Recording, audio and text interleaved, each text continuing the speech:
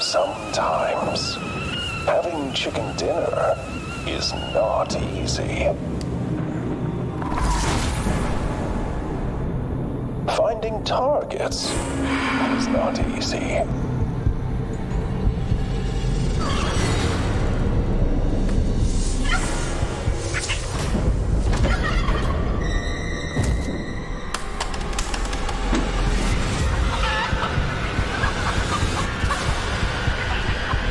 Shooting accurately is not easy.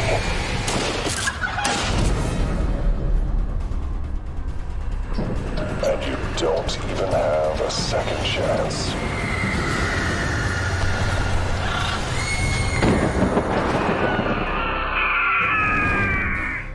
But sometimes, having chicken dinner is not as hard as you think. Now, in PUBG Mobile Aftermath, you have a second chance to fight. Nearby audio markers will appear on the minimap and the main screen. All firearms are equipped with an AC core module and the new scope by default, which greatly enhances the aiming and handling of firearms. Aftermath, not hard to have a chicken dinner.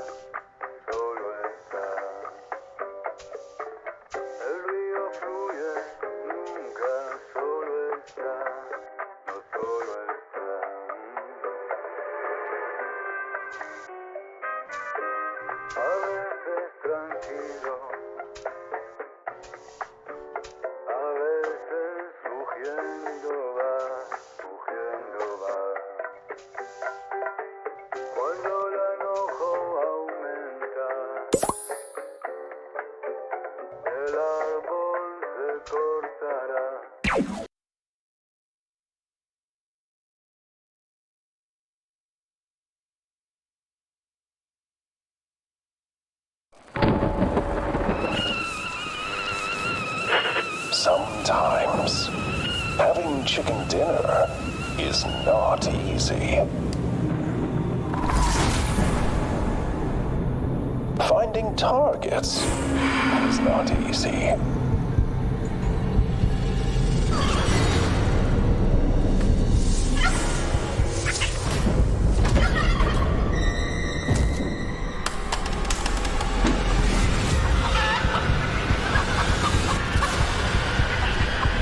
Shooting accurately is not easy.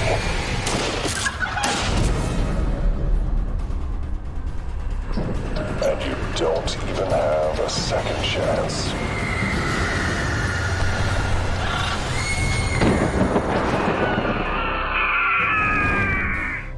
But sometimes, having chicken dinner is not as hard as you think. Now, in PUBG Mobile Aftermath, you have a second chance to fight. Nearby audio markers will appear on the minimap and the main screen. All firearms are equipped with an AC core module and the new scope by default, which greatly enhances the aiming and handling of firearms. Aftermath. Not hard to have a chicken dinner.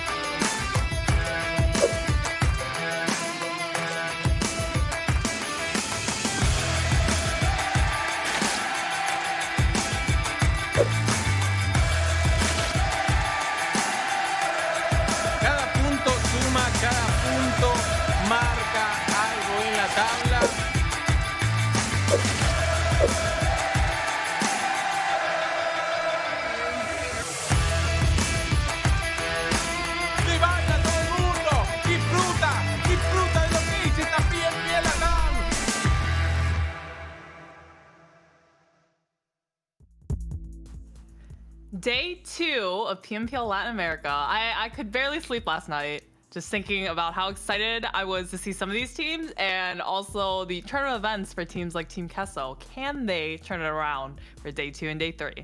Yeah, I hope they sleep better than you did, because they really needed that rest and they need to replenish their energy. Like, they have quite a bit of prep to do. I think that's the hardest thing, right? You play back-to-back kind of like 6 matches every day, and you need to find time to rest, you need to eat, you need to VOD review, you need to plan and even practice. That's quite crazy, but you know what? That's why we are the Pro League, and I think Latin America has a lot to offer. I remember back in the beginnings of PUBG Mobile, we had scrims, we had tournaments. It'd be 3 matches. That would be the maximum anyone could afford to play or to play, right? And then back into the 3rd match, like, I'm so tired, like I can't play anymore. And now we've evolved into the point where we have 6 matches and people need to just be on their A game all throughout the 5 hours that we're playing. Yeah, exactly. And I think, of course, endurance can be trained, but sometimes you think about the start as people not getting used to, playing at that level of competition. So suddenly this, stress just strains you. But when you build experience, you can just do a lot more work with less effort, I would say. So they're just, oh, it's coming, or we play scrims and stuff. When it gets normalized, it's all okay. But otherwise, they just play so many classic games every day anyway, like before they get to become a pro. So 10 hours, easy. Yeah, classics or TDM warrior like Professor Tarzan. So I'm sure that is their warm up and everything. What, you don't just grind TDM to warm up for matches? I do, like training ground as well. I think when I used to play scrims, like my routine involves listening to a particular playlist of music to get me into that zone, right? I need to get into the right outfit for the right map as well, but the training ground more so than TDM. So TDM's important as well, like CQC, you need to be so ready for those fights. Definitely. I'm hoping that some of these teams did take the time, though, in that training ground to get ready for today. And then I'm talking about those teams at the very bottom. I think we had Team Queso out in 13th position. We had Stelacy down there. We had Jaguar. What are some of the other teams that we didn't really see that much from them yesterday that they really need to turn it around for today? I think 7 Deadly Sins as well, and Estorm for sure. Like, they've had some really tough fights, some good thinking, good efforts, but execution was lacking. And you don't get to say it every day, right, Monica? To say, oh, look at those teams at the bottom. Look, Stelacy, 7 Deadly Sins, Team Queso, and right, so we've got a few aggressive squads down there with a good history. Occasional huge games, but doesn't matter. Those are in the past. They need to make it count. A third of games have been played, only 12 more to go, and these are the 16 teams, and we've already lost 4 before, and those teams really, now that I think of the level that have been played the past day, I understand why those 4 couldn't make it in, and the pressure is really real, and you can't afford making certain level of low mistakes. So and that's why we have a very good roster for 2 more days to come. The one team that, if you guys are watching in the last Super Weekend, the only team that was different than that lobby is that we basically swapped out Infinity, who didn't qualify for the last Super Weekend, but still had enough points to qualify in the top 16 for finals.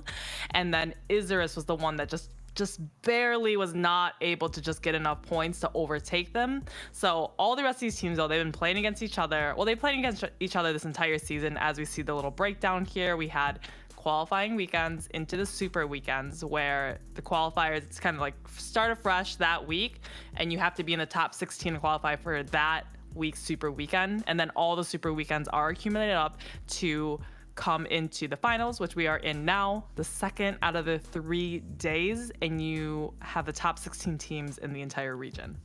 Yeah, 23rd of April is today, so day 2. And I feel like in this flowchart we could have added something else, because they are here to play for something. We will look at those prize pool later on, but it's also the qualification into the PMPL Americas Championship for those top 5 seats. So that is what they're fighting for more practice, more prize money, and more glory. More glory indeed. And one of those teams that did have quite amount of glory so far was All Glory Gaming. So let's see if they can keep it up. Here we do have the prize pool that we've been teased with all season. Now we finally get to the part where, hey, this is where in the finals you have to go for first place to get that $7,000 in cash money. And you can see how the prize pool breaks down from there. So every single position, even if you don't win, does get some money, along with participation money, $6,000, and the coveted MVP award. I think there's a way for some of these teams to take those 7,000. For example, Team Queso can ask me to call in sick from work and just sub me in, and maybe I can do something. But of course, that's a bit of a far stretch. But saying that, though, I think roster changes is one of the things that teams can do, but need to tread that line very gently, very carefully, I should say, because like team dynamics is important thing. Sometimes when it comes to creating rosters, you want a 5 or 6 man roster, or sometimes they just stick with 4. But security is important, but also just coming in to bring something to the table. And I think the bet squads out there, Monica, has a very powerful 5th or 6th player. So when they come in, they can play a different style, get to reset a little bit mentally, and bring in a breath of fresh air. Yeah, we've seen it time and time again where, hey, even one strategic sub just for one match is able to let the team just reset themselves mentally, just refresh, and then start anew and come in and go for the win. Here we do have the map lineups, exactly the same as yesterday, exactly the same today and tomorrow. So teams know what to expect. We got our 3 matches of Erangel, 2 of Miramar, and then 1 of Sandhawk. Yep, 3 Erangel. We're back to that classical map, and we'll start and end on that. And I think for that map, for sure, we want to look around drop spots and stuff. It seems to have stabilized. Like, teams don't want to over push. They don't want to, punish or hot drop. And we can respect that, right? For day 1, there might be something about testing, and they need to find, the good, shall I say, the range that they can test. They need to find the box of which they can play within and not go too far out. Yes, you can think out of the box, but you need to know how to live outside off the box. So we need to see how they do this in these 6 matches, and maybe some changes that we can see that's more like a response to how yesterday was playing out, and that would be really nice to see. But like we mentioned before, the amount of pressure and the amount of time to really withstand that pressure and to prep and bring something new in is just tricky, very, very hard to execute, I would say. Yeah, definitely Erangel's pretty figured out, right? We had majority of the Erangel matches yesterday. We had all 64 players still alive and well, living until probably the 10th minute, 11th, 12th minute phase or part of the game until we finally saw a little bit of action. Miramar, I think we still had just a couple of spots like Chumacera where we had, I believe it was Delta Stars, like All Glory Gaming in that first Miramar match where they found each other in the same city, and then kind of figured it out after that. So we're slowly getting that together. And then Sandhawk, infamously, we still have CP9 and Team Kessel constantly dropping each other onto each other in that temple area. Well, here's the thing, like out of 16 teams, CP9 is at 12th place with 31 points, Team Kesso at 13, right behind, and 2 points behind as well. So do you want to fight like that when you need, some more secure games? Like, here's the thing, you can win a fight, but if you can't make it really clean, you still cut down when it comes to that probability of you winning the game. You need that manpower, like at this level, because every player is so valuable. We see, 1v, 2, 3, 4 sometimes, and that means it's not a player for you to lose. So those macro need to come in strong as well, or they can play something more like in Yasnaya Poliana on Erangel, where 2 teams just respect each other's presence and they just maybe fight for a car spawn, but other than that, they will just, fight later on in the game. Absolutely. But before we can even jump into Erangel, of course, we need to try to predict who's going to win this match. So I let you go a lot yesterday. I'm going to kick it off with Team Kessel. I'm just going real hard and strong with it. I think looking at the patterns from before, I think there was one day where they just did not do well in the Super Weekend, and then the next day they just won the first match. I think they had nice VOD review, nice stern talking to from their manager coach Gabo, and they just turned it around. So I'm going with them. Yep. So I'm going to go for Buluc Chabtan. They are first place right now, and people would be like, oh, of course, they're first place, you're going to pick them. No, stop it. It's about finding a real consistent team to show up when it matters. And of course, they have, some missteps yesterday, but here's the thing. So they've got 1 first place, 1 second place, 2 third places yesterday. So they have been performing across the maps, and we love seeing that. And to have a team have a strong day and to able to ride that momentum is what we want to see, because we've seen complacency in teams sometimes, and I think Buluc Chabtan shouldn't be that one. And I want to see Reyes, start strong this time around. I mean, they got second place in their first game with him dying very early on, so now that we can maybe keep him alive, maybe they will play even better.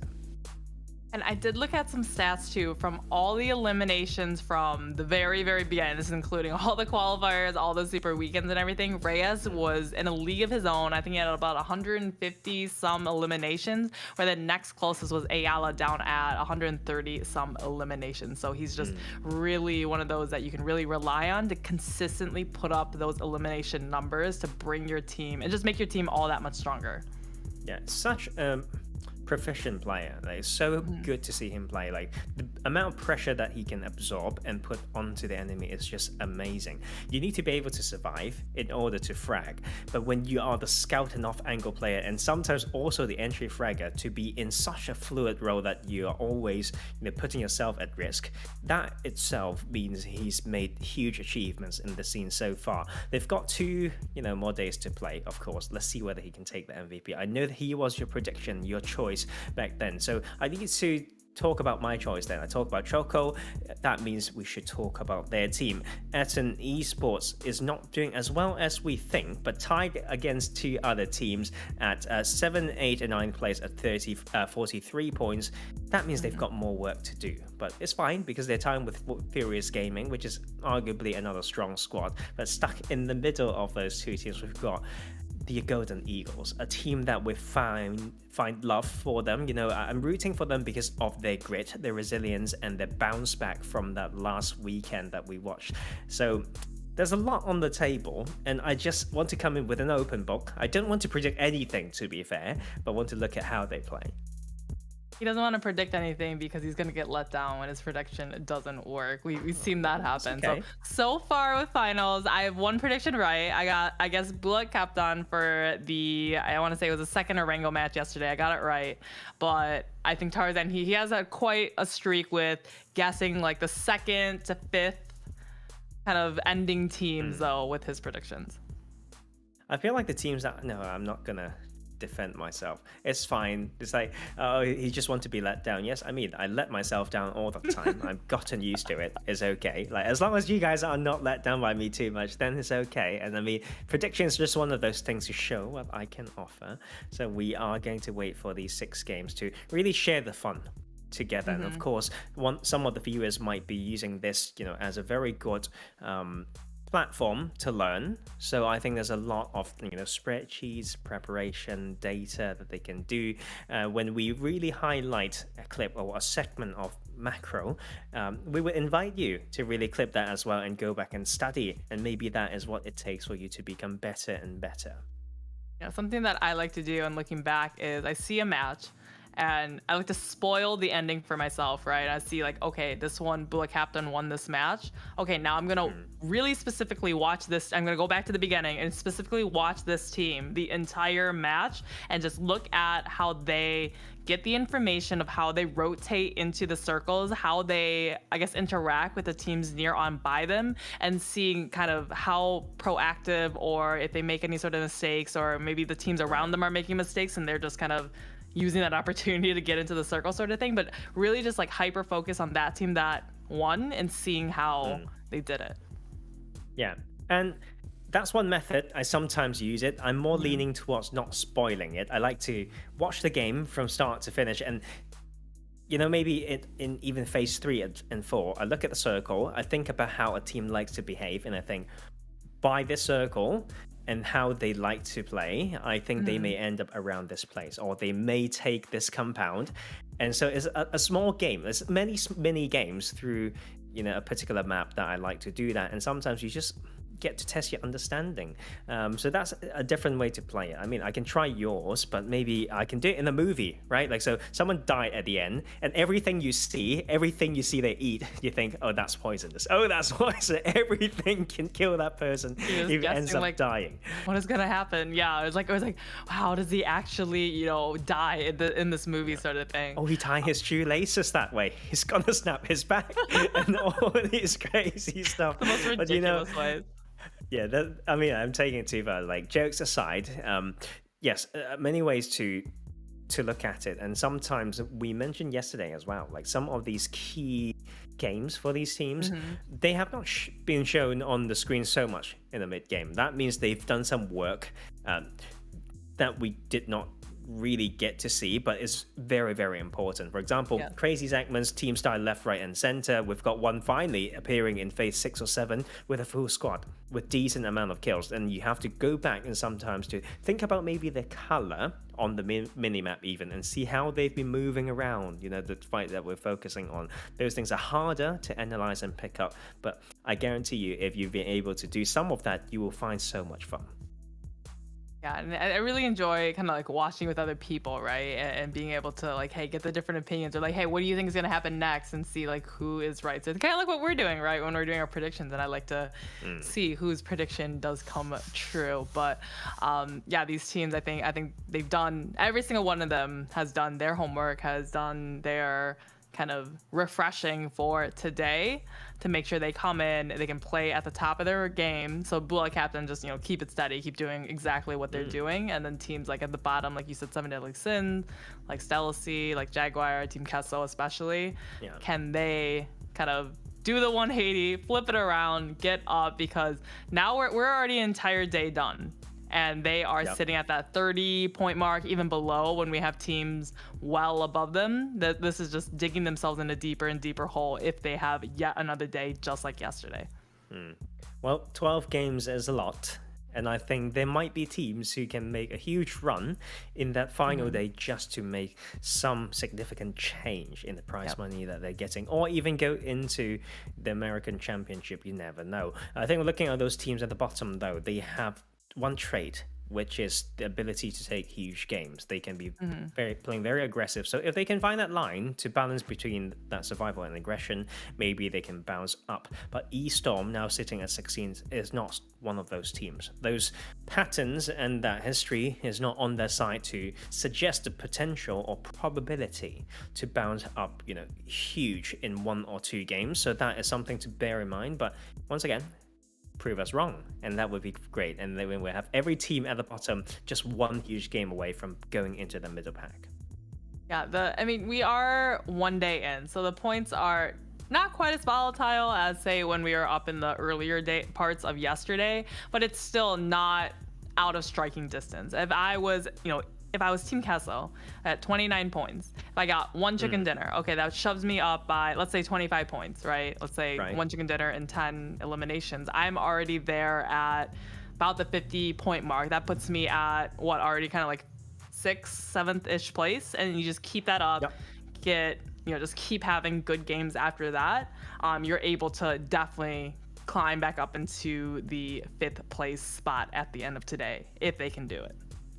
Yes, and call those moments sometimes epiphanies that will get you in the right mind space to actually perform out of your mind. And sometimes we see teams do that, and whether they can ride on that hype is another thing.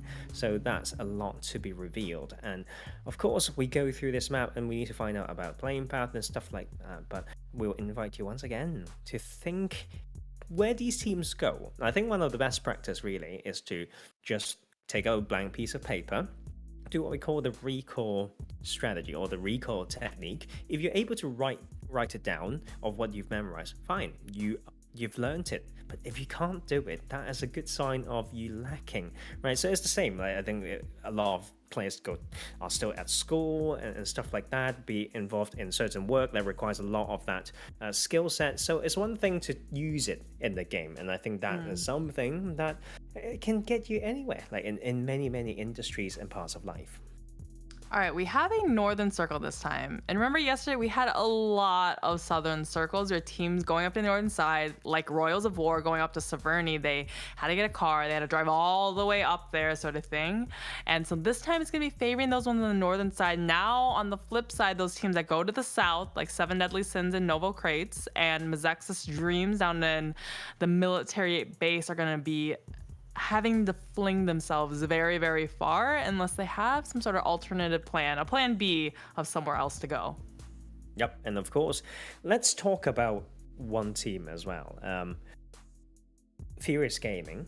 They were the team that won the first game yesterday with 14 eliminations. A 29-point game, and they've only gotten an extra 14 points thereafter in the 5 remaining games. So they need a strong start again, I think, not just to repeat what they've done yesterday. I mean, winning is always nice, but to be out of the slump that I feel like they're in. Yeah, Furious Gaming they ended the Super Weekends as second, I want to say, right after Team Queso. So having these two really powerful teams like Furious Gaming, like Team Queso, be doing poorly is really opening up the opportunities for all the other teams that may have been in more that middle ground / lower end of the standings to really feel that confidence, right? They're playing and they see, wow, Furious Gaming is already out. Wow, Team Queso is already out. This is our chance now to play even better. And I think teams like All Glory Gaming, like Infinity, those teams are gonna have, that's why they're kind of right at the top. But yeah, like your little reaction there, definitely that's a northern. You always love it when the playing path is on one side and the circle just bombs it to the other side of the map. Well, that's nice. We get to see a very nice first game, I think. Fall in a car, you need some luck. Just don't flip the car and don't go past anywhere too scary. Team Queso seems to have found their plan. They just want to go to the South Island as soon as possible. This is the segment. They usually are slightly closer to the bridge, but the playing path makes it slightly harder. But the decisive core is still there, and they will be there to gatekeep. We've seen them done it before. Even with your DBS, right, is what Nitsu had to bridge camp. That is unheard of. I've not seen that before. I feel like they may just do the same, and they will be set up very nicely, and such a good circle to see how teams want to pace the early rotations. Yeah, Team Kessel really love how fast they're being with this, and Mezexis, doing kind of similar things, but a little bit slower to the punch to what Kessel was doing. But Team Kessel, I think that was really good for them. They're like, hey, we're gonna beat the crowd, right? We're like, this is Black Friday sale at Walmart. We got here at 2 a.m. even though the doors only open at 7 a.m. type deal. Do you ever have any? Do you have any Black Fridays in UK at all? That you know what I'm talking about? I think so. Do we have Walmart? I don't think you? so, but. Well, anyways, yes, we have Black Friday. There's a lot of joy around it, and for me, a lot of misfortune around those days. Quite black indeed. But right now, interesting dynamics already. Wow. 3 teams all wants to do the similar thing. I don't think a lot of them got loot. So, yes, I mean, you can make a really impressive pump, I think. David, if you can shoot someone with that shot in the early game, even the revolver as well, like underused, but you know why? Because it was terrible, and we all know that. But early game, it can change things against teams like Team Kessel, who hasn't even picked up anything yet. Oi. Well, your pick of the litter prediction has now lost one. So now we have a 4th team doing the exact same thing. Buluc Chabtan sending it across the bridge and finding themselves right alongside of 7 Deadly Sins. And now, oh my God, what is this driving? What is this driving? And fortunately for them, CP9 was not set up. Hopefully, bye-bye, though. He's going to be by a tree, landing the shots on Buluc Chabtan and being like, hey, get out of my neighborhood. This one's mine. You guys can keep on rotating. Yeah, this is just a very small window that the side of Buluc Chabtan could make it through. I mean, as a team that likes to go to central set, when, okay, like, just stop right there. Fraternity wants to join that party, so there's like 4 teams doing similar things, and we respect that because it's just, we look at the map. The probability is going to be ending on that final, on that southern island for those final circles. So you want to be there quick. Here's the thing. If we just count the amount of compounds where you can find decent loot on the southern island, it's not as many as you think. When all the teams try to do that thing, they will all have low resource unless they beat certain teams to outskirts of military base, or they can find scraps compound along that southern part. It's going to be tricky. So I think if you just got in okay, you will be spared from getting hunted down around the bridge, but you need the resources. So all those cars and loots need to be found on that southern side ASAP. Yeah, it's like those decisions at the very, very beginning that are able to turn the game into their favors. Like Team Kessel, if they had gotten the cars, went to their, spread out to loot, and then went across the bridge, they would have been funneled the exact same time as all of these teams setting it across, and it would have just, they probably would have had that Team Kessel effect where they lose a player or two just one by one off rotation that we saw come out from them a lot yesterday. So good thing for them. They made it across first. They didn't get any eliminations in this, but they didn't lose anyone either. And it's going to be 7 Deadly Sins and Buluc Chabtan now down to 1 and 2. I find this very interesting because I think we need to remember that all these 4 or 5 teams that started rotating to Southern Island early on are equally proactive. The difference is their landing spot, right? Yeah. So that is something to remember. It's not like, oh, they're quicker and this and that. I think the only adaptation that some of these teams can make is to realize that upon the circle popping and appearing when they are still on the plane or when they are in the parachute, the adjustments need to come quick around that time. Not until you can't wait until you touch the ground sometimes. Like if you do, then you would need to think which teams touch the ground first, so they will beat us to it.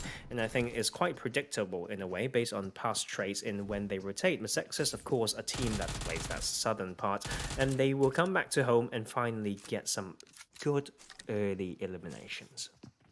You can see how confident Leonardo was in that push. Like, he was all by himself. He knew he had this player of, he probably didn't have the information of which exact team. Now he does, now seeing on the kill feed. But he knew he had them tagged down to halfway health. Didn't even wait for the rest of his teammates. Just send it on up to get the eventual knock. So could have been, a pretty risky play if he had gotten knocked, because he would have been immediately flushed. But good for him in doing so. But bad for Estorm because they are at the bottom of our totem pole in 16th position.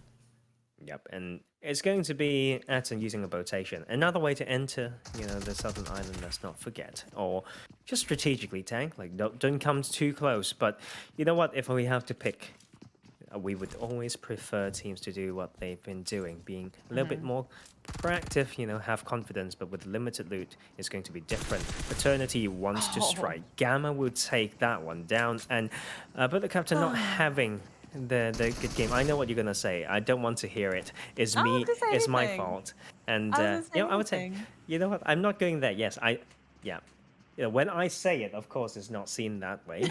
But Fraternity, with 4 eliminations early on, that is quite, a statement that they're making. They came in after, a long week of break, and they came in dazzling. Okay, at the start with a 3rd place yesterday, then it was arguably terrible. But today, once again, a good start. I was gonna say Reyes, he went out the first one in yesterday's Erangel, so now the rest of his team must have been like, well, just to even out the survival time, we'll all end ourselves a little bit too early, and you can be the last one going for survival. So Buluc Chabtan, unfortunately for them, they're in the exact same boat as 7 Deadly Sins and are going to be just playing for placement, playing as solos, and just hoping nobody spots them out.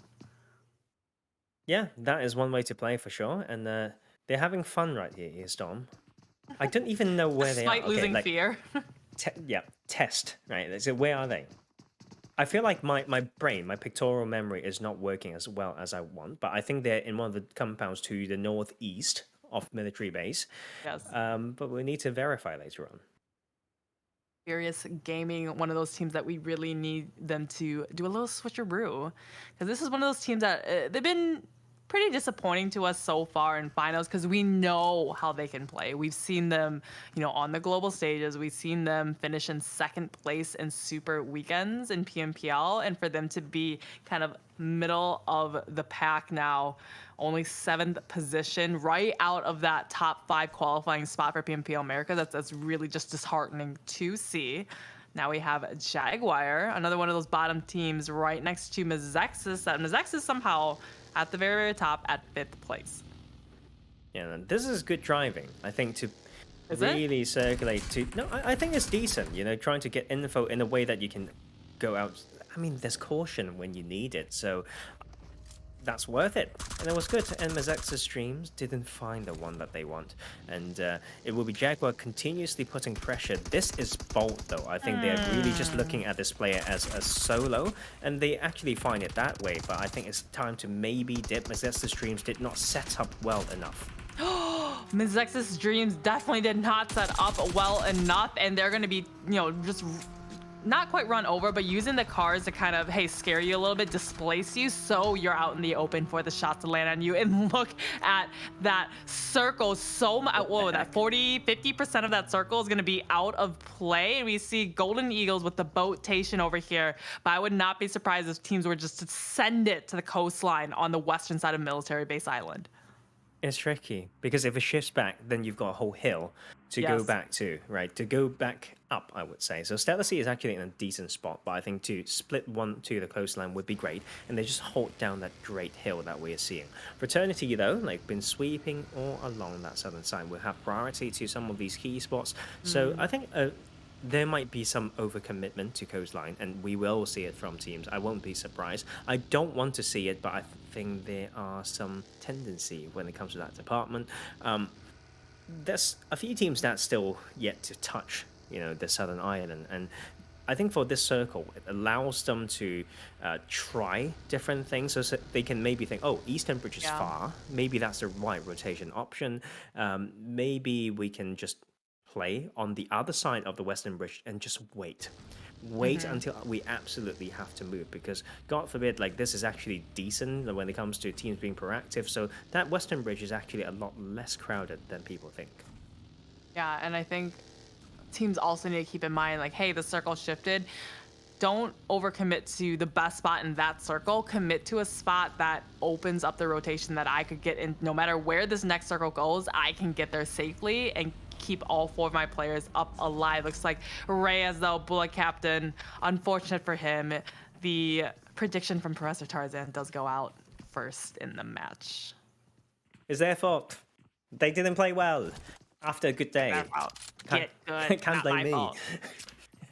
But anyway, I think it's also just unfortunate timing. Like the time that they rotate in the South Island is between so many teams because of their relative drop spots and stuff. So it's just tricky. And I think it's hard to read into that game. But of course, there are ways to survive better, I think, after you've lost 1 or 2 players. But we can see, of course, this western side of the Southern Island getting a lot more populated as time goes on. And Mezexis Dreams, this should be their home, right? Military base, that's where they drop. And to play around here and have lost 2 players, trading 2 for 2 somewhere, isn't the recipe that's usually sufficient to win them this game.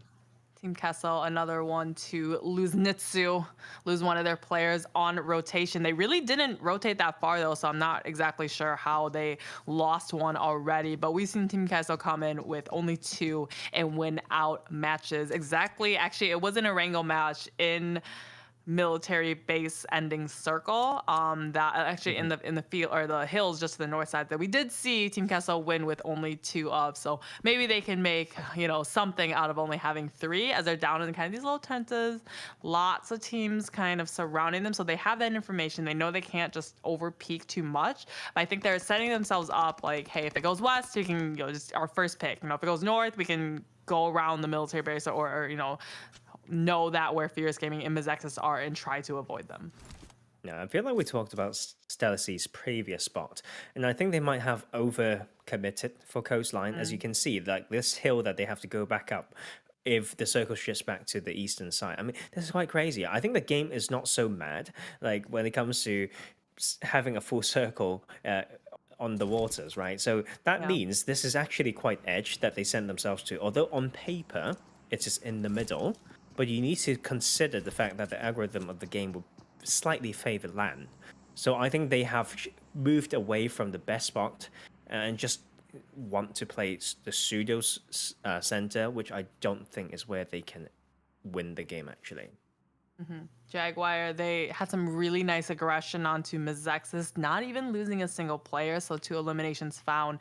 Very nice from them. And Aton 7, one of those teams that in kind of the same boat as Furious Gaming in that we know they can perform. We haven't seen it come out of them yet. And as I complimented Jaguar, now we have Patron getting knocked in this compound all by himself away from the rest of his team. Unfortunate loss for Jaguar, but it's going to be Furious Gaming to reap the benefits of this single elimination. I wonder which team got there first. So if it's Jaguar, then we have to go back to talk about efficiency of splits, right? Like you need to think about defensive angles, and sometimes you need to park the car in the way that you can just get the heck out very quickly if a full squad crash on you. So these are the things that we want to see from teams, but Jaguar has been struggling until maybe the last 2 games of yesterday. So they've got some momentum going, but there's more that they really have to do, as we see the concentration onto the island right there, putting quite a few teams on edge. I think a lot of these teams, they hugged the roadsides there because they know, like, hey, that much water here, it's definitely not going to close out there again. It's probably going to shift back inland where there is more land. So Furious Gaming, doing well to defend their spot here, with Jaguar coming in a little bit too close, maybe a little bit too, I mean, looking at just now when Seba looked at that compound with 1 going on over there with the trees, there was no way to really defend him if there was a team already set up there. So I think that was just kind of a miscalculation on their part. And talking about miscalculations, looks like Konoinko knocking himself from some fall damage, maybe rolling his ankle coming out of his vehicle. Yeah, need to do some. I was going to go into my put on my other hat to talk about ankles. Stop myself there. You need to do. I'm not going to start, but Estorm got a lot of stability training to do. I think when it comes to team mentality, when it comes to stability in their main play style, which is arguably yet to be established. So that is a sign that we will keep track of, because but they have time. is a key thing. Yes, you don't make it to American Championships, no problem. You come back in the full split to play in PMPL once again for Latin America. So longevity is a key topic here, like teams trying to find some ways to maneuver themselves through the season without giving each other up.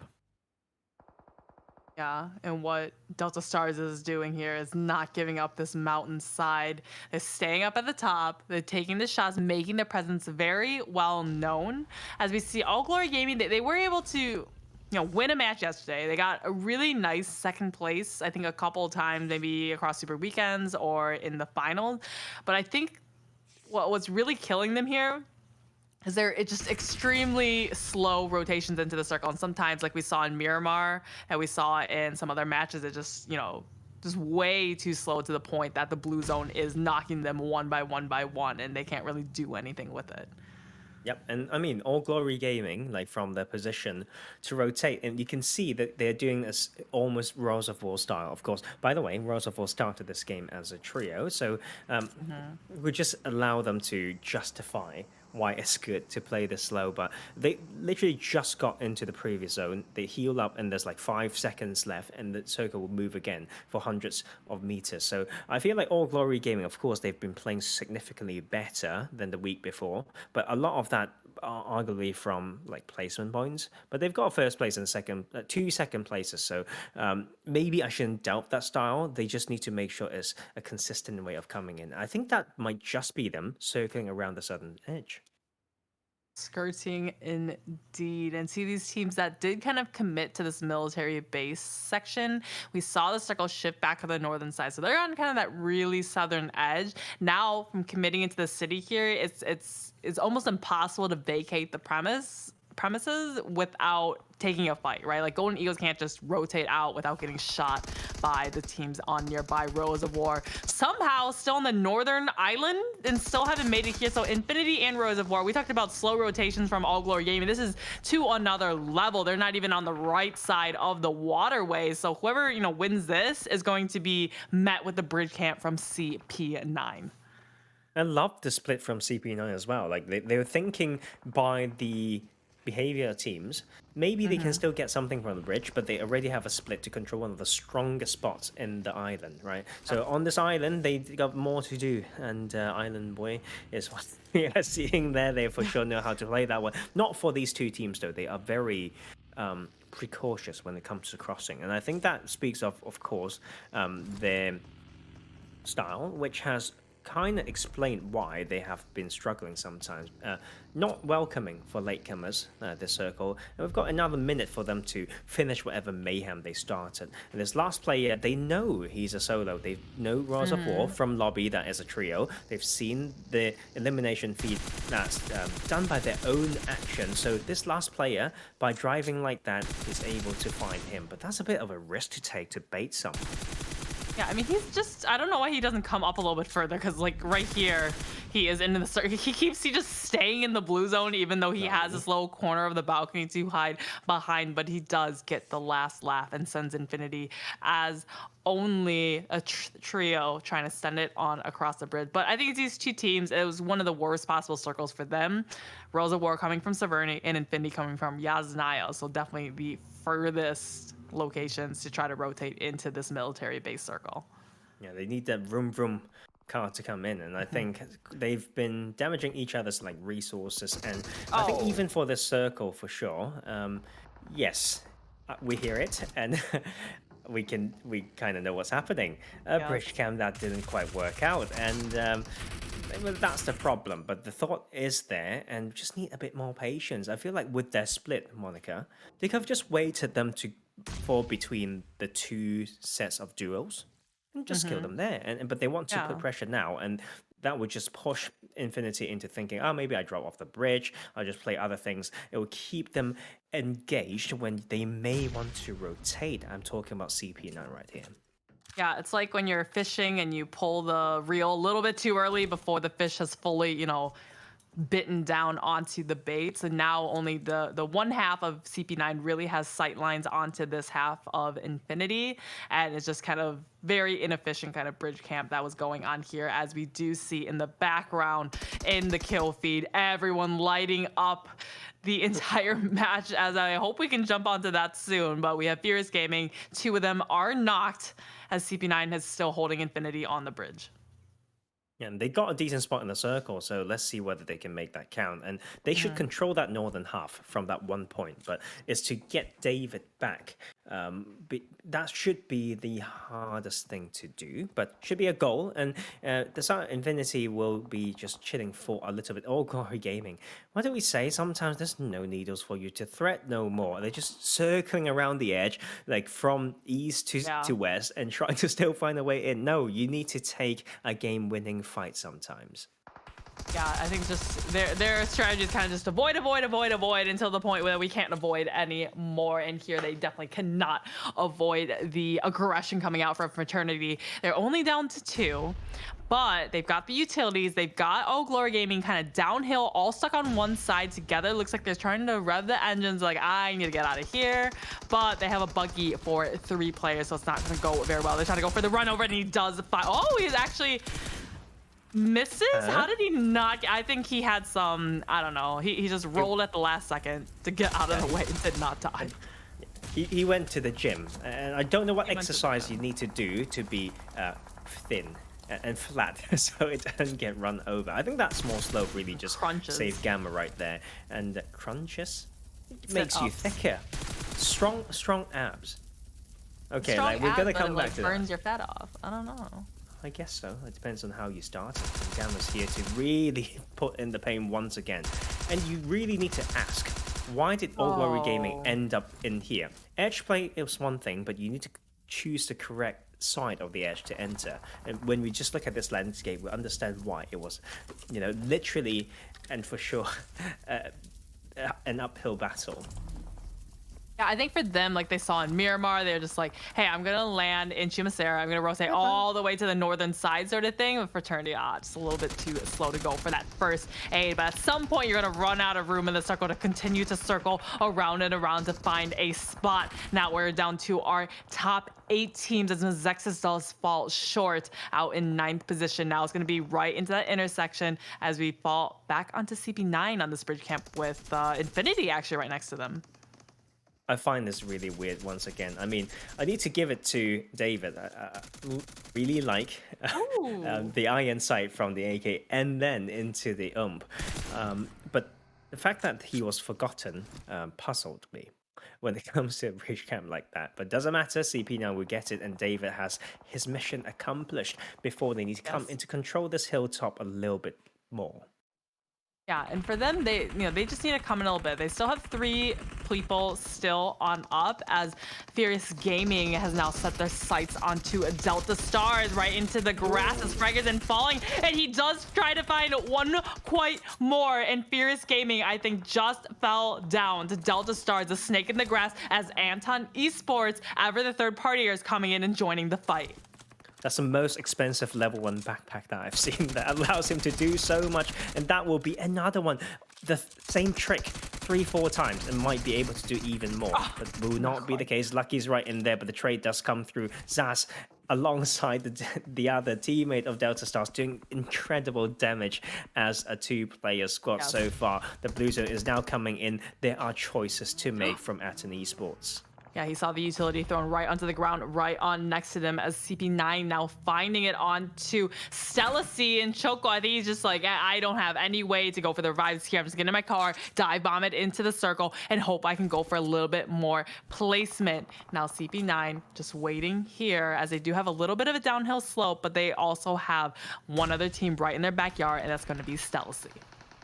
Stelacy, I don't think they can make this work. Sometimes you just need to gonna make a move, I think, like just like, but you know what, like they respect it. I don't know whether I respect the degree of them respecting the landscape and not giving those points, but after all, it's a dreadful circle for so many of these teams, and Golden Eagles actually making it into a later part of the game as a full squad still. So they found the compound and they worked the edges, and it's not the first time that they enter that late game as a 4-man.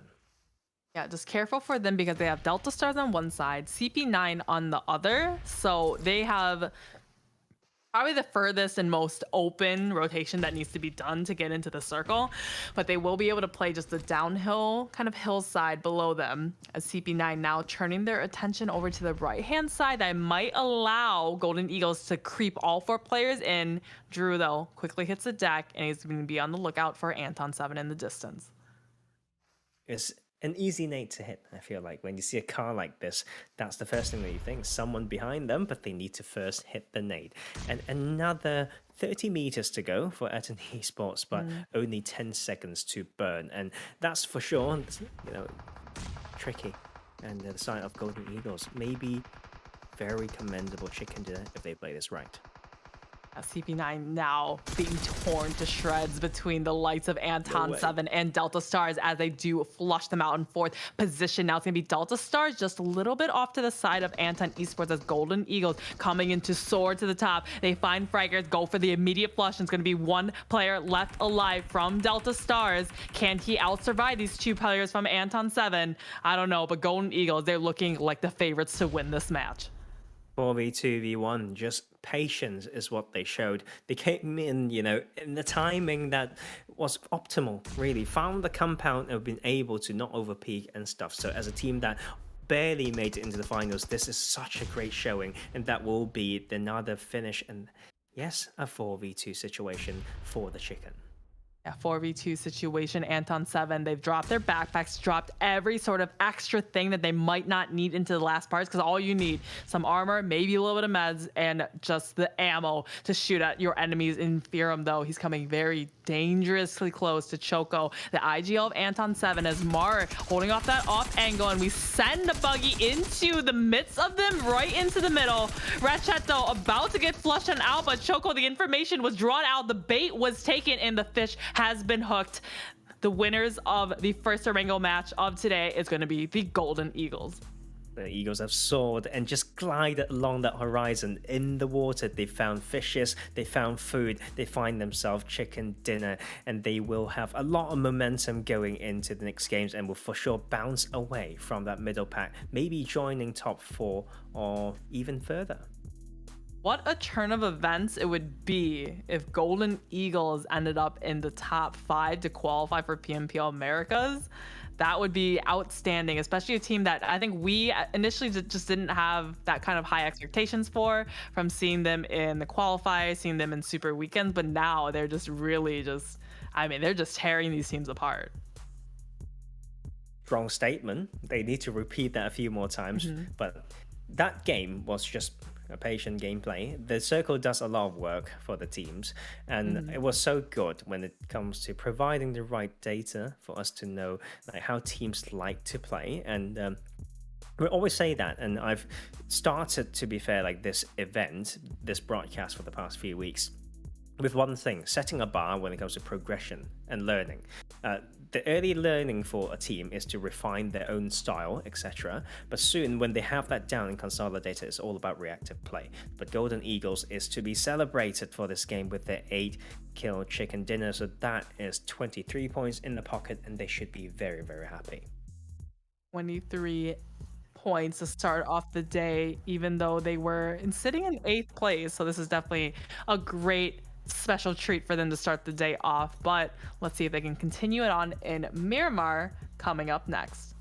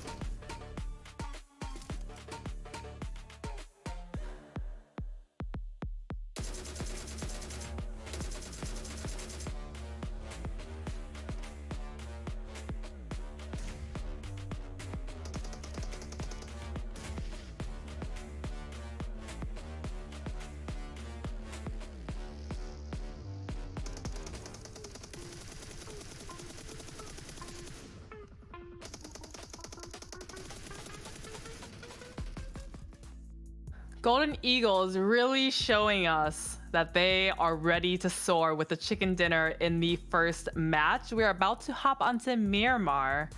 But first, tell me, what were some interesting parts of Erangel that we just watched, Tarzan, from any of these teams? The circle. The circle was yes. crazy. And I think some attempts in bridge camping, and of course teams. Very interesting to see two teams really waiting till very, very late to enter that southern circle, and that really shows. I don't think it's intentional in terms of, we are usually quick, but we want to play slow. It's more like they have always been slow and they want to do the exact same thing.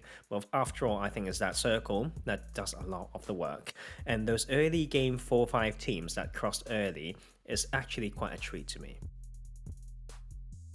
Yeah, we had Team Queso bomb it across at the beginning. Like, they didn't even really grab any weapons. They just kind of sent it with one Dacia, went across, and just barely beat the crowd. That was Seven Deadly Sins, that was Mezexis, that was all of these teams trying to get across at the same time. But let's go ahead and highlight our MVP of the match. It's going to be Inferum with 4 out of the, I want to say 8 eliminations. Is that how many they got? 4 out of the 7 or 8 eliminations that they got in that match. So nice 50% of his team.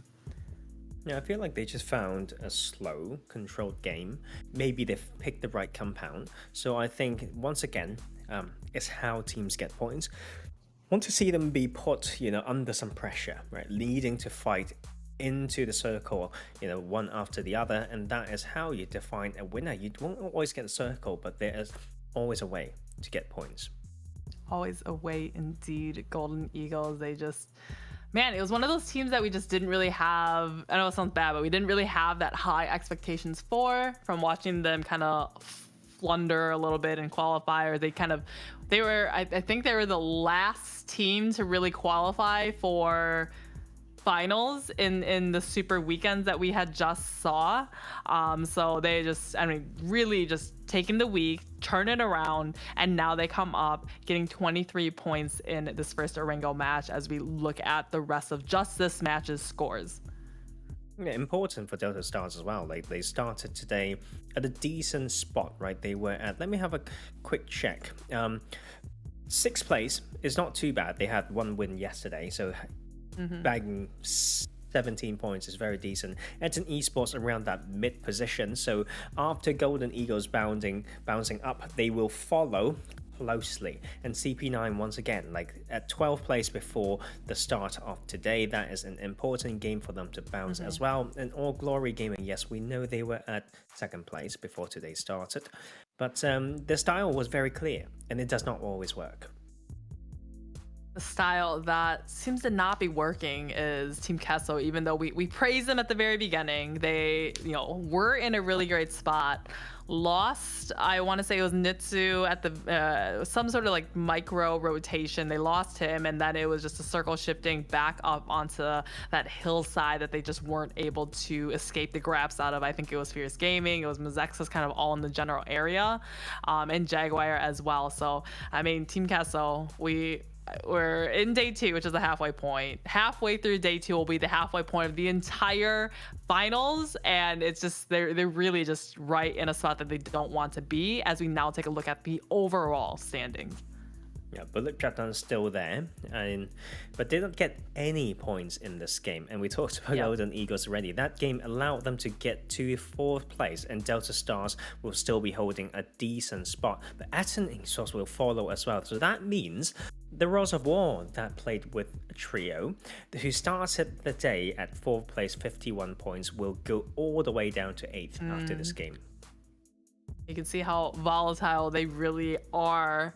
Buluc Chabtan, the lead that they have is slowly becoming a little bit more narrow. As you said, 0 points found in that first game, while All Glory Gaming did get kind of a decent amount of points themselves. I'm more interested to see, though, the bottom half, as now, this isn't too far, right? We're in kind of that 60-ish point range to be in that 5th to 8th place. So all these teams, it just takes 1 game, really. Well, maybe 2 for a team like Estorm down with 15 points. But these teams at the bottom, though, 30 some points, they really need to turn their momentums around. Yeah, very possible. I think if they just need to channel their inner power from the past days of glory. And here's the thing as well. I think for these top teams to be there, we some of them we just didn't expect them, to sit around that position. And the way that they've gotten points are also very reliant on one huge games, right? So before today started, right, Mezexis Dreams at 5th place with 1 chicken dinner and 10 kills, and that is literally half of their points from yesterday out of those 6 games. So it will be continuously important, this ability to have these bursts of energy if you didn't have it continuously. Yeah, you never want to be the team that's always relying on the chicken dinner to get the points. You want to be that team that, hey, knows how to play. It's not all about winning. I mean, it's nice if you could, but it's pretty unrealistic to, hey, I'm going to win every single game. But to be able to have still a decent amount of placement points, a decent amount of eliminations, even without the chicken dinner every single time, and still being at the top, it shows that you know how to close out the games. It was just kind of unfortunate circle, playing path, whatever it was that caused you not to win. And those are the teams that are going to be able to compete on that PMPL Americas level that the top 5 are competing for. Yeah, absolutely. And those top 5, I think, will not be stabilized at all. I think right now what we are seeing is very equal spread out points. And that means when we look at these point average that in the past has been a good mark for qualification, like 10 points per game, it's hard to use that now, but it's still a very good reference point if teams want to be more secured into that qualification. And I think we are ready to root for some of these teams by some predictions. Not my favorite game, but I'll happily do it. And I'm going to pick Aton Esports. They are lacking some gas, I feel like, but they are finding, certain fights, and the points from that game earlier was actually arguably one of the best that they've had so far in this finals. I'm gonna shake things up. I'm gonna pick Royals of War. I haven't picked them in a while. Wow. And I think I don't know. I'm going with my gut feeling. I think I saw them have some promise in Miramar before, and they really need a chicken dinner, so pressure's on them. Yeah, use your gut feeling, not on the day with gut problems. So I hope she's feeling okay through that. Need to find the 4th player for sure, Royals of War, and play better around San Martin. I think there were a few spots on this map that can be still very interesting, but we have not seen it yet. For example, Los Leones has not been too eventful, but it's once again, those cities that can contain multiple teams. El Pozo could get hot, but also just quite slow. So I think it's about like mid-game, and I want maybe a crazy playing path plus a circle. So forcing teams to use what they've shown in that game earlier to bring it onto here, because of course they've got bridges and an ocean separate 2 islands, but on Miramar we've got segments, we've got huge dips, main roads, and those are equally dreadful. Yep, and yesterday in Los Leones, we actually saw where Jaguar, usually going to that eastern side of El Pozo, couldn't quite get all the way over there, so they decided to land Los Leones, joining Anton 7 and joining Infinity in kind of that big city area. So I'm interested to see where these teams are going to end up here. I mean, we're not having those constant, like we saw in qualifiers on Super Weekend, constantly saying, hey, these 2 teams, like Ventru and I think 7 Deadly Sins, were constantly fighting each other in Picado, right? And then we saw Isurus and CP9 constantly fighting in San Martin. So there's not really that much fighting happening right off the drop. And I think we saw it in Miramar yesterday. We still had kind of 64 players still up well within the match. And then all the fights broke out. Yeah, and I think for certain phase 1 dynamics, it's still interesting to look at. For example, that plateau to the north of Picado, maybe 7 Deadly Sins and Buluc Chabtan will find a different way into putting pressure upon each other, because it's an important ground to hold. If Circle ever ends there, those who knows how to split around it may get quite a lot of points.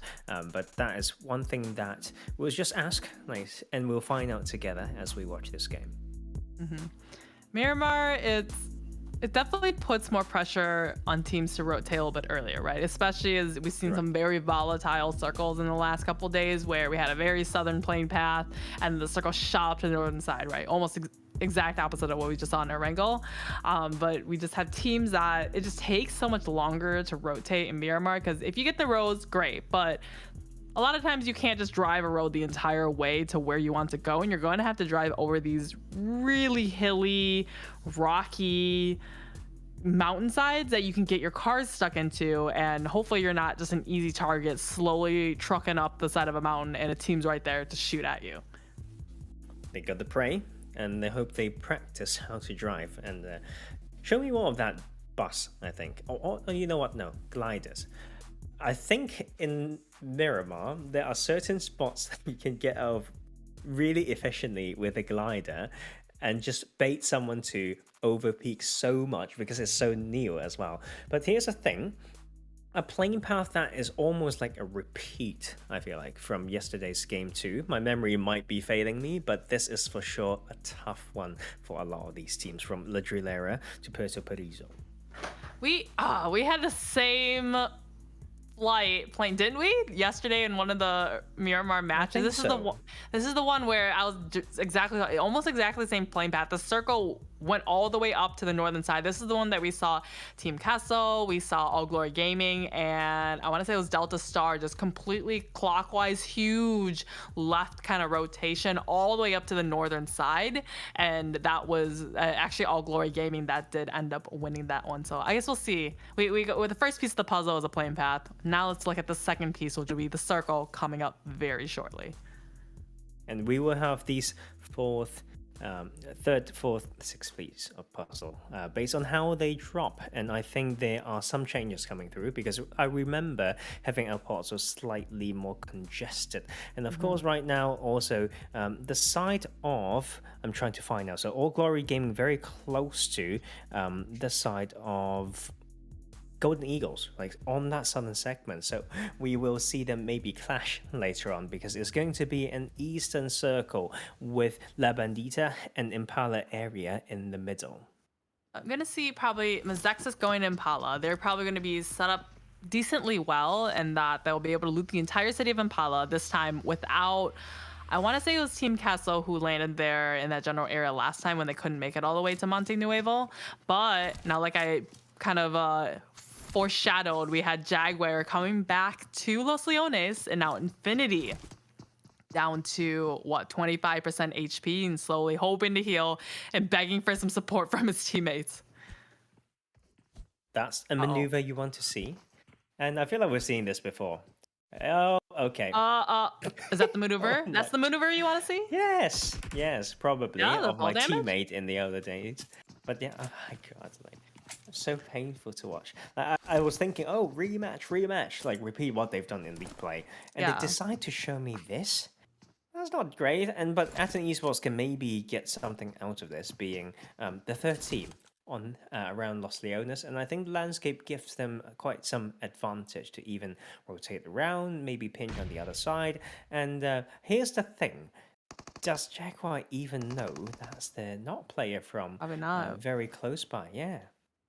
I think if we didn't have vague information, they'd be able to see, oh, cool, this player, Infinity, who I had almost knocked before, fell right near me. They're probably in my general area, but still, it's not like you can get the audio cues of knowing where somebody jumped down from you. So I mean there's a possibility if he can get into those buildings, call out the desperate SOS 911 to the rest of his teammates, maybe they can crash his building and give him some support.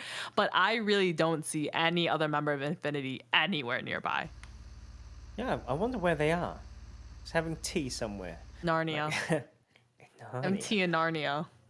Yeah, someone carry that not player into a wardrobe, then we will see them on the other side. But Team Queso, a team that we like them for some huge wins, for sure. And one of the biggest ever is around Miramar, when they played around the outskirts of Impala. So maybe they can find some comfort when it comes to that. But once again, you talked about that accurately, what they've done yesterday, the rotation patterns of a wide clockwise rotation into that northern side is exactly what they've done actually. Last time they won that huge game around Impala, so they need to go maybe somewhat earlier into that. But of course, phase 1 only, and we can't predict too much before we see more through the game.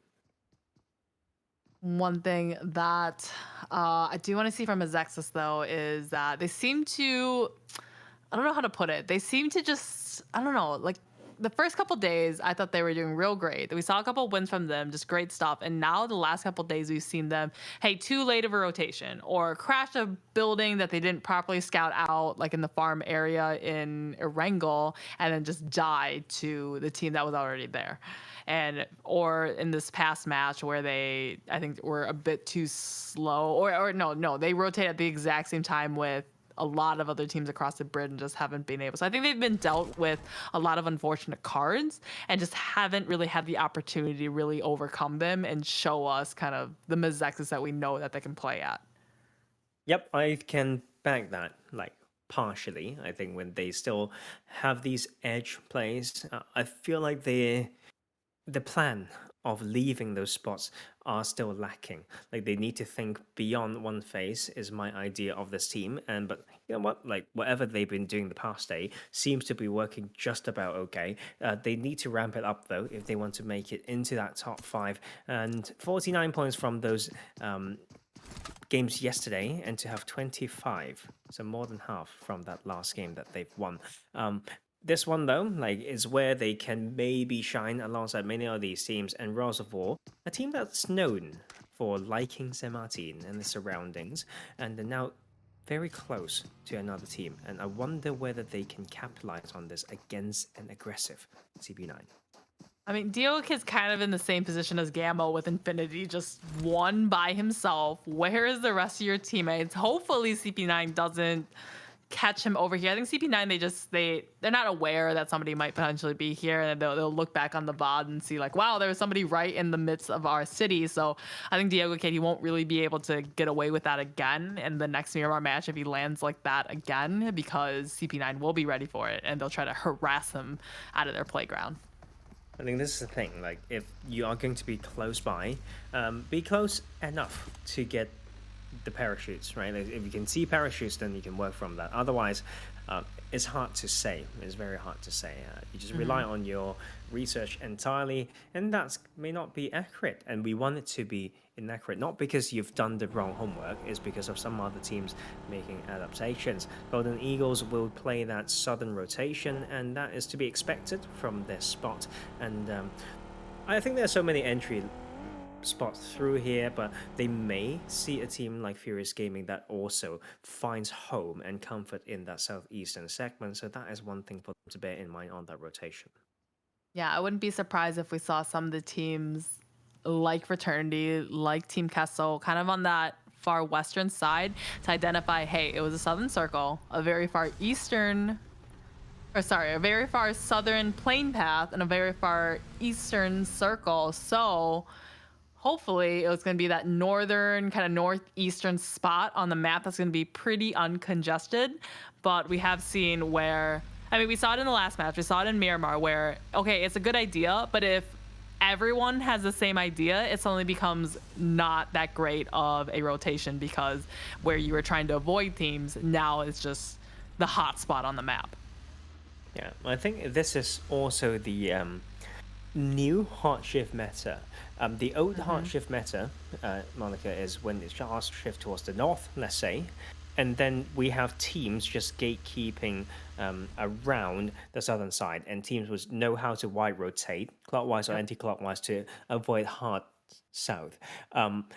We have not completely evolved to the new hard shift meta yet, which is for teams to understand that teams won't go straight south. They will avoid that gatekeep, and they will all go wide. So that means teams who were on maybe southeast and southwest of the previous circle, or should I say east and west?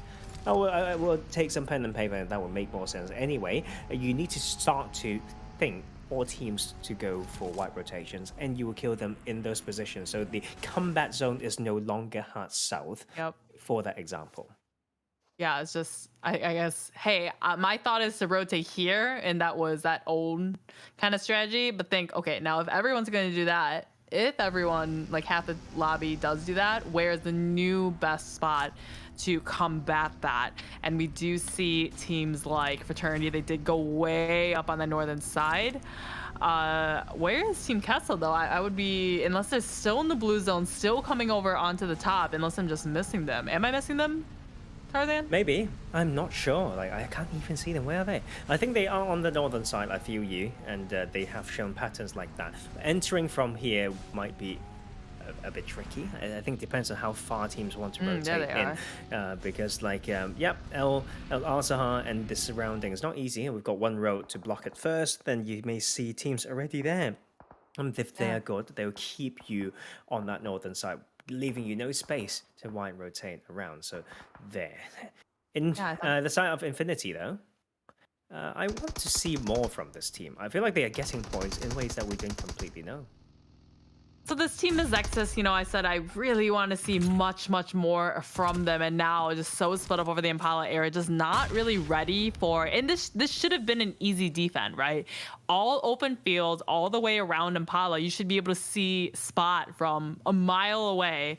Hey, there's a team that is driving up here. Fierce Gaming. Maybe I should lay some shots at them, do some damage. And Fierce Gaming Trigger's just trolling at this point. He's like, okay, maybe. Oh, actually, maybe it was something like, hey, he wanted to lay the trap of, hey, I'm gonna take it down to one shot in case Mezexis pushes us, and didn't realize that last player Mezexis had already done that so he just got baited by his own bait.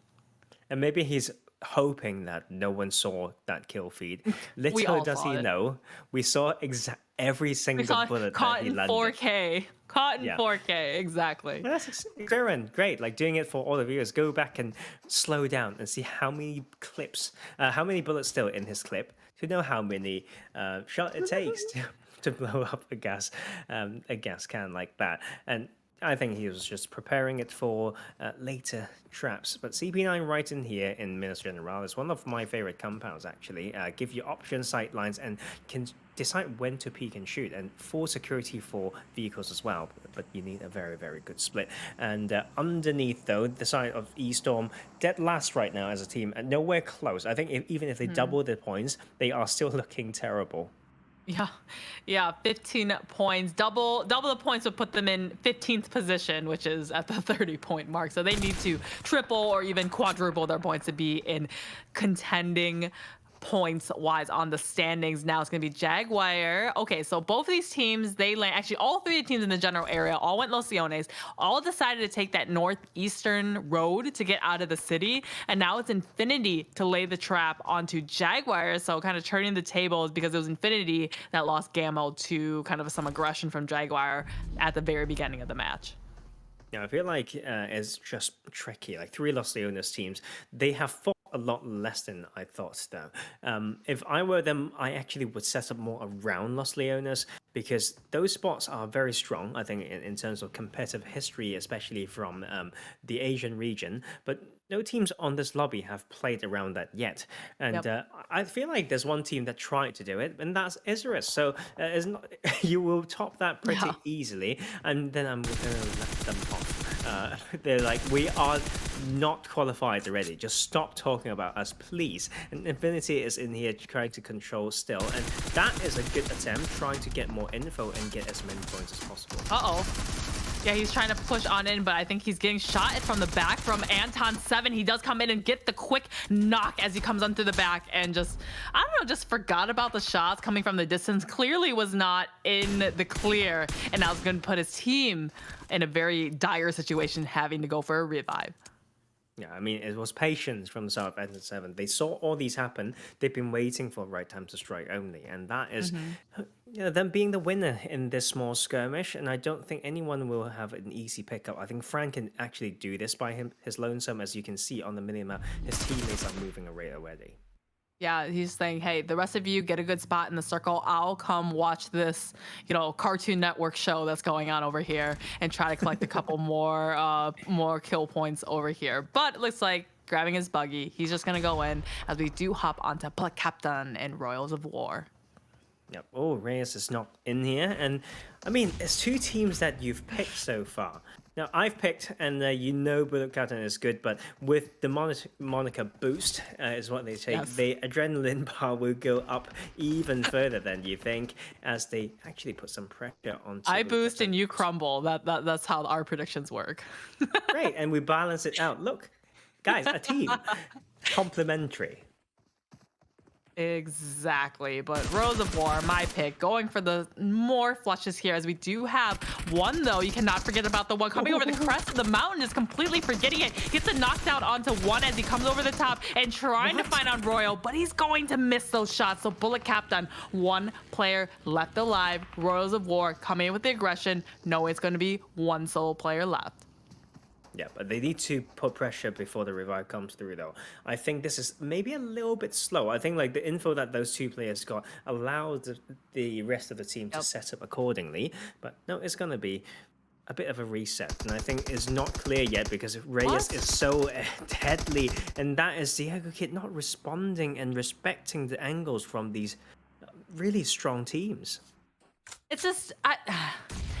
They got their elimination. They got their two flushes, and they just completely forgot about the other half of the team. And they're just like, oh, I'm just going to run into the open towards these crates. It's kind of looting syndrome where you're so hyper-focused, like, ooh, crates. I'm going to grab whatever loot I want and just completely forget about everything else. So, I mean, it looks like Rose of War are going to be able to get their third player up, as Buluc Chabtan is just going to be getting out of here, continuing with the circle shift to put more focus on their positioning.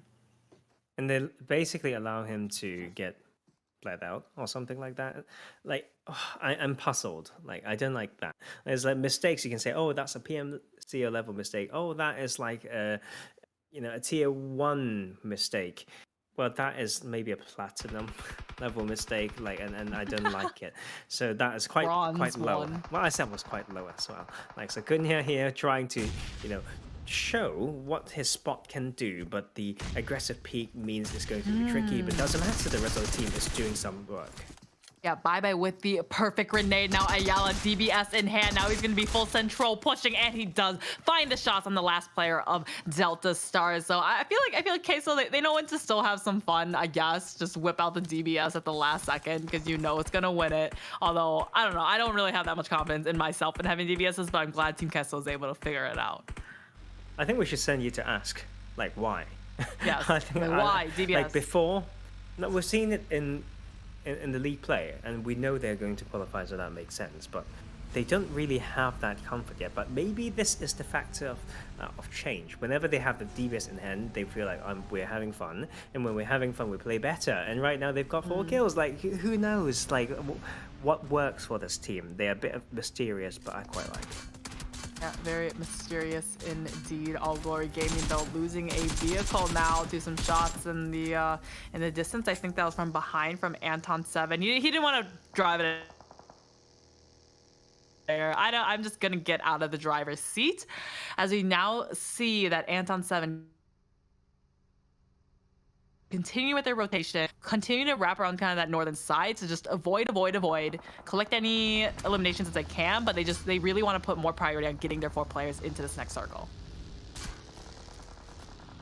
Absolutely, right. And I think these landscapes are just a little bit tricky to come through, and there's just like dips and gaps, and all these, I don't know how to say it, it's just like the landscape itself has these layers, and you need to tread really, really lightly. I feel like the amount of Overwatch needs to double when it comes to entering these spots, and that's going to be Team Queso actually finding some more frags. And Aton Esports, that's not going to be easy. We know they are on the way up, but now, who would have thought the one to block them is the one that's struggling more? Yeah, definitely. Aton 7, though, losing 2 of their players, now running right into Team Queso. All right, so this is good for Team Queso. They're like, we'll collect our eliminations. We're at 5 eliminations found so far in the match, and now Aton 7, I mean, we said it in the previous match, you can only avoid for so long. At some point, you need to take the fight to be able to claw your way into the circle. This time, though, still laying the pressure on as we flip onto this side of Impala Mountain. This is tricky. I think like these Baker Rocks are too strong, and we see Mezexis actually trying to play around that. The support lines are not easy. I think to get back down from the rock is not simple either. So Mezexis need to find a way out, I think, and to block multiple teams around the segment. As we have the circle, they will be in it, and they will still have that split. So I wonder how they can really play this out, because they practically have, maybe half the power on either side of that split, and then they can be crashed on multiple directions. Yeah, multiple directions indeed. Golden Eagles are winners from the previous match. Now currently with one player knocked out of the blue zone as the circle is about to shift in about 20 seconds, finding themselves right on next to 7 Deadly Sins. I mean, 7 Deadly Sins, they just need to, one of these teams needs to clear out this fight so they can, someone needs to be able to get into the circle. 7 Deadly Sins with one grenade finds one knock, as Inferium, our MVP from the previous match, comes up close and personal to Joker and Hard. That's going to be 7 Deadly Sins trying to find those angles. The relative high ground is strong, but there are more to do. And I think this is tricky because if you don't fight this, you get pinched anyway. If you go in, you die straight away. But it's about the clock on your back. And they have these two players, both has that clutch factor. I think one of the most important thing when we look at champion caliber teams or players. And that will be Lucas Boy thinking, you know what, I'm just going to move a little bit first and just pin from a different angle. Yeah, Hard hits the deck, does find the knock onto one player of Golden Eagles, as Rachetto is going to be sending it on in. The car is about to blow as he quickly ejects himself out of the seat and quickly lays prone in the middle of all of this mayhem surrounding him. Yep, and they are close enough, but I think Stelacy should play this better and more proactive to really push them away. But otherwise, Lucas Boy can do a lot of damage before he absolutely has to go in. But the teammate is already not outside. So we bring ourselves to that eastern part. All Glory Gaming have their particular style, of course. And hopefully they can at least work against the duo from the side of Buluc Chabtan. Yeah, Fierce Gaming, though, they have found themselves up on top of the mountainside. As, if they commit it over here, hopefully they sell some vehicles that they can quickly kind of drive off, because the circle is probably not going to land on this mountainside once again. This time, Ayala, though, well, I think he's the third to, those 3 players still up from Team Castle. Trying to get the information, trying to bail out the shots and get the information of where these players are at, but it's so heavily congested on this northeastern side. Well, it's going to be really tricky anyway. I think Team Castle's thinking how much to get involved in here. Like, being hard-edged themselves means that if they overcommit to this, it's so hard to leave. And they are actually quite vulnerable to multiple spots. Ayala would try to take it off the shack first, and that might be really, really good, but it's so hard to throw that nade through the small gaps, and that will be Ayala still trying to find a way. The patience is there, but the circle is not on their side. The circle definitely not on their side. More into the central position as Ayala. This could be the god nade that we are waiting for. All Glory Gaming, and he does find 2. That puts 2 down onto their knees. 1 player left alive is going to be Arago. He's breathing heavy as a shrapnel flying all the way around his ears. Now, Can he hunker down? Can he survive this and hope to defend against the onslaught of Team Kesso? Oh no, there's the aggressive peek, forgetting about the other side. And I think that just might be GG. Like, it's so hard, the landscape for them to go in. And I think this is why they can reason their aggression like this, because they've got no cars. There's no space in the circle. But maybe they have some meds to at least tank just a little bit. But you need to give it to that one player when others are out to potentially hunt. But to give points away isn't good either. Yeah, if they don't have any meds, they should surely hope to loot on. Oh, we got a flying Lamborghini, but surely hope to loot up the crates of All Glory Gaming as they do find themselves eliminated out in 8th position. Stelacy, we're seeing, I think this is one of their best games to date, maybe in the last couple days at least.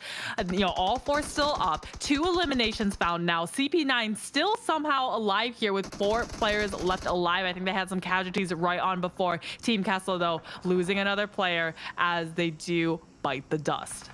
Yeah, and Fierce Gaming was just so patient, right? They, on the outskirts, they killed the 2 players from Mezexis who held as a duo on those hills and those big rocks, and will just get that info and knowing exactly when and where to enter from. Stelacy, though, wants to clear this compound out. Yeah, Furious Gaming, they're going to be waiting on over here. Looks like tossing some utilities, some grenades, just hoping to get some opportunistic knock here that may be able to move into the circle just a little bit more. But I do love to see when the end circles like this, we have a lot of teams with almost all 4 of their players left alive and only 1 team with 2 players, and that's going to be Mezexis Dreams.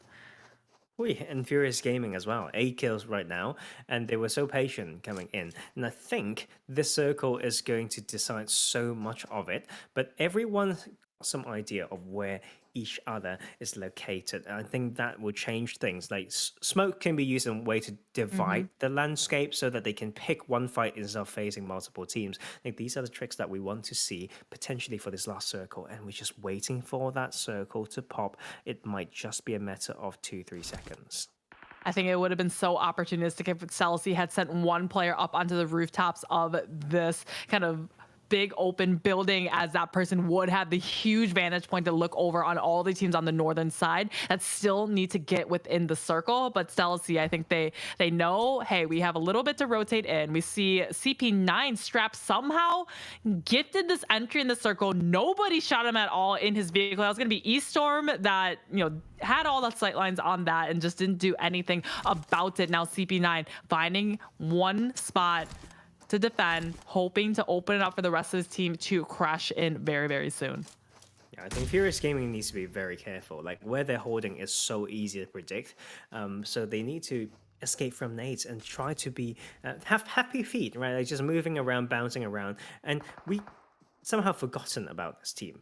And maybe we shouldn't, because they've got some, statements to make, and Estorm still has a full squad entering into this phase 7, and that might be good for them. I think they're working through a side that can be winnable, especially when they've got this relative elevation. Yeah, Estorm just pushed up a little bit closer. Grenade just a tiny bit shy of a strap, as Luis actually almost narrowly getting knocked himself, but still by the skin of his teeth able to just back up a little bit and heal on up a tiny bit more. Furious Gaming though. All right, so CP9, they're kind of pinched right in between Furious Gaming and Estorm, as Milovan, he know he got a knock by this grenade. Tosses yet another one into the same exact dip as Furious Gaming. Molotovs, all the utilities are coming out. They're trying to go for the cleanup on this fight. Easy pickings for a team like Furious Gaming, and this is the game that Furious Gaming needed to have, as CP9 is taken out and Furious Gaming shifts their focus onto Estorm Gaming. Wow, that is just such a nice way to enter. The patient is always around those soft covers as they slowly maneuver in. 2 teams stuck within that fight. You know what's craziest about that is the work of 1 player. Yeah, 1 player indeed. Mezexis, so as a duo, still been able to just stay quiet, let Mezexis come around them, engage onto this fight with Furious Gaming, hopefully, so that they can maybe potentially go for a 2nd place finish and not have to engage as a duel against these teams. But all these teams, none of them are at full health. We got a 3 versus 2 versus 3. SAR staying up, I think giving out a little bit of information here in the foot drop come down, and that's where the utilities is coming on out. Furious Gaming though, they know, they heard it from Mezexis, and they're a little bit of a downhill slope, but I think the circle is going to be in favor of Furious Gaming as Stelacy is pushing up closer and closer. And Axel just didn't understand how this is actually not a good spot. Like, it's of course like one of the limited ones to use, and I think they need to make sure they make something out of that. Arguably a bait from Axel. So we are going to enter phase 8, and teams just need to know that every small movement, it just has to have a meaning, and that is what they couldn't grasp right now. And Milovan very happy right here, no one from his backside, and he will have the chance to peek and shoot from this ridge.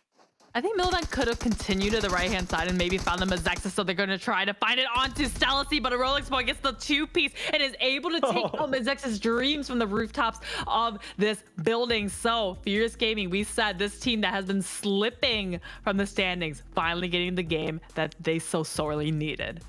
Very interesting. I mean, they've got Golden Eagles tied with them before today, and they are there to match it with a chicken dinner like Golden Eagles. So we might be seeing them quite high up as well. And that game, the way that they play it, is exactly the way that we want them to play, and it's the way that they were remembered for. And who predicted? What did I even predict? I can't remember at all. You did Anton 7. Anton 7. Right. Yes, there we go. Unfortunate. Unfortunate indeed. I was man, Furious Gaming, I said a couple days ago I would always pick Furious Gaming every single time, and just lately they've been kind of a slump, but maybe this is their comeback story. 11 eliminations found in the finals. So they where were they at? 8th position, somewhere in there on the standings. I want to see how far they're able to jump up into the standings, because it's that top 5 that they're really striving for. I think they might be around 4th place, because it's one of the biggest wins, but we can't rely on my math, around this time. So we're going to let the production team do it. So we're going to take a short break, and we'll see you guys very shortly.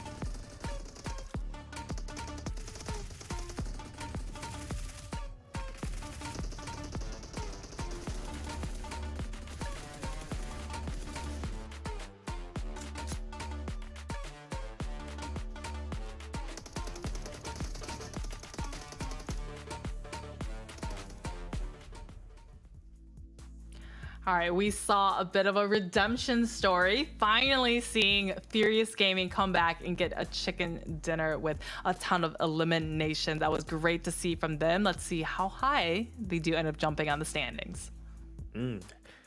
Make a guess. Let's both make a guess. I feel like it's 4th place. I'm not sure. Play this game, small game, come on. Before we actually see it. I feel like this is just like paving, or like this is just like coming in and seeing like agents who can't do math and can't like figure out how high they're gonna go. Okay, I think they're gonna be in 5th place. Right. I actually didn't even try to do the math. I don't remember where they were before, but I think it's such a decent game, and that is what we call like it's one huge game that can bring him to a very decent, bring them to a very decent place. So they are doing what we expect them to do on most games, to be fair. So that is one thing that was lacking, and finally here. But that circle is just not quite typical, right? Like you just need to play around some sub-optimal spots. Not suboptimal, sorry, it's like sub-power positions. So it's like not the strongest, but you always know that you can be close by, and they work through those parts with a lot of patience. So we just gotta give them that. Yeah, we saw the teams that came out of Los Leones kind of finding themselves right on top of each other. And we do see welcome back Ayala, now MVP of the match. 5 eliminations out of his teams. I think 11 eliminations found with less damage than eliminations. So that means a lot of stolen eliminations, a lot of, very opportunistic aggression. And Team Queso even went out pretty early. So for Ayala to get MVP really shows how much work that they put in to try to get some points in this Miramar match. I feel like what happened was they were forced to fight because there's no way to enter, and then that allowed them to show their true color. And that's something that they need to remember. They need to find a way to set themselves the scene exactly like that, and to frag like that is one of the strongest abilities. And Ayala was put under pressure, so he had to do it, and it worked out. Yeah, just really good, I think, start of the momentum for Team Queso. This is like if they were on a snowy mountain and they just made the small little snowball to roll down the mountain to get that kind of momentum. They just started that one. But let's look at these scores from just this match. Actually Team Queso not even in the top 8, and still Ayala was able to get MVP. Actually, no, sorry, there, I see them now. They weren't even like the top 5, but they went out in 6th position. Ayala got 5 out of the 8 eliminations from his team, and so well deserved from them, but still Furious Gaming coming up on top with 11. Yep. And Stelacy as well on the way up. And I think this game is for quite a lot of these arguably bottom teams, right? So bottom when it comes to standings, we know they have the potential. So Stelacy bagging 16 points, 14 for Estorm, 14 for CP9, and then also Team Queso getting a double digit. So even 7 Deadly Sins, like all these teams are arguably in the bottom like 5 or 6. So this is huge. It's going to make things a lot more even. Very even indeed, as now we see onto the bottom, Buluc Chabtan, our team on the top 1 spot, only getting 7 points in this. I guess the saving grace for them is All Glory Gaming, who is right directly below them, also didn't really get that many points in this match, only getting 4. So yeah, so having kind of the top teams in the standings not do so well really open up for those teams at the bottom, like Stelacy, like Team Queso, all of them to really get themselves more positional points and more eliminations as well. Yep, exactly. And we go into a crazy map later on. The one that we will see where the CP9 or Team Queso felt more momentum from this game. But I don't think it's even about momentum at this point. They were always kind of ready to fight. It's about a chess game. It's a chess game that they need to think about all the fine details, and then they make it work. This last time it was close because it's a 3-1 from Team Queso with I think it was Nitsu, who was nowhere close to a temple. So that's something that we are looking forward to already. But before that, we need to look at the overall standing. We will have Buluc Chabtan in 95 points, and first place Infinity actually just finding ways to get points anyway, and their placement points would be the main revenue to get. So All Glory still stuck in that 3rd place. I shouldn't say stuck, but I'm saying stuck because they have not had huge games yet, right? So 8 points in those 2 games, still right there because they've done themselves decent. And Furious Gaming coming close now. I guess your prediction was right, then jumping up to 4th position, as Golden Eagles have now fallen down to, it looks like, 5th position. So they went from getting a win in the first match to getting 0 points in the second. So polar opposites of what you, I guess, want to do and then what you really do not want to do. But 66 points, 5th place. Mezexis really staring at Golden Eagles here. We have the same exact points, and they, are tied right now. So we'll see. We're moving on in the Sandhawk, how some of these teams can really shake it up. Yeah. And you know what? Like 21 points separate second place to 9th place. Once again, one decent game. And that is why it's so exciting. Like you look at someone at the bottom, if they don't get absorbed and affected by that too much, is exactly like the mindset to bounce. And you can see like CP9, they were at 12th place before the start of today. Like already quite far up, to be fair. But if you look at Aton 7 or Aton Esports, still struggling for some reason. I mean, they are a good team, but I feel like the execution is just not clean so far. Waiting though, I mean, we're just only 8 games in, and another 10 to go. So we get to predict who may come through that. Speaking of predictions, a Sandhawk prediction, I don't know what to say. It'd be crazy if we just pick Team Queso or CP9. So let me think. It's so hard, man. Because even though they fought and then neither team like beat the other, each of those teams just was not set up for the rest of the match because all they had was that one compound to loot, and then we saw, you know, like a DBS, no meds, one level 1 helmet, and that was it.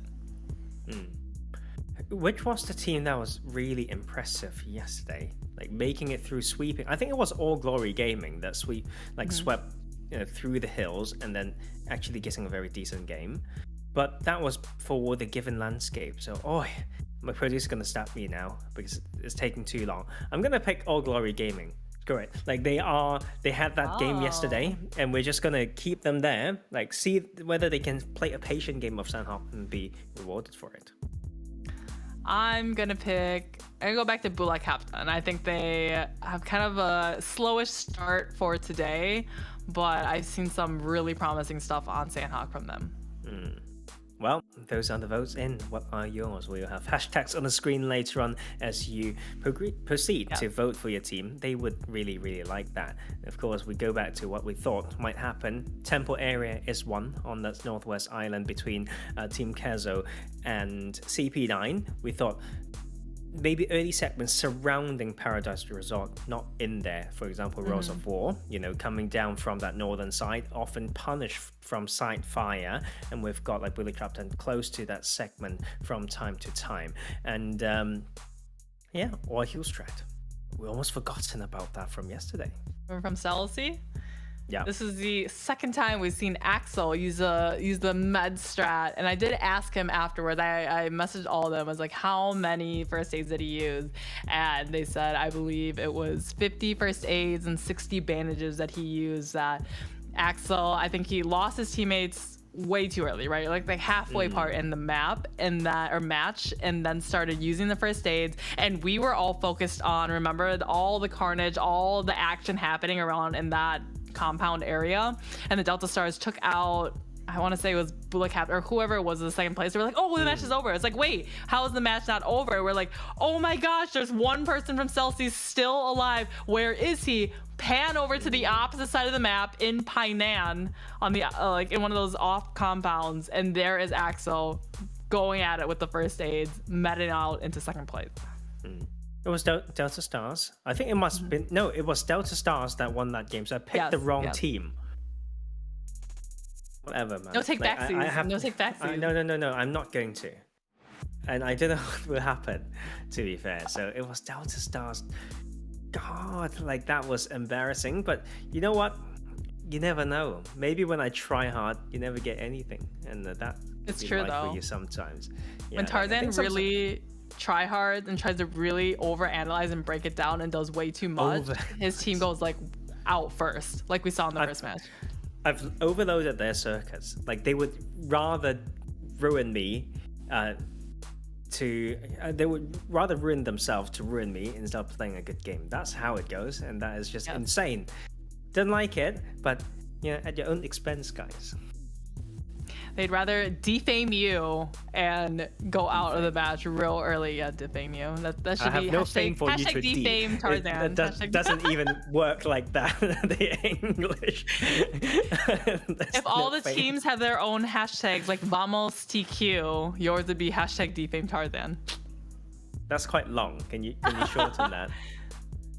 For a hashtag. Hashtag. I'm feeling a little uninspired. But no one will understand what that means. No one will be like, what does that mean? And then you have to spend even more time explaining what it even means to get the information across. Oh yeah, like it happens quite a lot. It's fine. Like I just need to understand it myself.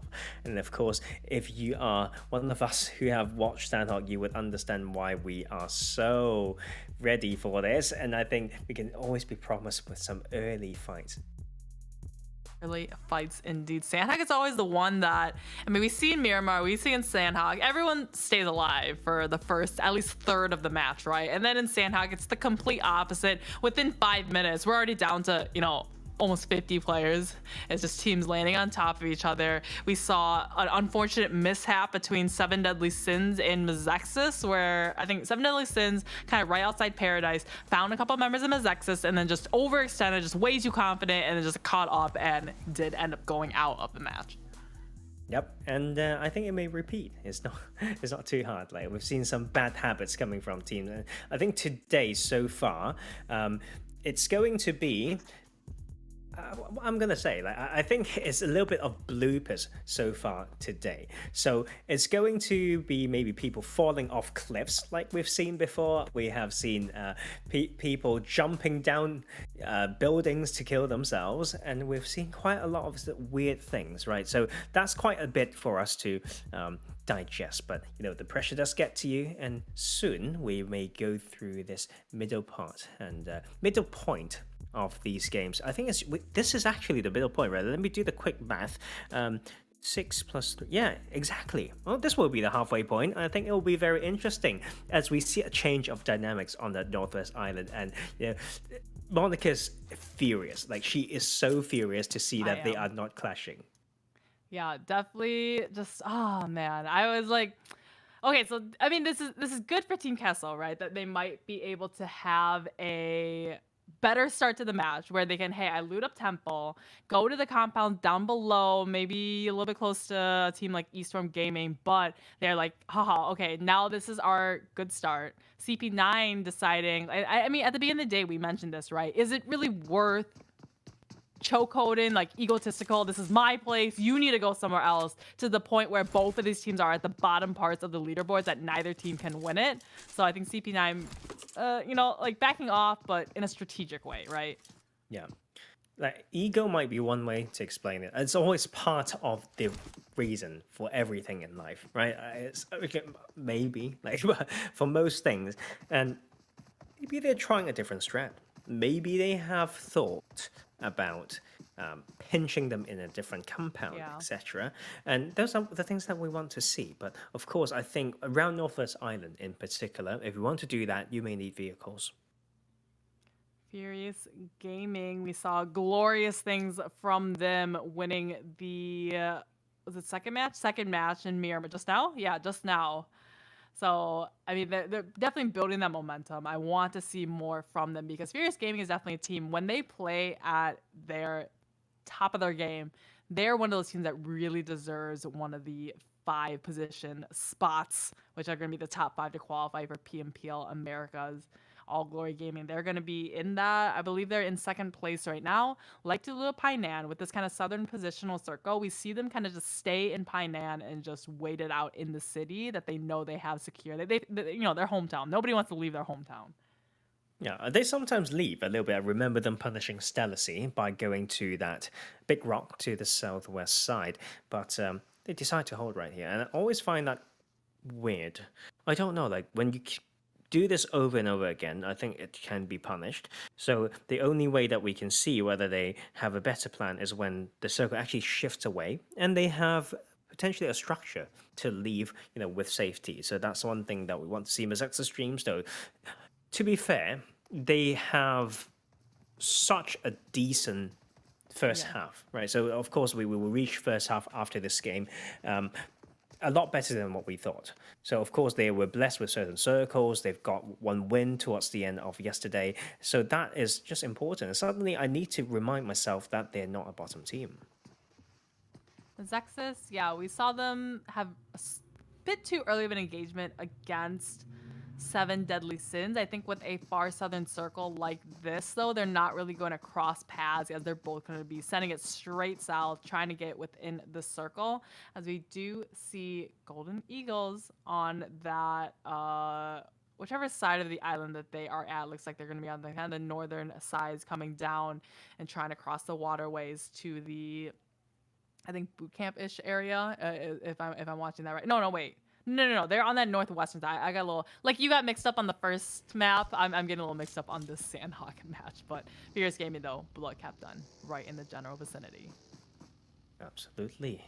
And right now, I think it's all about that setup. And I think quite a few of these top teams know when to strike.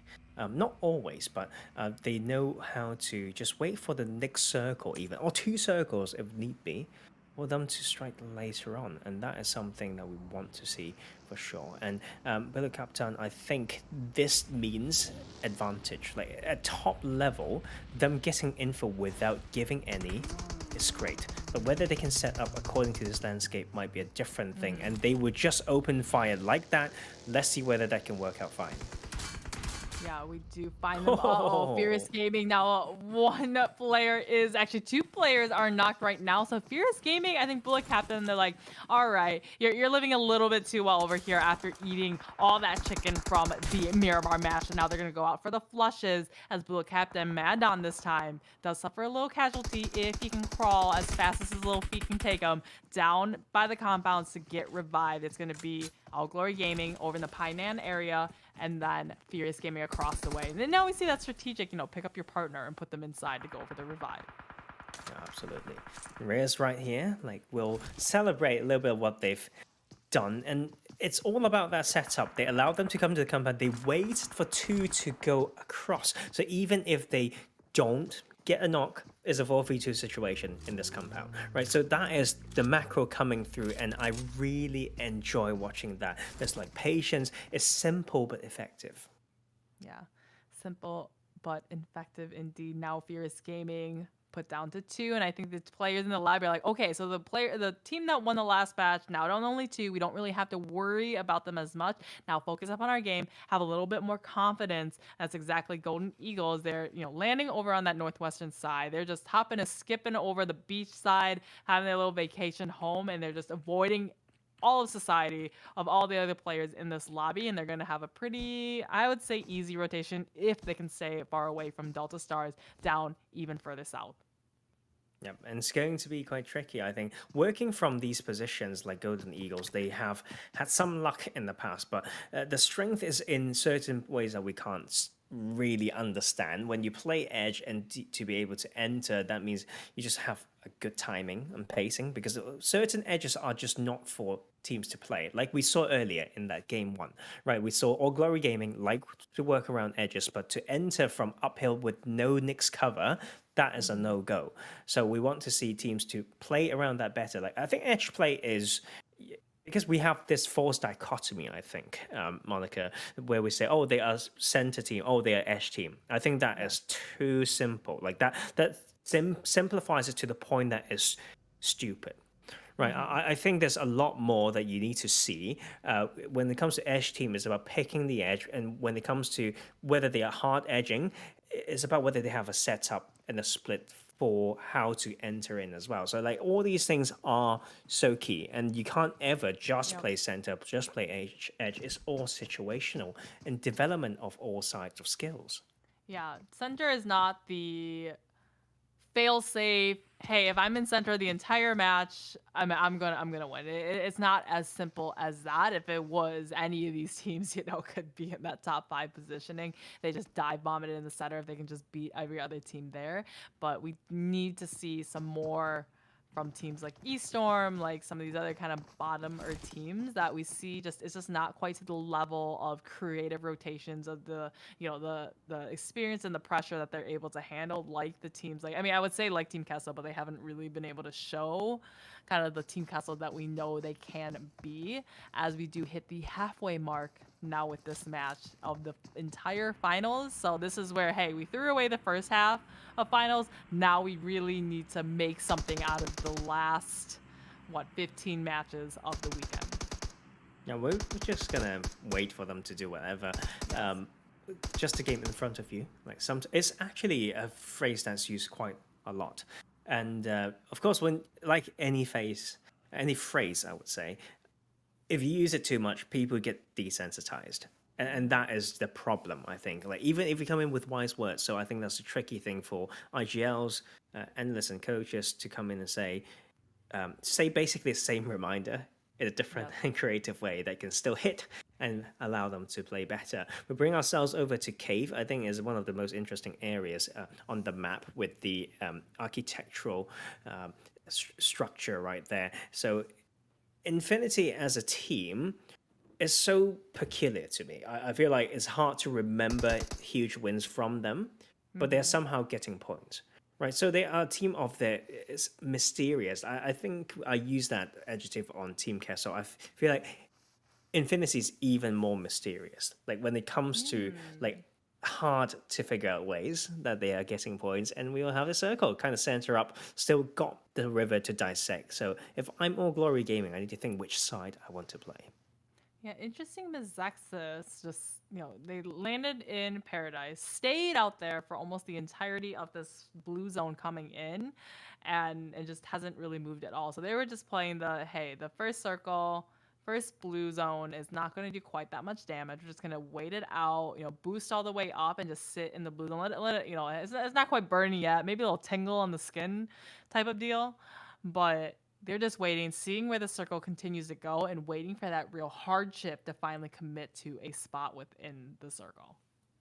Yep, and of course, I feel like CP9 might be bored at this point. Like they were that team that are so used to fighting that now they have a different plan. I feel like they are arguably lost.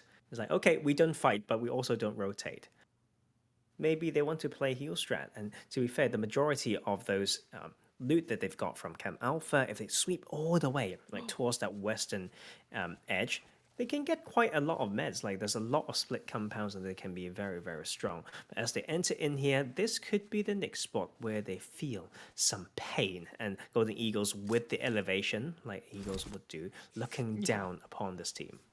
Yeah, Golden Eagles definitely love to be in that kind of upper atmosphere, peeking down with their eagle eyes, trying to find the mice in the field. And this is going to be CP9, maybe more the baby turtles coming out of the waterway and trying to find purchase on the land.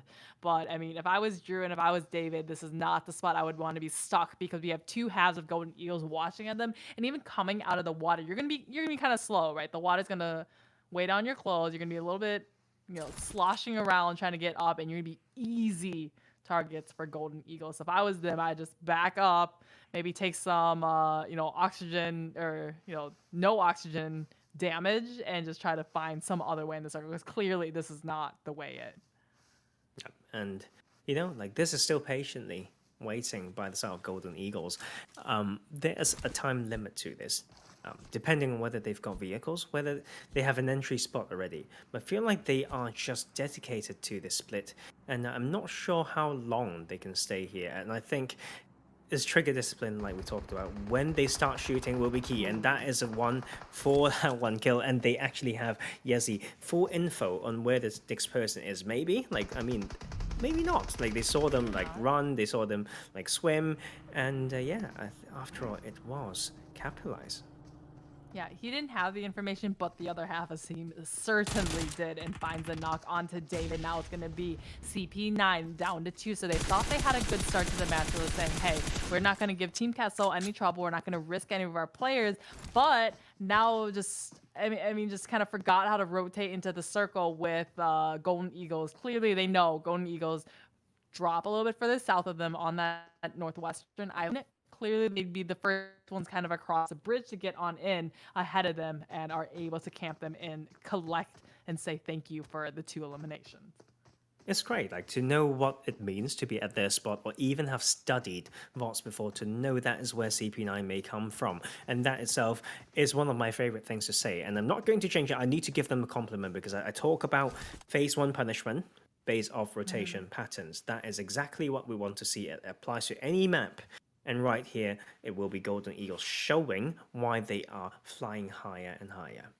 Yeah, circle is about to shift one more time. You see Team Queso coming in extremely hyper late, right behind Team Mezexis, as the circle shifts out onto the southeastern side now, encompassing Cave, encompassing a lot of those hills in the general area of the, just south of the quarry area. So I think some of these teams like Jaguar, they're trying to make their quick rotation in, but there's a lot of free spots right in the center. Absolutely, and I think there are still a lot of power positions where we've Yep. got that Painan Hill, like on that main island side. We've got Painan itself to be a choke spot, but hey, like it's on edge, so I think All Glory Gaming need to maybe leave some players outside and not full commit, but we never know. They love edge so much, and Mezexis Dreams need to find a way to go in as well. And I wonder why I haven't seen enough vehicles, and that is just so important for circles like this. Like you would look like an idiot running in the open. Like the vehicles are actually so important in this meta because we start to have teams understanding good splits. That means so many angles would have been, taken up, and there will be no way in. Yeah, no way in indeed. Stelacy not giving Fierce Gaming any way into this match because Fierce Gaming now taking down the only one. It's going to be Trigger. Mezexis, we saw the extremely late rotations of Team Castle right on the backside of Mezexis. Now they're finding each other. So, I mean, like we said, kind of the first part of the game, everyone kind of split up. Now it's where everyone's going to be forced to rotate onto a more concentrated area as the fights keep happening between Mezexis and Team Castle. Now we see a Yala, our MVP from a previous match, now get knocked down to his knees. Team Castle with only one player, Nitsu, left standing. Yep, and that is actually just quite a few teams having a good setup. And around these segments as well, like you just cannot have your guards down. Nope. Because this is Sandhawk, and you just can't feel like, oh, we're tanking the zone, it's fine, we're going to slowly move. It's 400 meters, mate. Like, maybe from this circle, a lot of teams are just, like, stuck outside. If there's any team, it's Mezexis Dreams, who love the edge so much, and they would just be here to wait for that bleed out. But do they have a plan for themselves? Like, that is what I'm worried about.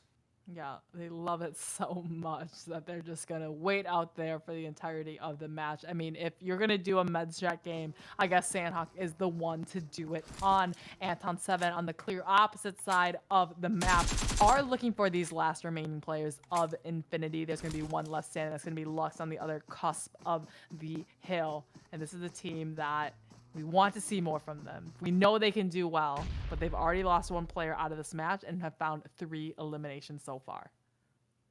All Glory Gaming on the other side, still loving Paidan, their home, and they get to punish a team that doesn't do well under pressure. Estorm is now all behind these typical hiding spots, and I don't think that will end well with them like at all. Like All Glory Gaming know this like the back of their hand, and they will continuously punish. And literally, we have some third party coming through, and that will be 7 Deadly Sins, and they now know not to overpeak. So once again, trigger discipline thing. I feel like All Glory could just wait for 7 Deadly Sins to go slightly more aggressive, run downhill, and that could be a confirmed knock. So like these are things that we keep looking at, and I swear to God, like we will have these almost tiebreaker situations where 1 and 2 points matter too much.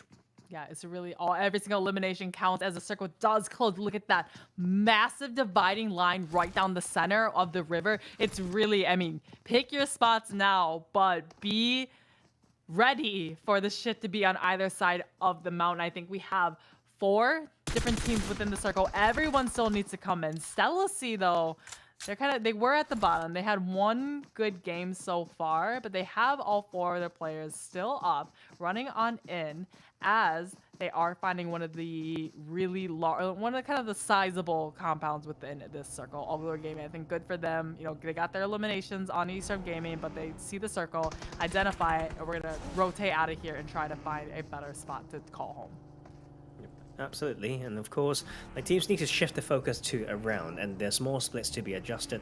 I think Stelacy is in a very decent spot. If they're given a circle like this, they can really farm, and they also have the meds prepared. I could see last time I saw Axel got more than 10 first aids, so if it ever gets rough, then they can still use that plan B or C. Delta Stars, we forgot to pick them. I thought they were, it was the other team that played well, but Delta Stars was the star of yesterday's Sandhawk game, and right now they need to find a way to repeat that. These edge sweeping style can only bring you too far, so far I would say, for a landscape like this. Yeah, All Glory Gaming, though, I think they found a dip, which is good. It's out of Painan, so they're looking to gatekeep the rest from getting out of the city. That's going to be CP9 and I want to say Estorm Gaming, but they are still not quite within the circle. They have one, maybe two vehicles left to, dive bomb it in when the circle starts to close, which is going to be now. CP9, last player left alive is going to be Oscar, hoping to give the slip to All Glory Gaming, but Delta Star somehow, so we got some of the members down below. They are completely unaware that Ascaro is going to be looking over on top of him. Maybe he could play this, but he is spotted out this time from Golden Eagles with those golden eagle eyes being shot at from across the entirety of the circle. Find a good spot and you just got to milk it until you have to go. Delta Stars right here on this edge will try to hold down All Glory Gaming. The two teams that I intended to pick, unintended, let's find out. And this is not one way to do it, and that is going to be a goner like we see right there. And that's at least Overwatch the price that needs to be paid. And that is actually already some work done. And guaranteed at least one player going in will need a lot more though. I mean, that one player got in, but at what cost? You lost the entire rest of your team as All Glory Gaming. Only one player left alive in a building that's not even quite within the circle. So very unfortunate rotation from them. They only had the coupe that only seats two, actually. You saw one kind of sit up onto the hood. He's like, I'm going to just hang on for dear life. And he was not able to hold on hard enough because he did get knocked and flushed out.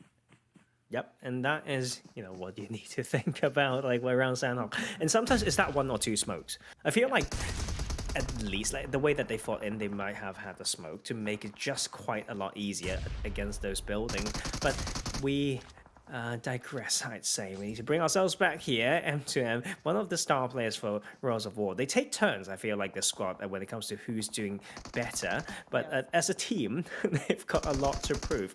And no longer as of any situations, they still need to hold down Fraternity for this push. Yeah, Fraternity is creeping down the mountain, trying to flush out Royals of War. Royals of War actually pushed into one singular spot onto the mountainside as Fraternity is sending their players out wide. They got Royals of War out in the blue zone. Ryder goes down onto his knees as Royals of War is losing players left and right. Fraternity versus Royals of War. This is kind of the lose-lose situation because whoever actually wins up this part of the circle still needs to make a sprint for his life for the blue zone as it is closing and doing heavy damage. This is so dreadful. I think we will be left with maybe 6 or 7 teams after the closing of the zone. And this run and gun situation, you can see the amount that's so low as well. And you need to look at absolutely everywhere, a SWAT formation maybe, so everyone have one side to take her off. 7 deadly sins can't come in. It's going to Scrapy's fight, and that's going to be one of those, run and gun situations, as we said, with the price being paid, and that is for Guerrero to have a spot in the circle, so that will be the pinch, but it's in fact behind him. Yeah, run and gun situation indeed. Just grab a gun and shoot at everything. And Golden Eagles is doing exactly that, taking players out left and right. They currently have 7 eliminations found within this match as players and teams are going out left and right. Buluc Chabtan, my prediction team, currently at 4 eliminations, just spotting out a heal of Aton 7, finds a knock onto Choco, and is preventing Aton 7 from finding any more purchase within this 7th phase circle.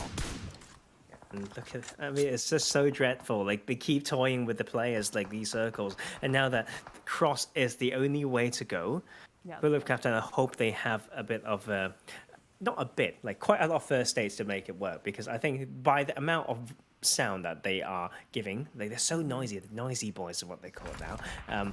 It's not going to be easy at all, but they are going to try anyway. And they need a lot of luck. So good luck, guys. Yeah, good luck. The full send does come out. They have one troll under the bridge as nobody taking shots at them as they cross across the bridge.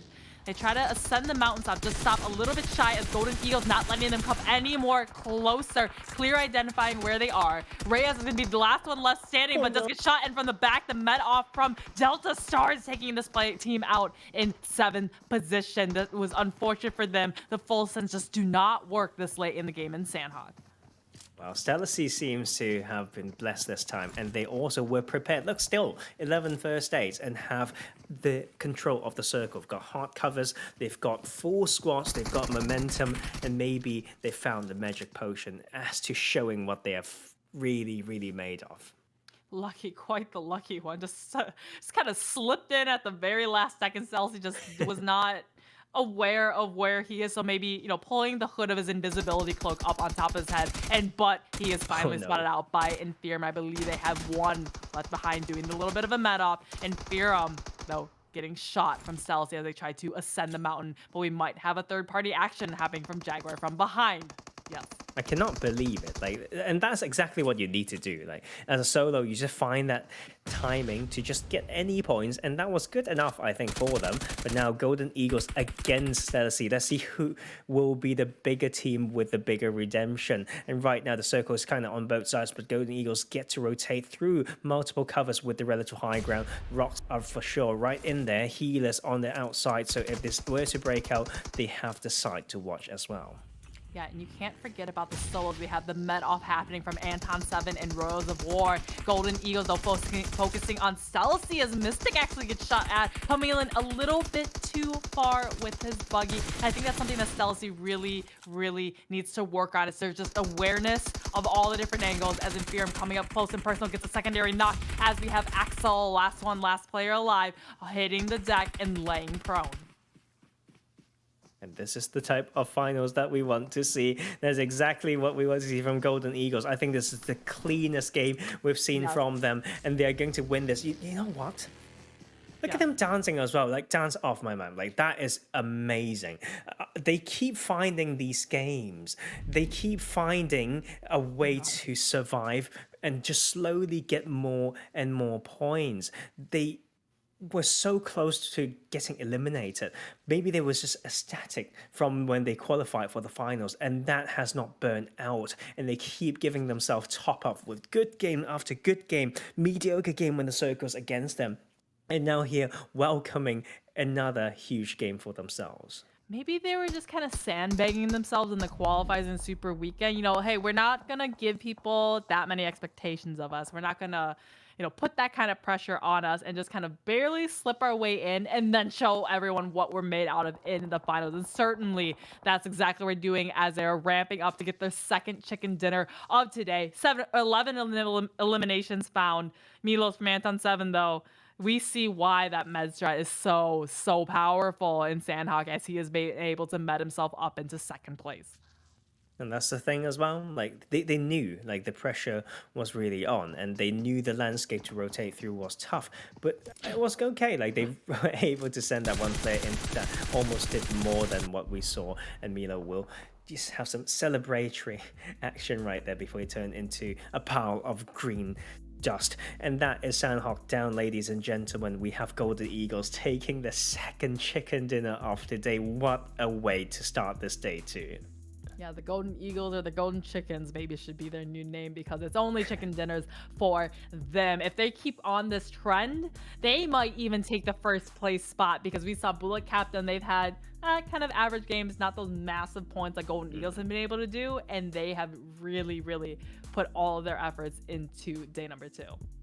I think they are the team that has shown the most apparent hype in the way that it fueled the players. Even when you look at how those 4 characters move around, it's like you can feel that they're confident. Like, Smooth is ready. I don't know, like, was not there in the past, and suddenly they've gotten the boost that they need. But we can think, but I think it's most important for someone to link us up with these teams, so we can find a true answer, and maybe even an interview at some point. But that was amazing to watch. Amazing to watch indeed. I think it was just, like I said, you under promise and over deliver. That's exactly what Golden Eagles has been doing. So let's see, going back to Erangel, if they can get a third chicken dinner. That'd be some crazy stuff. But we will be right back.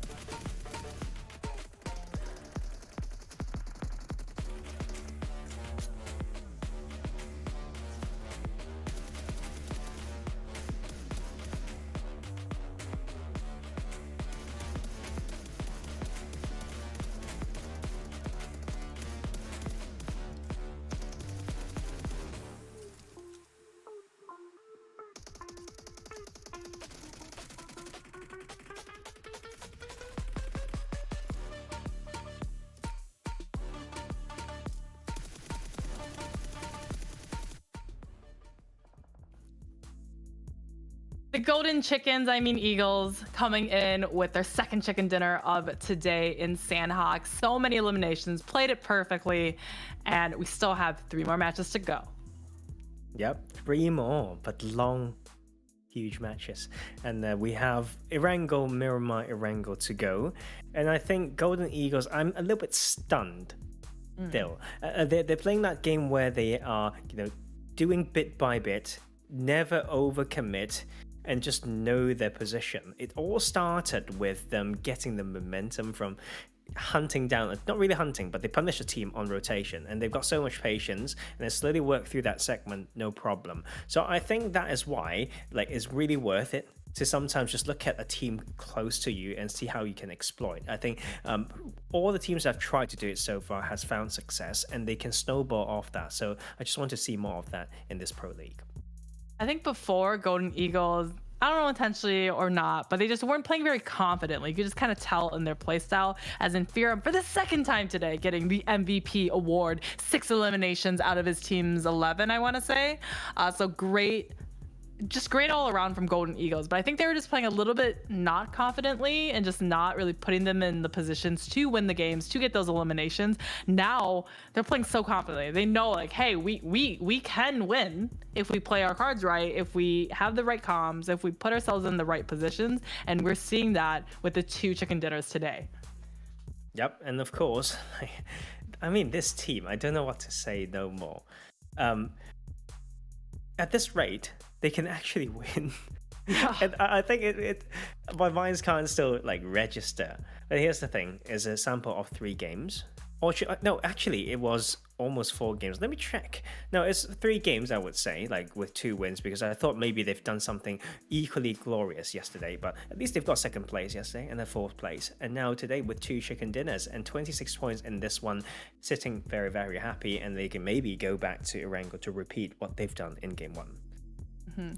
Stelacy, though, going out in 3rd. Well, they actually went out in 4th position, but the eliminations they had found were able to push them over that last solo of Rose of War, who is meting out in the distance. 26 points from Golden Eagles. I think was this more than the first game? I want to say it was, but it was just, yeah, the first game they had 8 eliminations, so really just one-upping themselves and getting all the more eliminations, especially on a map like Sandhawk. Looking at the bottom, though, we're consistently seeing kind of Team Queso at that bottom half, which we hate to see that. We've seen other teams too, like Estorm, just not quite good enough, the points that they need, and they're going to stay at that bottom positioning on the overalls. Yeah, I feel like Team Queso still has this style, other than a very apparent cross what they've done in game 1 going to Southern Island. They are still on the slow side of things. It doesn't show how they can fight when they're under that pressure. I feel so they need to find a macro that can actually allow themselves to shine. And right now I think they are sitting a bit too low, after another 0-point game. And Estorm, they're getting 3. Maybe they will even overtake Team Queso in a few games, and when that happens, the mental would shatter for a top team like them. Yeah, I don't know. It's gonna take some miracles. It's gonna take some finally aged cheese from Italy to really all the way to the very, very top. But let's hop on over to our overalls. We see Golden Eagles skyrocketing, soaring up into the 2nd place, 92 points. That's only 9 points behind our 1st place team, Buluc Chabtan. And Buluc Chabtan's got what points did they have before this? I feel like they've got 88 maybe at the start of the day, so it's not the worst, especially after that game where they had some decent fights, against Furious Gaming. There's a nice setup, by the way. I really want people to go back to watch if you want to know what patience and smart play means. But Golden Eagles, still, yeah. When you look at the kill points as well, it's not shabby at all. So they've put in the relative good work, and after all, just sharing these top number of chicken dinners too, tied with Furious Gaming at the moment.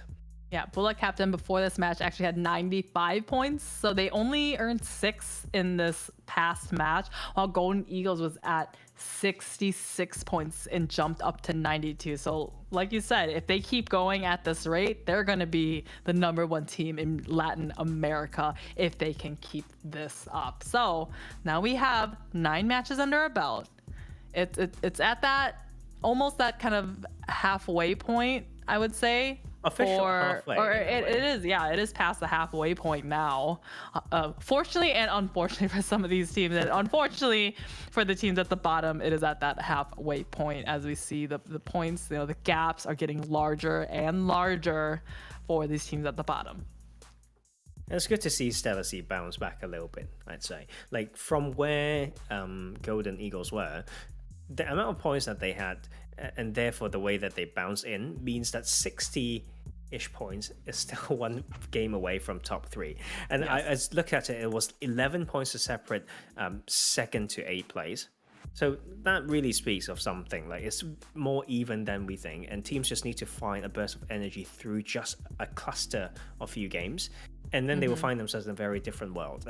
And I think teams need to understand by that point difference, they don't need to be disheartened when they see the rankings not quite as high as they want. They just need to know their game. They know the next map. They have those plans from the prep or reviews, and use them properly. And it is still filled with possibilities with these 9 games. Yeah, I mean, it's great to see these teams that are performing well, but yeah, we're all kind of secretly, maybe not secretly, but we all are rooting for those teams at the bottom though to come around, because we don't like to see these teams just suffer without any kind of light at the end of the tunnel. But predictions for Erangel, it's gonna be our second Erangel match of today. I'm going to pick an interesting team. I feel like they would just potentially die out slowly Estorm? without anything. No, I'm going to go for Infinity. Okay. Because they have been decent in mysterious ways, and maybe they can take a chicken in it like that. I still can't really understand like what's their particular style, but they sometimes just make it work. So I want to, this is my like curveball I feel like that I'm throwing for this prediction. I'm gonna, oh man. So yeah, it was easier in, I think, Super Weekend, where it was kind of very obvious kind of which kind of 5 teams to pick, right? Because it was always those kind of 5 that were always winning it. Now it's just completely shooken up, and I don't really know who to, I guess, vote for at this time. Flip a coin. What 6-sided dice that I still didn't get, I didn't procure from yesterday. Okay, I will make you one. All right, Buluc Chabtan. I think they're my like go-to. They're my like one I just always know can do well. Hopefully, I would pick Golden Eagles, but I'm just looking at the patterns today. They won the first one, got 0 points in the second. Won the third one. Maybe this one is gonna be 0 points for just because they follow that kind of like all or nothing, all and then nothing. I really wanted to pick them though, but we've already made our choices, and then we'll. You don't want to be a stick to it bandwagon for... fan. No. I've never done that. Come on. And but I like your. Okay, what I'm gonna say is I like your pick because I talked about real consistency on important days, and not really the case when I tried to root for them that way. Maybe I was the reason why they lost consistency, but shut up, it's not going to be. It definitely is. It's not how it works. It's not how it works. Okay, I'm just gonna say it first so no one says it. And but into this one, once again, mentality things, a halfway point, and teams would know like very clearly that it's halfway, and whether they read too much into that to screw up with their own heads, like that is down to them. I think this is where like coaches are very important into guessing where their minds are going based on understanding of players, and to really prevent them going into their like even before the game even started, or like before the previous game's done. You may need to tell your players that, guys, like after this next game, like I know some of you would think we are halfway through, but that's not the thing to really think about. Like as you see, the points are like this. It's been shaking up. We would never expect that we are here and the whole point table. So that's not where we need to think around this thing. Let's focus on the next game. Like there's a way to bring them back. There's a way for them to understand and know that it's better to not do so instead of saying just don't do that, right? So I think coaching roles and IGLs, like have a lot to work on, I think. Yeah, I think it's just taking the game one at a time, right? And not letting, hey, the overall standings, like I know I need a lot of points, to putting all that pressure, like self-pressure on myself to the point that I can't even perform is not going to be ideal. So just like don't forget about it, but just kind of put a little bit more just focus on, hey, just this game. We know how to play one match, right? Like it's just breaking up a larger goal into smaller, more attainable short-term goals that they are able to get. So focus on this game, do everything right in this one, and then worry about the rest later after we win it. I think there's so many right things that you can do. Like this is the interesting thing about game, and I'm gonna continue when it comes to analysis, right? There are points that you take that is not great points because it's someone's mistakes. And I think the hardest thing is for you to win a game and to find the mistakes where it is actually punishable, but you were not punished. That is the highest level of refining of a team. They say, yes, you would say, I don't think that's a great rotation. Then the player said, but I didn't die. But you can't do that. That is like confirmation of bias. You go backwards and say, just because I didn't get punished, that means it's okay. Not really the case. Right, so this is tough. This is very tough. I think our scene is not there yet. We may see a lot of maturation through the players themselves as people, like in a very young community, to first get there before they can digest, remarks like that. And of course, I think those who aspire to be coaches and analysts, training is beyond the game. So much more. There's so much more, and we want to see it. And of course, we also want to see how they continue into the second half. Erangel will be up next. Yeah, there's so much more to coaching than just the game, like you said.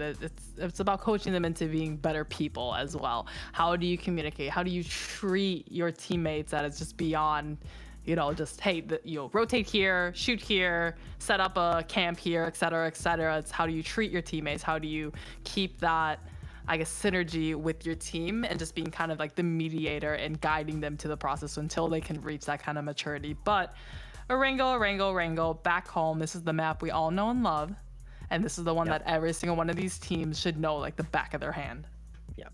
Yeah. I'm looking at the back of my hand. I'm going to throw you a curveball with this hand, okay? You run some teams. No, let's say you have a team. Do you think I'm good enough to coach your team? Would you invite me to try? That's a no. Okay, goodbye.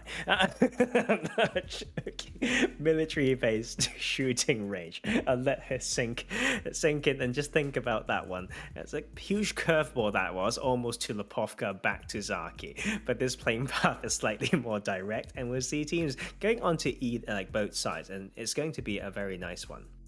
Yeah, very, very nice one indeed. I mean, right down the center, right? I mean, the only one I would see having kind of a tough time would be All Glory Gaming going to your favorite spot, Salver, Kameshki, kind of split all the way over there.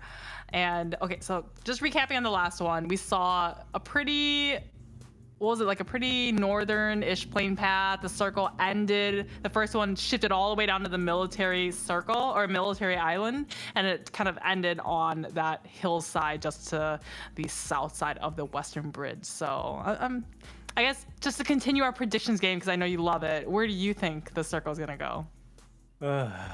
Putting things into my mouth. I'm going to say school. Look. No, Rozok. I want to see Rozok. Yeah.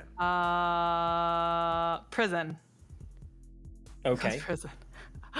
We haven't seen a Lion King finish, where there's a team up on the rocks of, oh man, we're both not. I'm not out yet. It's just hard. Need the game to be terrible. Hard shift in the same direction for 4 times. Yeah. That's where we can get it. But it's fine. We haven't had enough of Gaka. I feel like Everest has only been eventful for one fight. So I know you had a small thing with your headset, but I'm not sure. Did you even hear my question about coaching? I feel like you just ignored me. But maybe that's exactly what you want to do. Yeah, just purposely ignoring you, as I always like to do. What we can't ignore here, though, is Team Queso getting a taste of their own medicine, now getting run over with the buggy from Stelacy. Well, okay. I mean, what is he trying to do anyways? Like, is that going to, like, is that gonna work? Oh, maybe it's going to. Well, that's quite smart. Like, run around to the point where you can cover, and then you can actually. Oh, interesting. Very Okay, yeah, interesting. like skill is that skill is beyond my comprehension. I will bow down to that big brain play. Wow, and I think that is actually something that's worth clipping, so that teams know that can be done in the early game. I actually didn't think of it, so I think that was very, very nice. Yeah, that was. I actually were just like, are we playing go-karts here, or what are we doing here? But he stopped his buggy in a way that did not allow Stelacy to, flush the knocked player already or go for yet another knock. So I guess you can have 150 IQ, not quite 200 IQ, but halfway there. What's your IQ? No, I'm joking. I need to stop asking these questions. Gatka. Well, I think right now, like on the topic of IQ, there is something that I think aspiring players need to understand. Like there are certain things that are just more gifted, and you need to like make so much more work, like put so much extra training in to be on par with someone who's like just really natural with certain things. And there will be this line where someone's just finding too much effort to even get to a particular level and can just shoot and nothing else. Yeah. There is still a space for you, but probably not competitive. But we have a very vibrant scene of getting involved. You see, you can be an analyst still. You can be a coach if you understand how people work. You can be a content creator, of course, and like all sorts of stuff. So I want players who are watching to understand where your strong suit is. I think the PUBG Mobile is such a vibrant scene that no matter what you're good at, you can find a space. Like you just need to use it. Yeah, definitely, for sure. So we had a circle like this, similar to this yesterday, right? Like we had a Geka circle. We had it finish out into, remember that compound on the other side of Pachinki Hill from Pachinki? I think it was Mezexis actually who ended up winning that match. Yeah, I remember, because you're saying, hey Monica, do you think Mezexis can win this one with more than 4 elimination? I said, hell yes, of course they can, and they did win it out with, I think, 11. So this is going to be a very similar setup circle if it continues to focus or it continues to shift onto that one spot, and if these teams, don't do anything too drastic like yesterday. Yeah, and just waiting. I think Mezexis Dreams is a team that's worth talking about in terms of how they have maybe evolved a little bit. We talk about situations that can enable a team to unleash, their powers, to get into the flow state, maybe a good few games, and then they continue to play well. Mezexis Dreams have been playing better, but I think it's still quite characteristic of them to take things a little bit too slow. Like there's not a lot of commanding fights where they dictate the pace. So that is, something that I want to see still. And All Glory Gaming, nice Zaki drop. So that distracted me. And but their rotation, once again, I would compare them, alongside Royals of War when it comes to these drop spots, slightly further, finding a way in. And that's why they sometimes clash around those phases 2 and 3. Now, this is an interesting different shift or a different drop spot for All Glory Gaming. We have seen them go to Stalberg, Kameshki for quite a few times now, and this time finding their way over into the Kameshki area, not Kameshki, Zarki area. So they're going to have a pretty easy, I guess, straight southern shot for this circle if they can rotate on past some of those teams that do like to go to the Georgia Pole area. Stelacy, this is your favorite spot, right? Quarry to drop in, yes, loot in, and such. But I think we haven't seen Stelacy really utilize this spot as you were hoping for to the greatest advantage. The circle needs to push them to it. I think we've seen it maybe once or twice, and teams knowing like they respect the landscape and not sent too far down. So that is nice to see. Right now, though, I think Stelacy is still relying on the game to give them better games, and that needs to change. Like I think to compare like teams that have been struggling, I never thought I would compare them to Golden Eagles, but Golden Eagles just done it so smoothly. We didn't see everything that they've done, but based on how they take a fight, how they never overcommit to something that's of too much risk. They somehow just made it right. So maybe they go find the socials here and there. Maybe off these big wins, maybe get montages. Listen to those small bits of comms, and maybe you will some secret in how they've gotten those wins. I don't know if that's a compliment or an insult, saying I don't know if I didn't ever expect myself to be comparing them to a team like Golden Eagles, but I guess we'll take that as a compliment for now, because Golden Eagles has been playing out of their minds for today, and they're really, if they can keep it up, on track to really take that first place spot from Buluc Chabtan. Now we see the teams after this 8-minute mark starting to prioritize rotating into the circle. It's not quite as dire and extreme like that military base circle that we saw in the first match, but it's still, for these teams on the eastern side, quite a ways away to rotate to find a favorable position. Yep, and you know what? Like, there's not much gonna happen here. Maybe there's fatigue coming in, like Buluc Chabtan. They are staying around here, knowing that a lot of teams like to rotate around it. This is their drop spot as well, so I thought they would have moved quite a lot quicker. And right here, interesting maneuver right here. And yep, I've not seen before, like having the car cut through my body like that for 7 deadly sins. That is great. Like, they are ready for potential clashes upon leaving here. And I think it was Mezexis Dreams in that situation. And finally, some clash between the two Southern Island teams. Definitely unfortunate for them, because Mezexis is a team that I think they're right within striking distance of 5th place, but this is a different bridge that I think that they usually take. And I think here even though the circle's to the western side, they decided to take the eastern bridge this time around. I think they're hoping to avoid any sort of bridge camp over there, thinking that this bridge is going to be completely in the free, but I think they just didn't time it quite right, because they don't have that experience of crossing over on this eastern bridge. Oh, wow. They didn't realize that 7 Deadly Sins was going to be crossing at the exact same time in the circle. It continues for the second consecutive time, shifting over into that southwestern corner. This time Stelacy needs to come back, I think, a little bit more to the Korea-ish area, because all these teams are dive bombing it on that north and northeastern side. Yeah, I'm looking at these teams that will reach into the top right quadrant already. We've got Everest right there. We've got split compounds around Gatka. So hard to come in. Like, I think teams need to understand is, once again, not threading the needle. I know it's only, it's not even like phase 3-4 yet, but the type of compound and surrounding open landscape means that you still need to be ready to take a fight for a spot, like, even if it's for a shot stop. Like, you may not be able to rotate around it. Now, on this part here, Mezexis Dreams trying to retaliate, and I think that is great. Like, for them to find those angles to say that, hey, we are not just letting it go from you killing one of our players. The bridge campers are now becoming the campy. Is that a word? The bridge campy.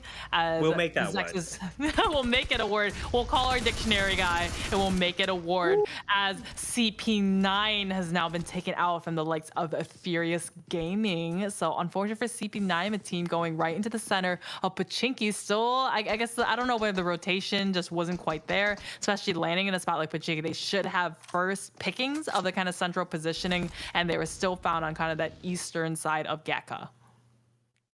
I think that is the problem as well. Like, where was the proper scout, I think, is my question. Into this classical spots, a good team would never properly let you know that they are there if they're trying to bait you in, right? So, like, that is just a blind crash, and I think that is where we see CP9 with their weakness. Like, they want to be aggressive, they want to be decisive, but no prep is different to a decisive move. You get what I mean? You can be very decisive and still be methodological, but sometimes it just doesn't happen.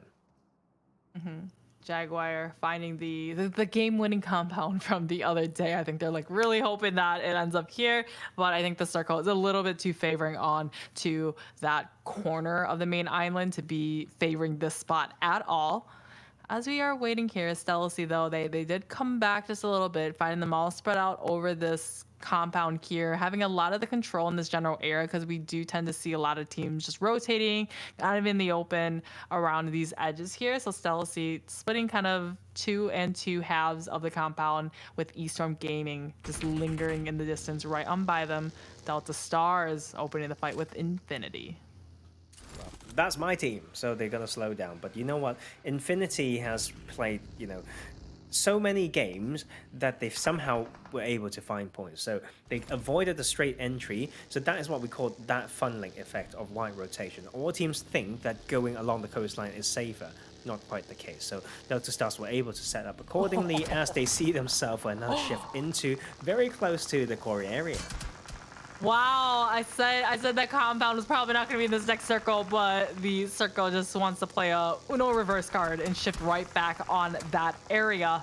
So we do have some of these teams having a very nice central positioning here as Infinity. Second player does get knocked to All Glory Gaming this time from the northern side. Both of these teams, actually Infinity rotating from Yasnaya, figured that northern side coming down the hospital and was met very unwelcomingly by All Glory Gaming. Yep, and this, All Glory Gaming once again. Oh, we like the edge. Let's do something. Look at the clock, please. Like, this circle is so hard to get into. So they just actually need 1 or 2 to make this work. And I think maybe they were worried that leaving means other Infinity players may punish them. But I think there's macro to consider at the moment. All Glory Gaming, we saw some great plays from them from yesterday. We haven't really seen them pick it up today, as we saw they lost their second place spot to Golden Eagles. Aton Esports taking the spot on the hill and the compounds down below, as we do see, the continuation of the fight, All Glory Gaming just harassing onto Infinity. Team Kessel, just unfortunate performances from them so far. I think the best we've seen from them was maybe a 6th position, something like that. I think just what they struggle with is just not being able to keep all their players up to any further into the game than kind of the first phases, and that's what really costing them. They're having to send a solo all by his lonesome to try to win out the matches. They send out solo to scout this time. It seems like just about okay. Buluc Chabtan need to take this fight though. The support is now slowly coming in on this northern edge is where this next bit of action happens. Royals of War will find themselves so far one of the best teams in the lobby. Reyes will be toying with them. Just all these movements smooth from this team. It's redemption to be made. They found it from within and outside, and they will control this northern part. Toying with them indeed. I think Alon Kid, that was pretty risky for him though, because he pushed that player 1v1. He did have the health advantage, but I think he could have just waited 3 more seconds for the rest of his teammates to get there to provide him some support, because if he had gotten knocked from the Royals of War player, and if he hadn't just immediately gone for the heal, he could have just gone and go for the flush, and that would have been the end of Alon Kid. That would put Buluc Chabtan down to only 3, so he was lucky that his mistake wasn't taken full advantage of. Absolutely. And you know what, like this position though, like I feel like I would say, oh, you're on edge now, so you shouldn't stay too long because it's likely that you need to move. But sometimes when it's so open all around, you can use that position to look so far into the next circle that you have more grounds to control. But I'll just leave that point for some other time, because the circle continues to shift and we have all compounds taken, and there will be quite a lot of teams losing their vehicles, playing maybe just off some shack or hay bales. So that will be a bit of a tough one. And looking at these teams on that western side, I just feel like I need to cry for them already. Yeah, I think we're finally seeing Team Kessel being a little bit more proactive, not just waiting out into the blue zone like we have seen them do so far. Quickly, as soon as seeing the circle shift, bombing it into the center, finding, getting first pick of those little, I wouldn't call them trenches, but little just downhill slopes that they can hide in the middle of this open field. Like you said, there's only 2 compounds really left in here, and a couple of little shacks and a couple of little ridges that they can play in the middle of the field. So it's going to become really chaotic in the center, as everyone is going to try to carve out a piece for themselves. Yeah, it's hard because if you go early, someone will shoot you when they're still thinking about where to go. If you go late, everyone's just doing a coin flip. So just hard. I feel like that you just need to be closer to the center anyway before the new circle pops, right? And that is why sometimes these off-center positions are great. It keeps options open. You may get the new circle center for the next phase, or you are not too far from moving in. Team Queso will rely on to some of, I think in the Chinese broadcast, they sometimes call it the toilet, basically. So I don't know what your thoughts are on those naming. Unfortunately, Mezexis though falling prey to the blue zone, leaving TNX as the only player left alive in Team Queso. We saw a couple eliminations come out from them. Good stuff from them. If they can set themselves up in a way like they've done in this match to really get those eliminations, they know they're one of the strongest frag-heavy teams in the lobby. Furious Gaming though, with the grenade with Axel's name written on it with a Sharpie, throws it his way, just misses out as he looks to provide a couple of smokes as he's now announced his presence. And Stelacy, I think they don't want to give it up, right? They're like, we won in the last match. We want to make sure that we secure our spots and we're going to give up this position or redirect ourselves and just let Furious Gaming have it. And so interesting, this fight is like a tug of war. The South Stelacy want to stop Furious Gaming coming in, and Furious Gaming get trailed down. But they do have one player in, so it's all about, you know, the push and pull and those quick comms, and feel like they've bought the time from that entrance player, and Mystic will be pushing from the side. So there's such an important fight with so interesting splits coming through. All right, Stelacy though, we see Axel, 2 players are on their knees as one does get taken out. Back to the lobby he goes. Furious Gaming though, the fight isn't over yet. They're not letting Stelacy slip out of their fingers like this. And Furious Gaming, they're one of those hyper aggressive teams. They're at 5 eliminations right now and they still want to get the payday off of Stelacy, keeping them outside of the circle and not giving them any room to breathe. As Axel and Mystic, they're just going to send it in. They're going to just get the heck out of Dodge and go for a better spot within this next circle going on into the 6th phase. 45 seconds now is the time that they have for a 300-meter rotation. So many teams have been watching this side because it's been so loud, and Scream will just need to start making his way through and don't even want to waste time on that dot player, and we have to respect that. Now the clock's down to 28, and I think everyone's found a spot ready in the server. I mean, those who are ready in there, and Stelacy try to force send will not work. Yeah, Golden Eagles, we've seen some glorious things from them. We still have all 4 up, and when we see Golden Eagles with their entire full team, I may have just jinxed them now, though, because Moore is getting shot at from across the circle by Tiger Zins from Furious Gaming. Quickly, though, yes, see the smokes do come out. They start to plume, and he's trying to give him a little bit of soft cover to try to go for the heals. Estorm Gaming now is their turn to try to shove their way into the circle in a car that is about to blow. I'd be very, very scared for them. Hope they are buckling their seatbelts and bracing for impact. Wow, and Golden Eagles actually finding one of the best spots in here. I mean, everyone's looking this way, but this will be just, you know, home for them, like very sufficient for now. All Glory Gaming like to sweep in and now need to clear out until 7, but the feedback is coming through. They are responding, and that is one not coming through and more to come. Choco completely choking that spot out with the frag grenades. All Glory Gaming doing what we see them do best, and that's continuing to rap until they found themselves on the southern side, now fighting for their lives into the warehouses. Anton 7 looking to defend, looking to keep them from coming any further into circle. I believe they got 1 foot in the door. That is the blue zone, and Anton 7 just kind of having one focus on the circle, having one focusing on All Glory Gaming as they try to keep them from coming any closer in. Trigger finding the knock onto Golden Eagles. Yeah, the important things now is probably not seen by many of us. It's about whether they can park the cars correctly so that they can still use them later on. It's about using smokes. Would that attract nades, or can you just choke out some sightlines from your enemies? There will be a lot to see, and Furious Gaming seems to have made it in. Yeah, I mean, Golden Eagles, they're all clumped up in that one shack. One grenade is going to put them out of their misery. Anton Fran, though, does take a little bit of damage from a grenade from All Glory Gaming as Rojas now goes down to Fraternity.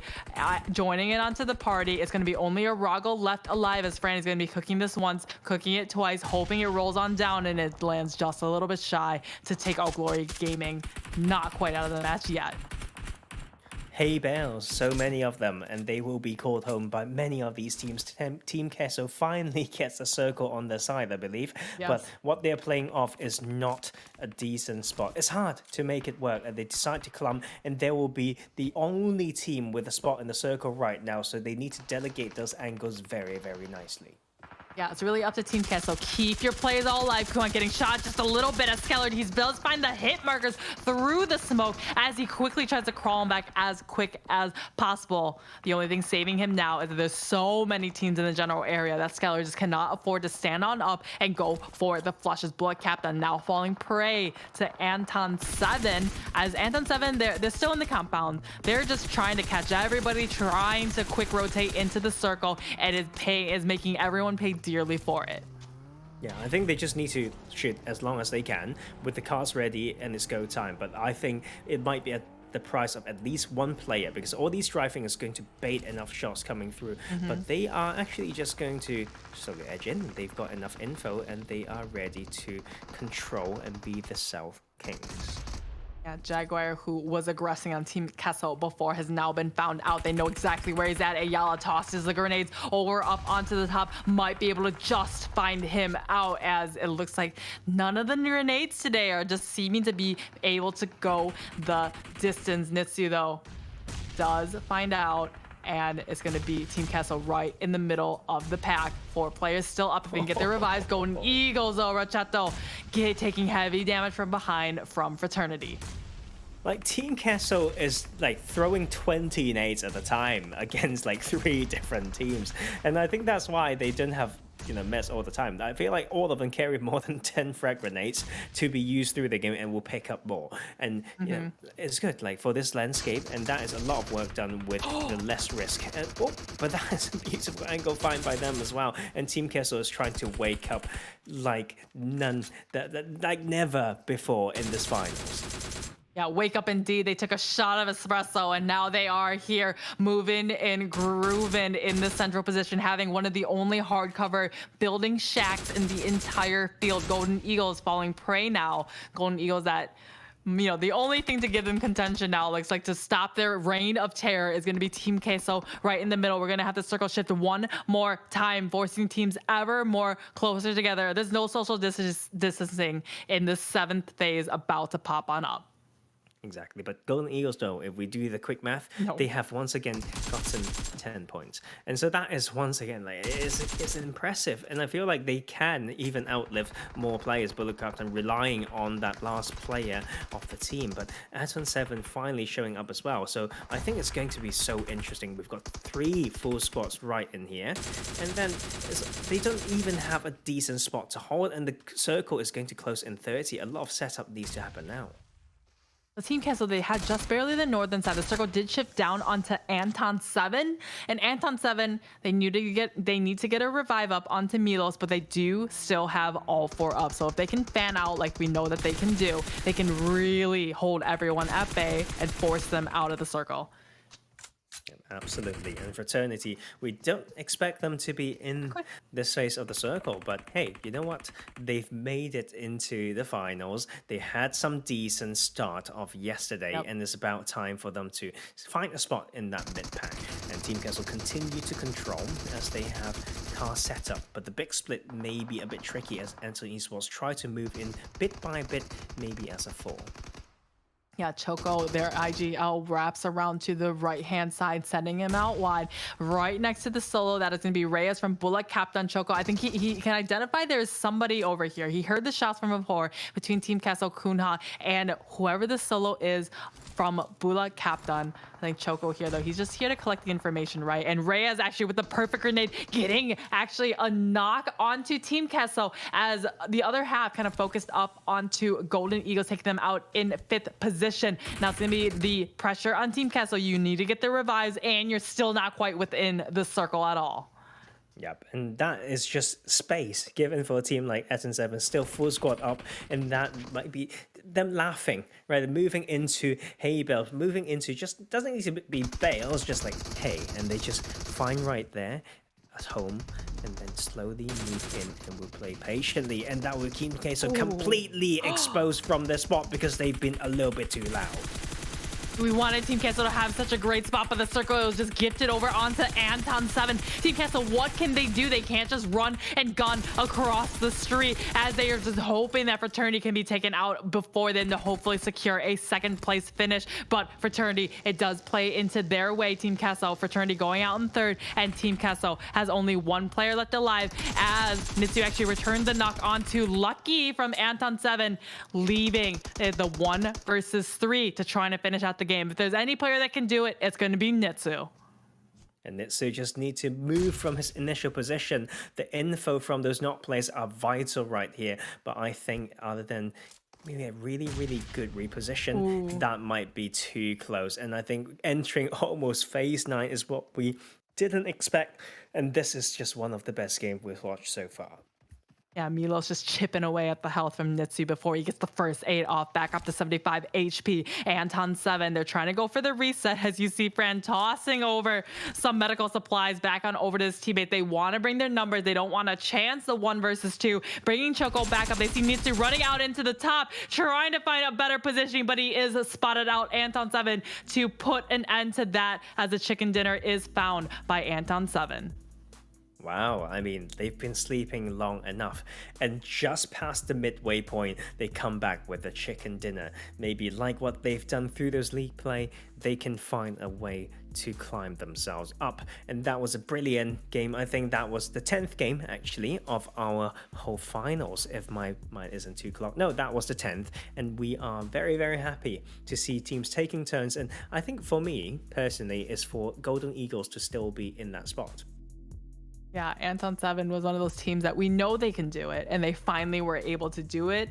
They, I think, just had some unfortunate performances so far, but this is definitely the win that they need to try to get somewhere closer to that top 5, to try to get into the 5 placement spots going to PMPL Americas. Top 5, and it's looking extremely tight because the point separation will remain to be very, very small, but it's first Aton Esports that will hold down that position and will join the top pack, I think, and I've been waiting for them. I mean, Choco especially, I know that the IGL's done so much work. I even predicted him to be the MVP, but there's more work to be done. But nonetheless, we celebrate this 27-point game.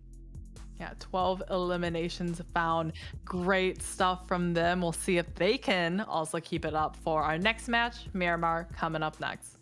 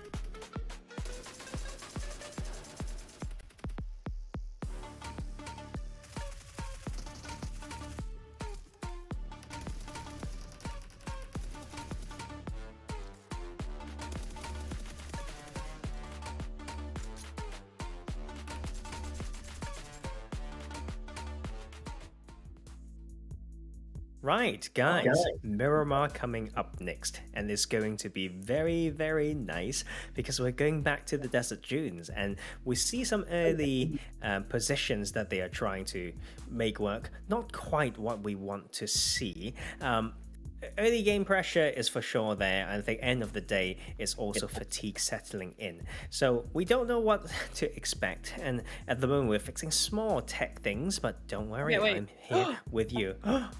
Wow, she's back. She's back. I can hear you. Amazing. Wait, I can hear you like crystal clear. What the? Great. Welcome. Welcome back. Welcome back. Welcome back to Miramar, match number 5, right? Amazing. Amazing. And right now, I think when it comes to, we talked about fatigue for a little bit, and I think the teams feel it.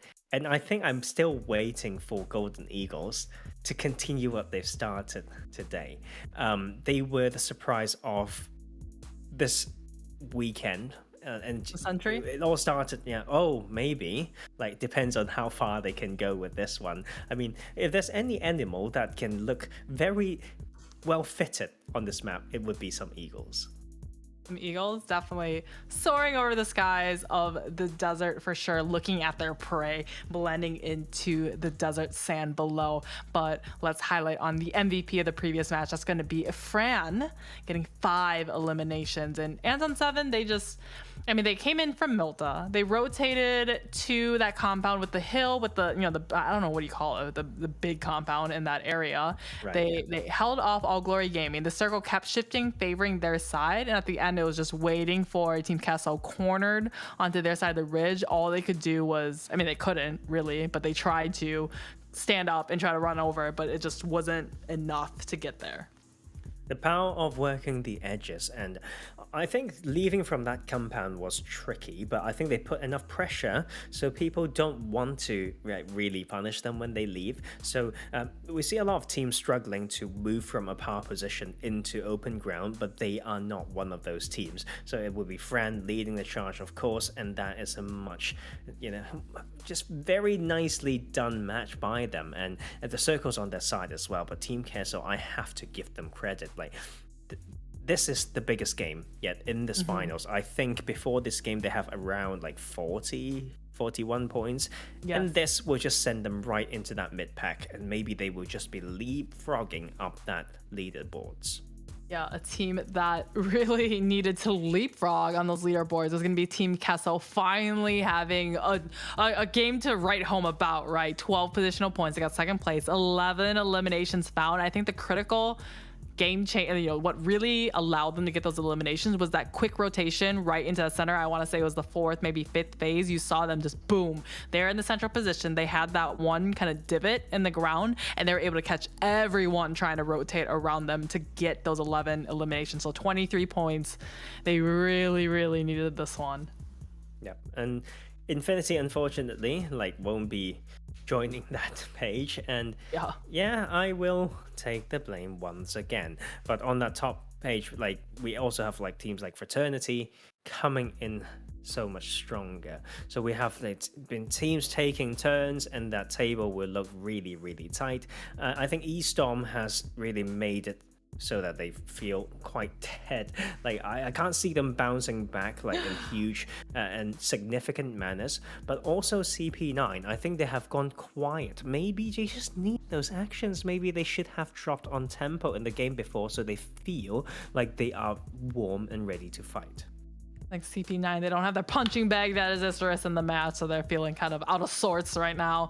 Staying on that kind of bottom half of the leaderboard. 0 points found so far. Maybe they can make Estorm into their new Isris, but let's look at the overall standings. We have Buluc Chabtan still in first place. I think a little bit more of a gap coming out between these two teams, because I think it was 9 points before, so it's a little bit more breathing room from Buluc Chabtan. But we do see Anton 7 skyrocketing, like you said, up into third place, and actually only 1 point behind Golden Eagles. Yeah, I think these top 5 teams have been showing a particular type of strength that makes me feel like they can hold onto those spots a little bit longer, unless the side of Infinity, breaks out again. Mezexis Dreams with the occasional double-digit point game like earlier, like just now, Yeah. and otherwise, like these teams should be rather set. But Golden Eagles, if they want to maintain the position there, they need to show the same type of structure, the same type of confidence and consistency through the rest of these 2 days. And of course, like Delta Stars as well, slowly floating down. I feel like they are the team that has been the most stuck compared to where they were yesterday. And actually going to find quickly the figure to illustrate that. Yes, by the end of yesterday, they were at 45 points in 6th place, and they've only gotten 20-ish points today, but all the teams kind of around them or below them have found some decent success continuously. One team that has found some great success in that last match was going to be Team Castle. They are currently at 64 points, and you see how tight, especially that 9th through 13th place that we can see on this page. There's only 8 points in difference from them, and if we remind ourselves what was happening on that first page, Team Castle, if they can just get maybe a 20-point game, they would be, given that none of the other teams get some points, but 20 points, like just do what they did in that last match again, they would be up in that 5th place position. I think it's very probable. It's the biggest game yet, and we're just past, the halfway point. So to come in here to set the scene for the last 8 games, I believe, that's good. And it's going to be very interesting, and for the biggest comeback that we need to see from them, and they're still very doable. Remember, they won the PMPL Spring Split last year, and here they are here to repeat. Of course, they had such a good 3 weeks of league play, and now it would be such a shame if they can't maintain that. Such a shame indeed. So I'm hoping, I think we're all hoping this is kind of, when you think of the region PMPL or region Latin America, you think of Team Castle, right? They're one of the teams that's been around the longest. It would be very just heartbreaking to see this team not qualify for PMPL Latin America, but they have dug themselves quite the hole that they are now desperately trying to fill to try to get out of. But some stars aligned in that last match. They're able to get 21, 23, somewhere in there points to give them a little bit more confidence. Right. So let's see whether you will follow through with the confidence you give them. It's predictions time, and I'll take that away from you. I'm gonna pick Team Queso. Haha. No, I literally set myself up to pick Team Queso. Can Although we go I could just both pick with the the same same team, but then Why not? Should we knowing do that? us, But you didn't like we to be usually. the same. I don't know. Because needs this to is pick putting whether all she of our sides eggs with in on me. one basket. We're putting all of our eggs in one basket now. If Team Queso doesn't do well, now both of us. Okay, you pick Team Queso. I'll pick Golden Eagles. I think their trends of they're rocky waves of they threw away the last game. Now this is on their trend to win this one again. Yeah, they were close. I think they picked a good position to potentially win the game, but there's more ways to play around that shack that they held around. Yeah. It could have gone a lot worse, before where they actually lost their final player. So yeah, we just need to wait and see. And Erangel, that's Miramar is the only map they haven't found a win yet today. So maybe they can do it, and that would be so nice, and a lot of confidence going into tomorrow if they can actually do it. There's a lot of work to be done though. I think the Miramar playing path has been a little bit tricky for the team, so we don't see the full comfort in drop slots, etc., but it's just part of the game. Yeah, maybe they can go for the hat trick of one Erangel, one Miramar, one Sandhawk win today. So Golden Eagles, and putting all my money on you guys, and we'll see if they can come out on top. But again, the teams that really, really need it are the ones at the very bottom. Estorm, if they can turn things around. 7 Deadly Sins, Jaguar, CP9, Team Castle. Those are your bottom 5 right now. And they're on the opposite side of the leaderboards that you want to be. You want to be in the top. Yep. You know, when we call Team Queso, the 5th team from the bottom, we still say that they are one decent game away from being in a very nice spot. And CP9 is just a few points after Team Queso actually 3 points. So here's the thing: they also can have huge games. I think if we look at the amount of double-digit point games, like comparing them to Team Queso, CP9 has done slightly better. But here's the thing: like it's just weird. Like they've got these mediocre and just about double-digit points, but sometimes they just go a bit too early, and that is how they end up only having 61 points. But I have to say, like these teams, the point separation is one of the most even I've seen in a long time. So this is a very good practice ground, like for all these teams. So this is really an exciting split. There will be more to come for this year, and I think this scene and this region is doing extremely well. I think it's definitely more exciting for us as casters, as you viewers as well, to watch when teams are all relatively close together, right? There's not just one outlier that is ahead of the pack, and no matter what they do, they're going to still be in first place, right? It's more fun to be, hey, anybody could have great games and still catch up and still overtake some of these teams here. So we are getting, I mean, these teams, they're not too far away, I think, because 114, that's first place, and for the ones immediately below them, like Golden Eagles, Aton Esports, that's only 13, 12 points away.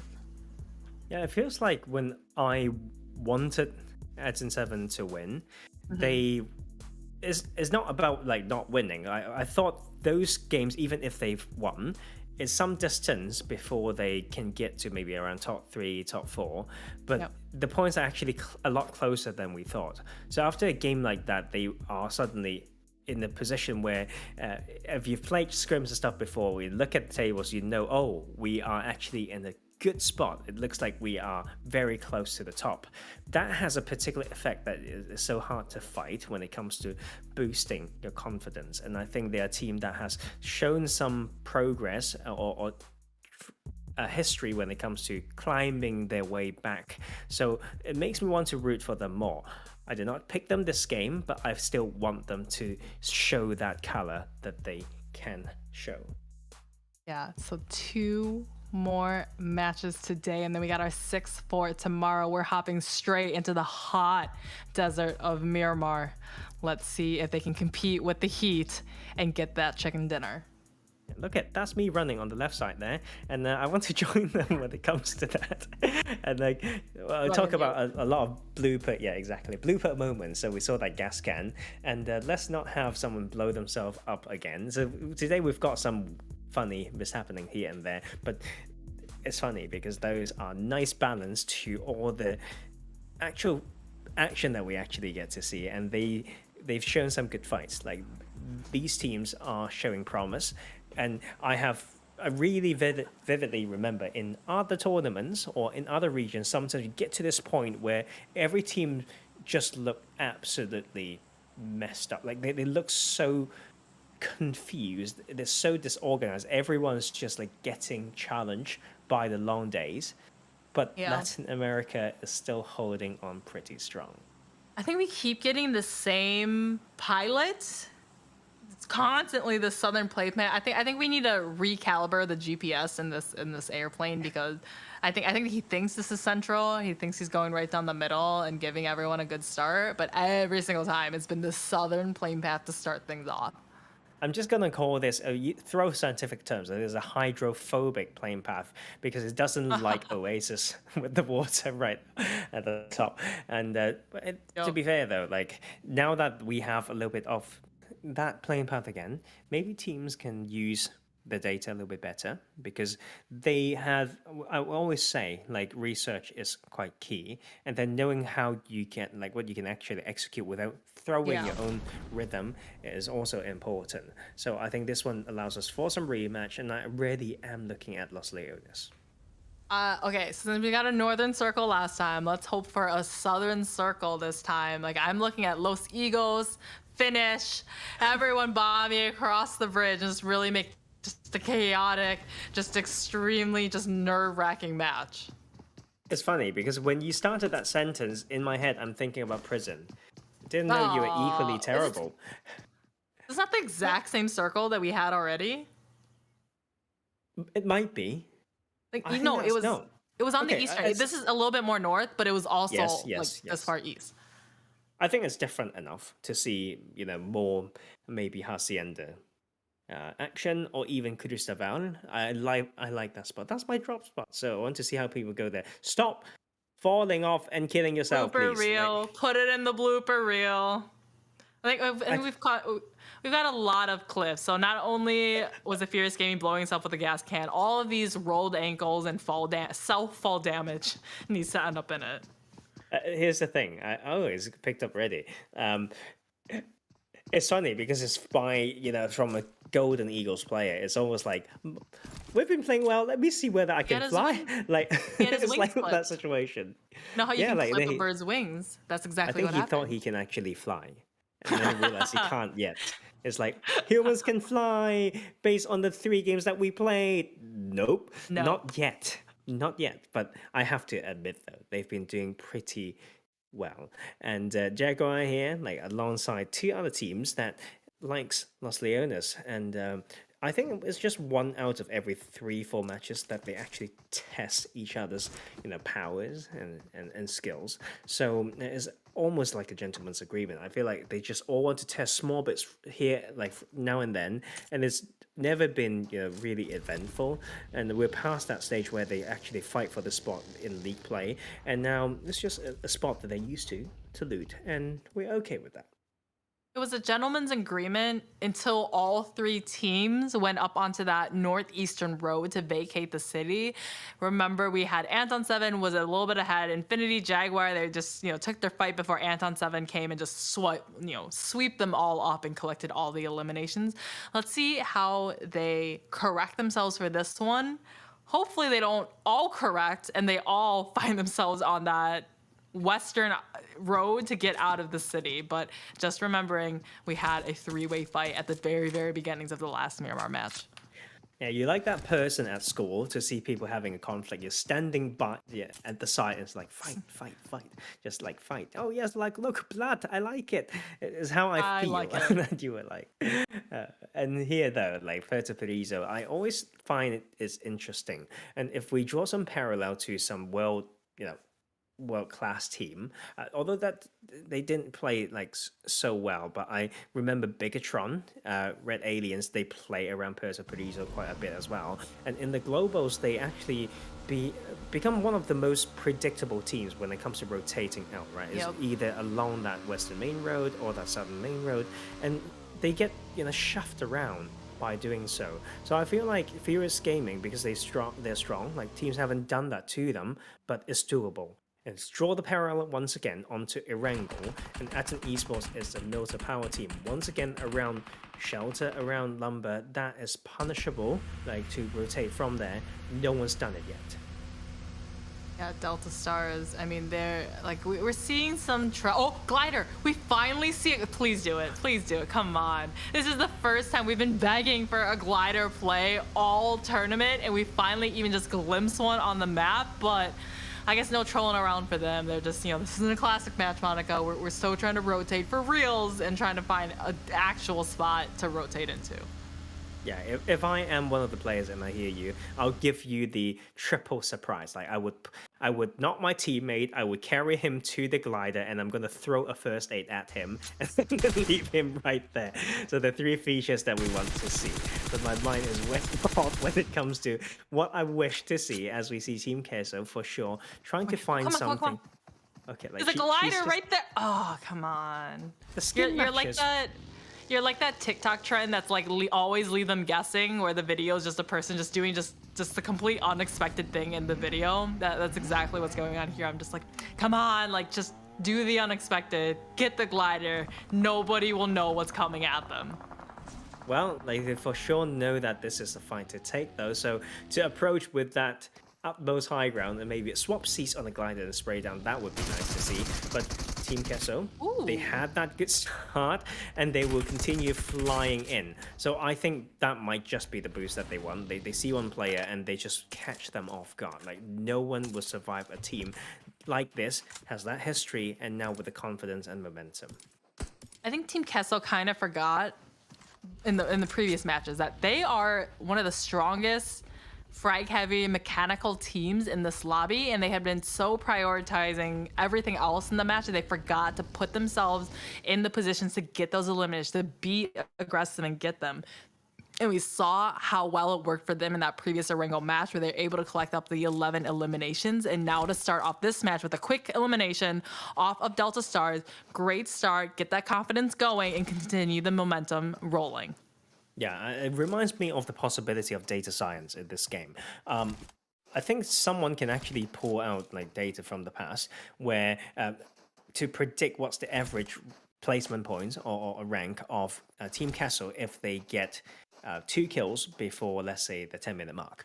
Maybe that is a good predictor of whether they will have a good game. I feel like for all the games that they've been avoiding, like certain fights and why rotating, you know, up till like phase 3, those are the games that they sometimes struggle to translate into something great. But if you give them, you know, 1 to 2 kills before maybe the, I don't know, 8-minute mark like now, then they can, you know, make it something even better. That's just a thought. I feel like there's a lot of room for stuff like that. I don't have the answers, but I have those suggestions. So if you're good at that, please share your work with me. Please share your work so we don't have to do it. We have a Jaguar though. We saw some shots coming out from the K9 from down below as we see Furious Gaming overlooking on top of the Red Rock, looking down onto what might be happening down here. And so we still have 62 players left alive. These players are still, you know, looting up. We're at the 8-minute mark. They're starting to go for their rotations now, and we saw that hard shift up in the northeastern section, so some of the teams might be leaving a little bit earlier than usual as we see Buluc Chabtan find their way all the way up on this northern side. Yep, absolutely. And Buluc Chabtan, I feel like they have not shown, you know, the craziest gameplays on Miramar, and other than just looking up the sky rays, knowing that checking the weather is what he's doing, already dead from the sun, Yes. therefore wrapped up already with all these bandages. But jokes aside, their most memorable wins or games were on the 2 other maps, is what I feel like. But I may have a hole in my brain, and that may not explain the actual situation. But Royal Support is for sure a team that we like to talk about around how they play, you know, water treatment, mostly San Martin surrounding. Have not found much success. But those spots are so strong, those spots, but they have not made it work. And I feel like it's the split that need to think about, the delegation of angles, etc. That's for them to continue to work on, and maybe driving as well. Diego Kid, please. Please just stop. Like, we saw multiple times where I think if this team Fraternity had been a little bit more committed to having multiple members blowing up that car, Diego Kid would have been out of this lobby already. But we saw multiple blunders here. We're just like, please just stop. Stop getting our hearts racing, because he was just about to be exited out of the lobby. And of course, on this other side, 7 Deadly Sins have not found enough success. I mean, they were known for that game, I think, from Novo sweeping into the mainland on Erangel and take 8 or 9 kills, like before phase 2 even halfway through. So they know this area. We've seen them play well around Minas before, so this is for them to really exert that dominance. Last time it was slightly more southern for the circle, right? Like Graveyard, Minas finish, but the approach around here for potential northern shift will be a different matter. Yeah, 7 Deadly Sins really encompassing that deadly sin of greed, being a little bit too greedy and out in the open for this fight against Jaguar, leaving themselves exposed. Now only 2 players up, as their 1 knock player is probably irrevivable at this point. Circle is going to center up a little bit, favoring on that eastern side. And mostly everyone's in the circle except for Team Castle and Buluc Chabtan that really shifted up onto that northwestern edge of the circle.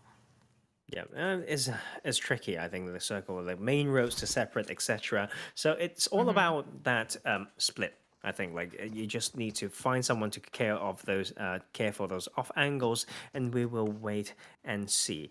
Junkyard, though, is one of those positions where you can keep yourself stuck if you leave a bit too late. So I think there's still possibility for these teams to maybe trade a little bit of those shots, but it's leaving that they have to think. And to park cars around here is not particularly easy either.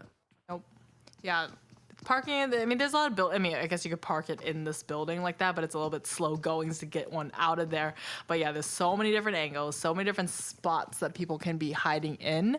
And Seven Deadly Sins, I mean, they were laying the pressure onto Jaguar. We saw them with the K9 holding it and watching and trying to get the headshots from afar, and I think they did succeed in one before Jaguar was able to revive their knocked player. So Lucas Boy and his partner, last two left alive from their team, not the position you want to be the lowest number of players up on their feet in this kind of lobby. Not the lowest amount of points as well, but I mean, it's been a tough start for them. And it's almost like, it was probably just yesterday or something like that when you said, oh, Seven Deadly Sins is my favorite team. They showed promise, but they have fallen flat. And it's almost like they have taken the spot of maybe Estorm occasionally when it comes to like not having the energy or the drive to play, with that level of commitment, I have to say. So right now, it's great from Jaguar. Like they were the team right at the bottom. Remember, like just it feels like yesterday, and they are now coming in, doing some great work and just not giving up. So we once again. Is the resilience of these teams, and now here comes the nade to maybe take it, but that will be too long of a trigger. Yeah, I think he got the knock and he continued to just hold that angle to try to get that second, and not getting a little bit too greedy to go for that one. So just greedy in general all the way around, and it is costing them. There's only Kratos left alive from Seven Deadly Sins. I guess only one deadly sin. We'll see which one he ends up being as he continues as a solo trying to survive in Miramar. Yeah, which one would you pick if you're the last deadly sin? Like, is my question for you. I guess sloth, right? Because you're just being like, okay, I'm gonna be slow, I'm gonna be patient, I'm gonna be just away from everything. Nice. I quite like that answer. Right, we are hitting almost that 15-minute mark. Basically, the definition of a mid-game.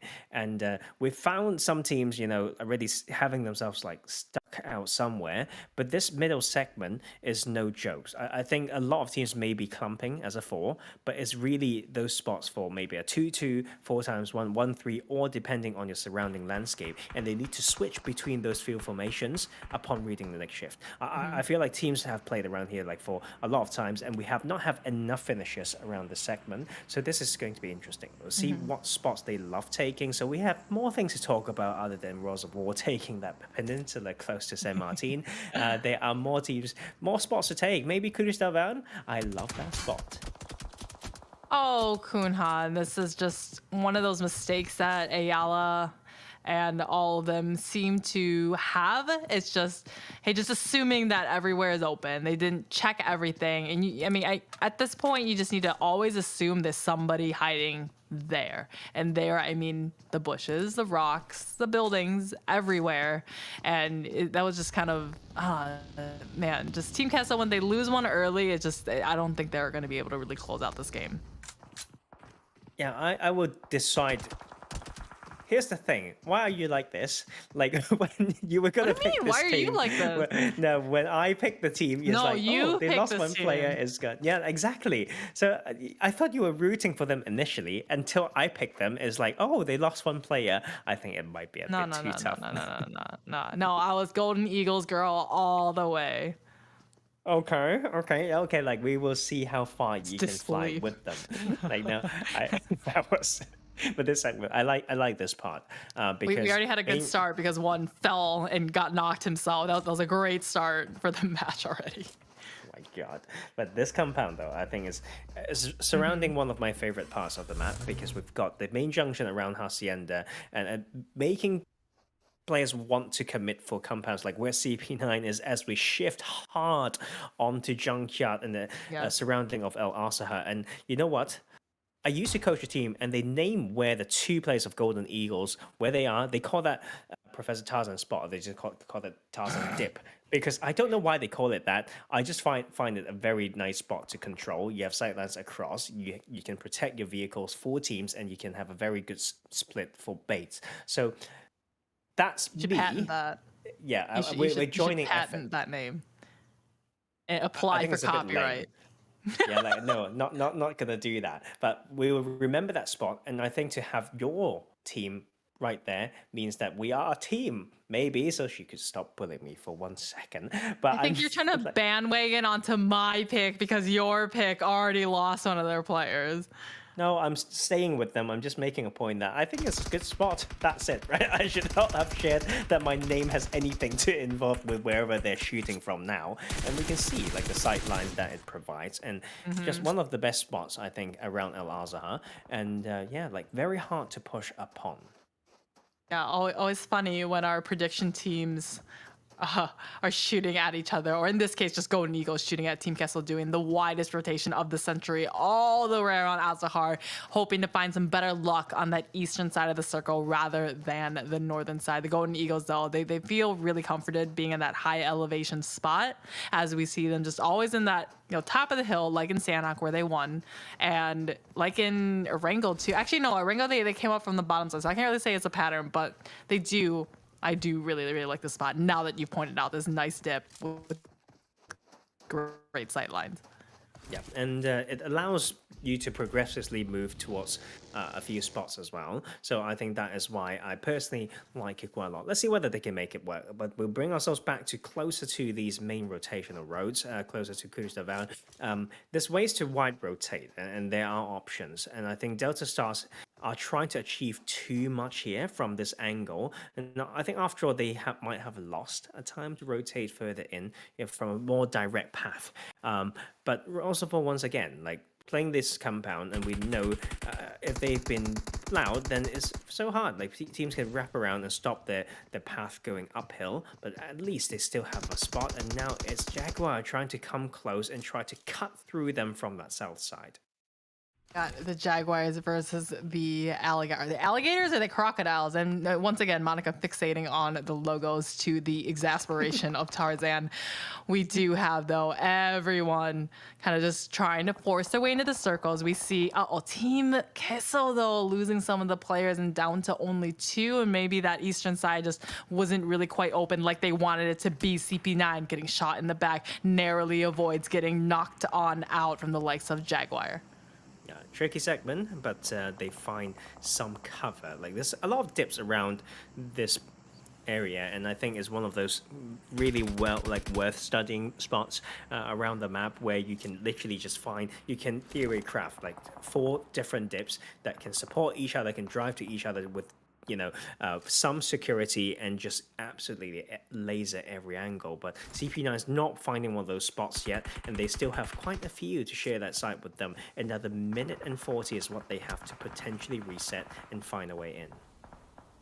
We have CP9 now on the defensive as they're trying to go for the resets. What's saving them here as that Royals of War are taking the attention away and just grabbing it from Jaguar as they try to ascend the mountain. They're trying to overtake this top as the reset does come out from Jaguar. They're going to be 3-man up this time as Royals of War now playing all those layers of Miramar and coming up over the top, having that high elevation ground over them.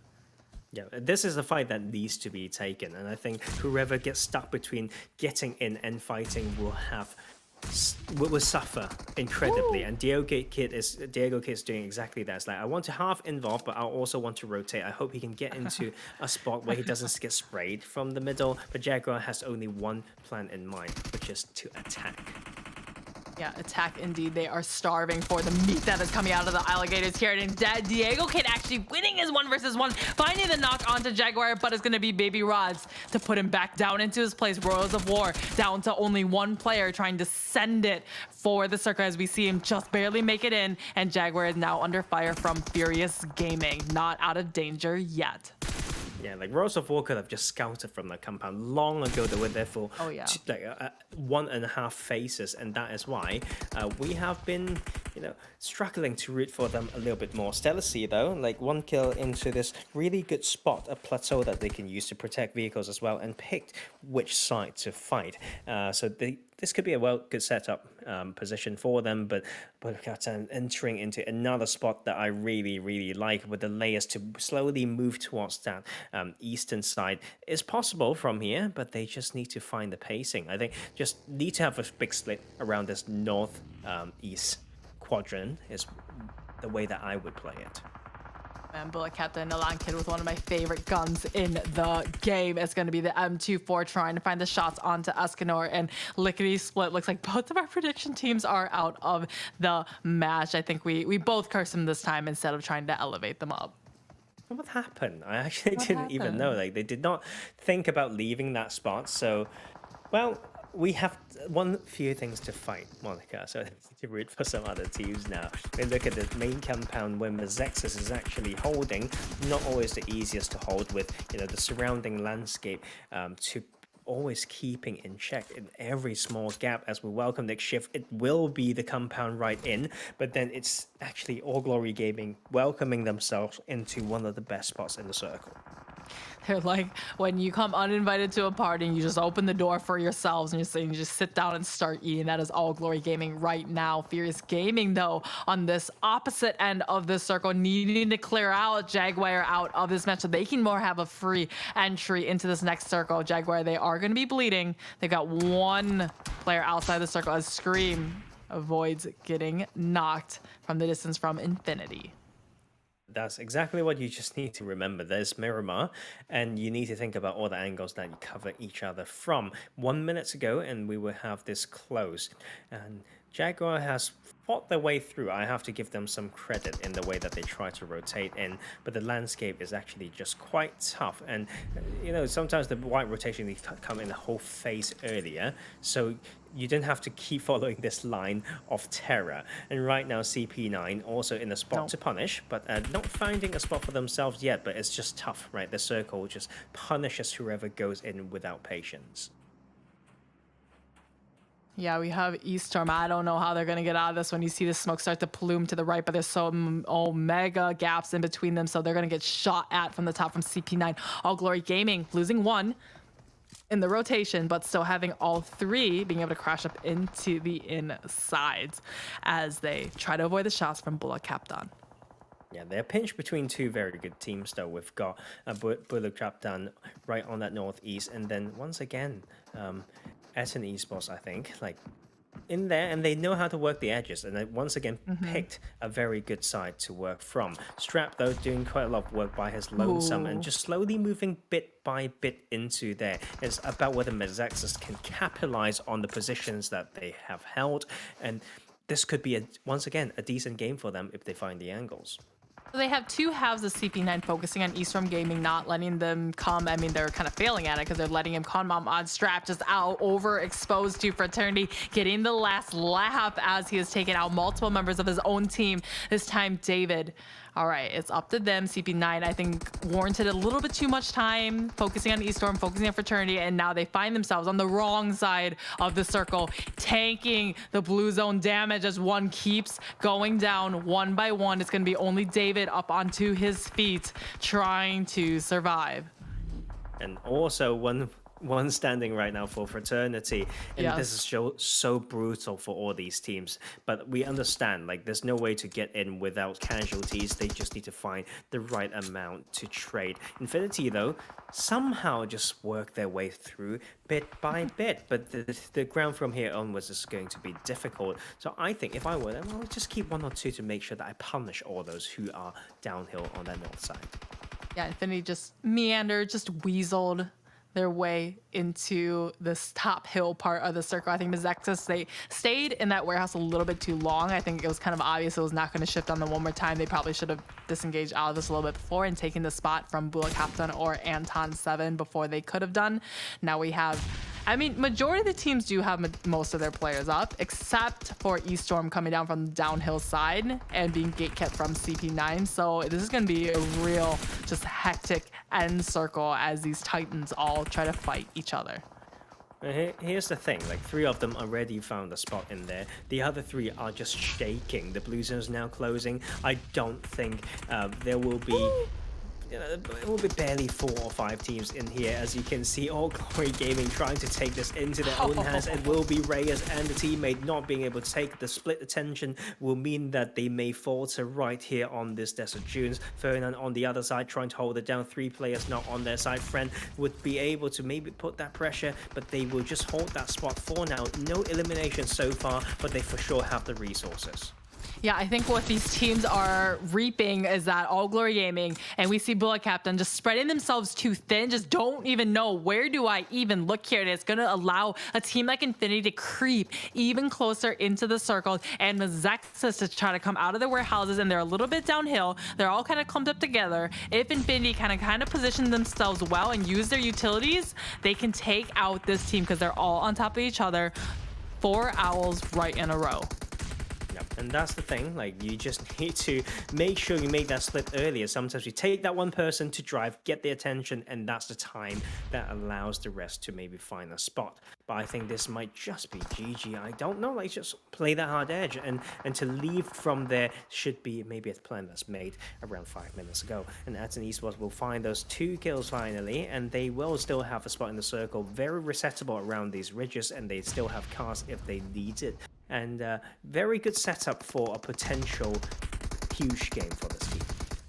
We have the battle of the top placing teams right now. The lowest is going to be Infinity in 7th position and Aton up into the 3rd spot. They're trying to vie to climb over each other. Remember, the points are so close to each other. Lux, he does go down. Estorm gets a return knock right onto him, and Mezexis is falling down like dominoes. 1 left alive from their team, but it just wasn't enough, and it's going to be them taken out of the match. We have 3 teams left alive. All Glory Games just barely hanging on, and now having Aton 7 and Infinity going toe-to-toe. Wow, and that is going to be Aton 7 being so bold as well. Choco just driving right into that smoke, bringing the car and going back into a shack. I think Infinity needs to use that position to really use that relative high ground to keep them at bay, and thereafter let the zone do some work, and then is Nate City. That should be the game plan that can allow them this chicken dinner. I have predicted them in the wrong time, but doesn't matter. Lucky wants to return the fire. Yeah, as Aka is going to be waiting here, and this is going to be the push coming out from Aton 7. Throws a Molotov to stop their push and giving the time for Gamble to get revived. Aton 7, though, they're not going to be waiting here. The smokes do come out as he just send it right into the midst here. We got Infinity, the last player left alive is going to be Aquas, as he does find himself taken to the ground, as Aton 7 are now going to be looking to recover. This would be the time for Wero. If you were paying attention to kill feed, if you wanted to play aggressive, this would be your best shot at trying to go for the chicken dinner. Scrappy is the only adjective for that fight, but they made it work. And now the last player of All Glory Gaming is laughing because he thought we escaped all of it. Once again, we may just hold on to a top spot, a 4v1 situation. If I were him, I would just cook myself up for that, maybe like chicken dinner. If he can make this work. Here comes the storm, and here comes the wave. Aton 7 would take that win very, very happily.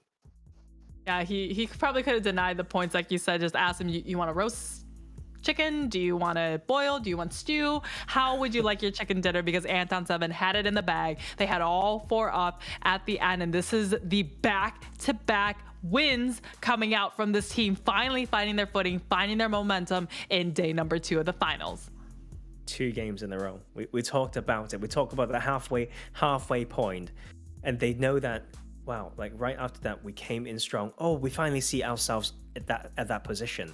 Let's do it again. And they've done it, and that is just so nice to see. And there's a lot of patience once again. Like when teams are losing players all along, they said we will just transition into that later on.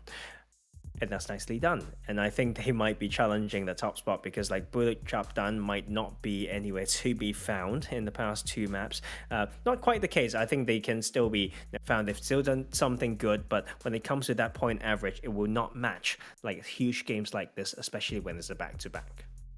Yeah, I mean, 7 eliminations is a little bit low, I would say, for Aton 7, because we know this is a team that can just go frag out, play out of their minds. So I think that still 7 eliminations, nothing to complain about, and great for them as they ended the previous match in 3rd overall. And they were, remember, only 1 point behind 2nd place, and they're only 13 points behind 1st place. So let's see how the scores do end up shaking out and see if we have a new number 1 to crown. Yeah, like we don't know. Like this is the thing. We need to do the math, and it's all about a mentality thing. We're going to wait before the penultimate match. We'll see you guys soon.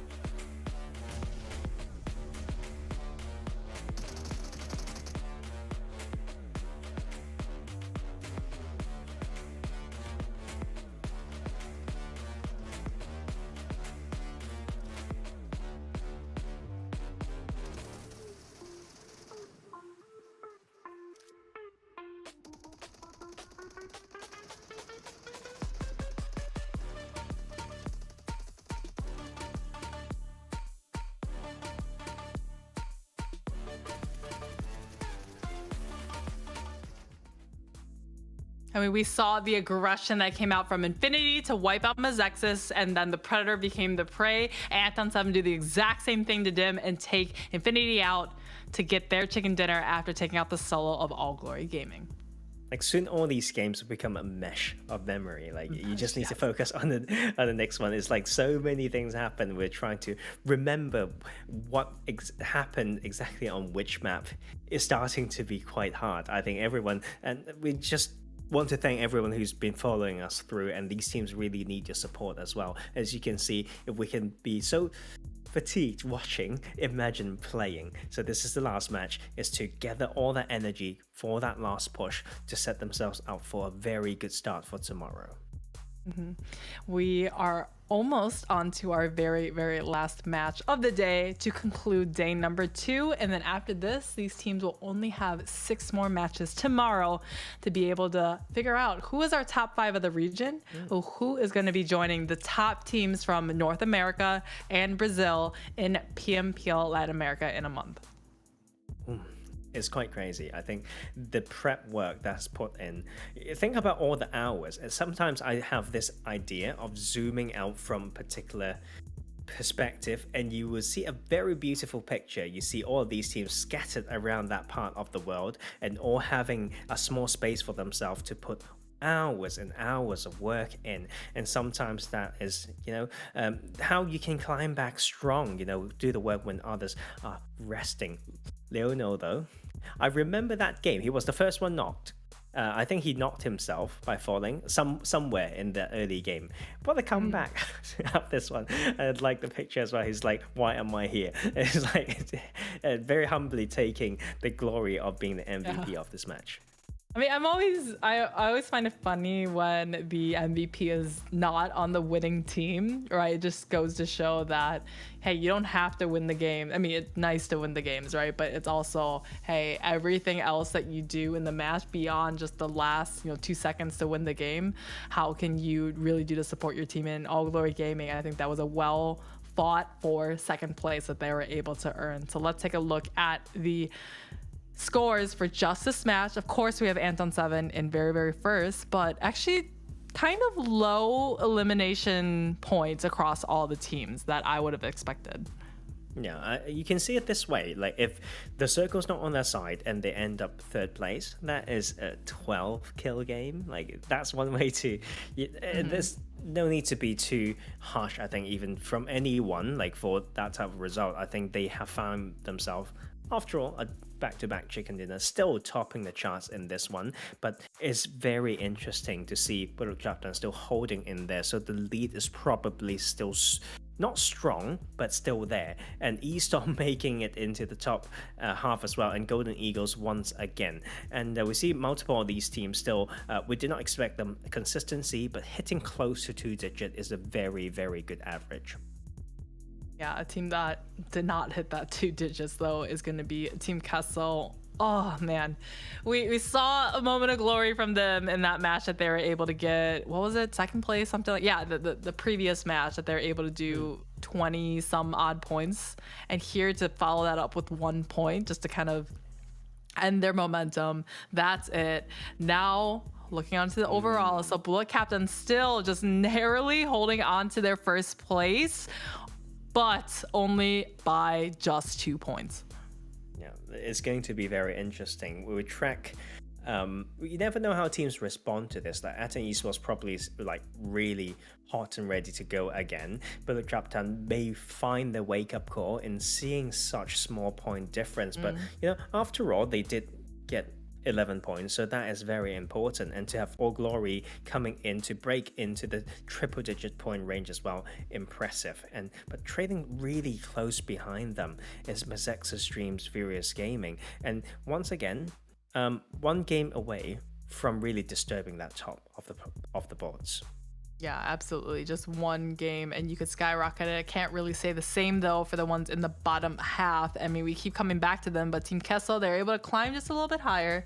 65 points, but it's really that 100 kind of point mark as of now that they're trying to go for. And that's what, like a 40 point difference here? That's 2 good games that they really need to have potentially to even try to get up in that top 5. And now that, you know, we saw day 1, we saw maybe that's a fluke, but day 2, it picked up a little bit, but it really hasn't done the 180-degree turn that we were hoping they would do. Yeah, still better. And I think when we look at the point difference, once again, being very, very small, the huge cutoff is around that 8th place. Like thereafter, it's almost a 20-point drop off. So I think for Team Queso, the goal should be just to catch up too close to that line first, then propel themselves further. That game was not one to help them do so. The last game, though, is test of multiple qualities, of course. Like against fatigue is one, so your endurance is important. Your focus needs to be there. And sometimes when the frustration comes in, it's almost like just an energy. It's like if someone's really low in your team, it's like a black hole sucking everything in.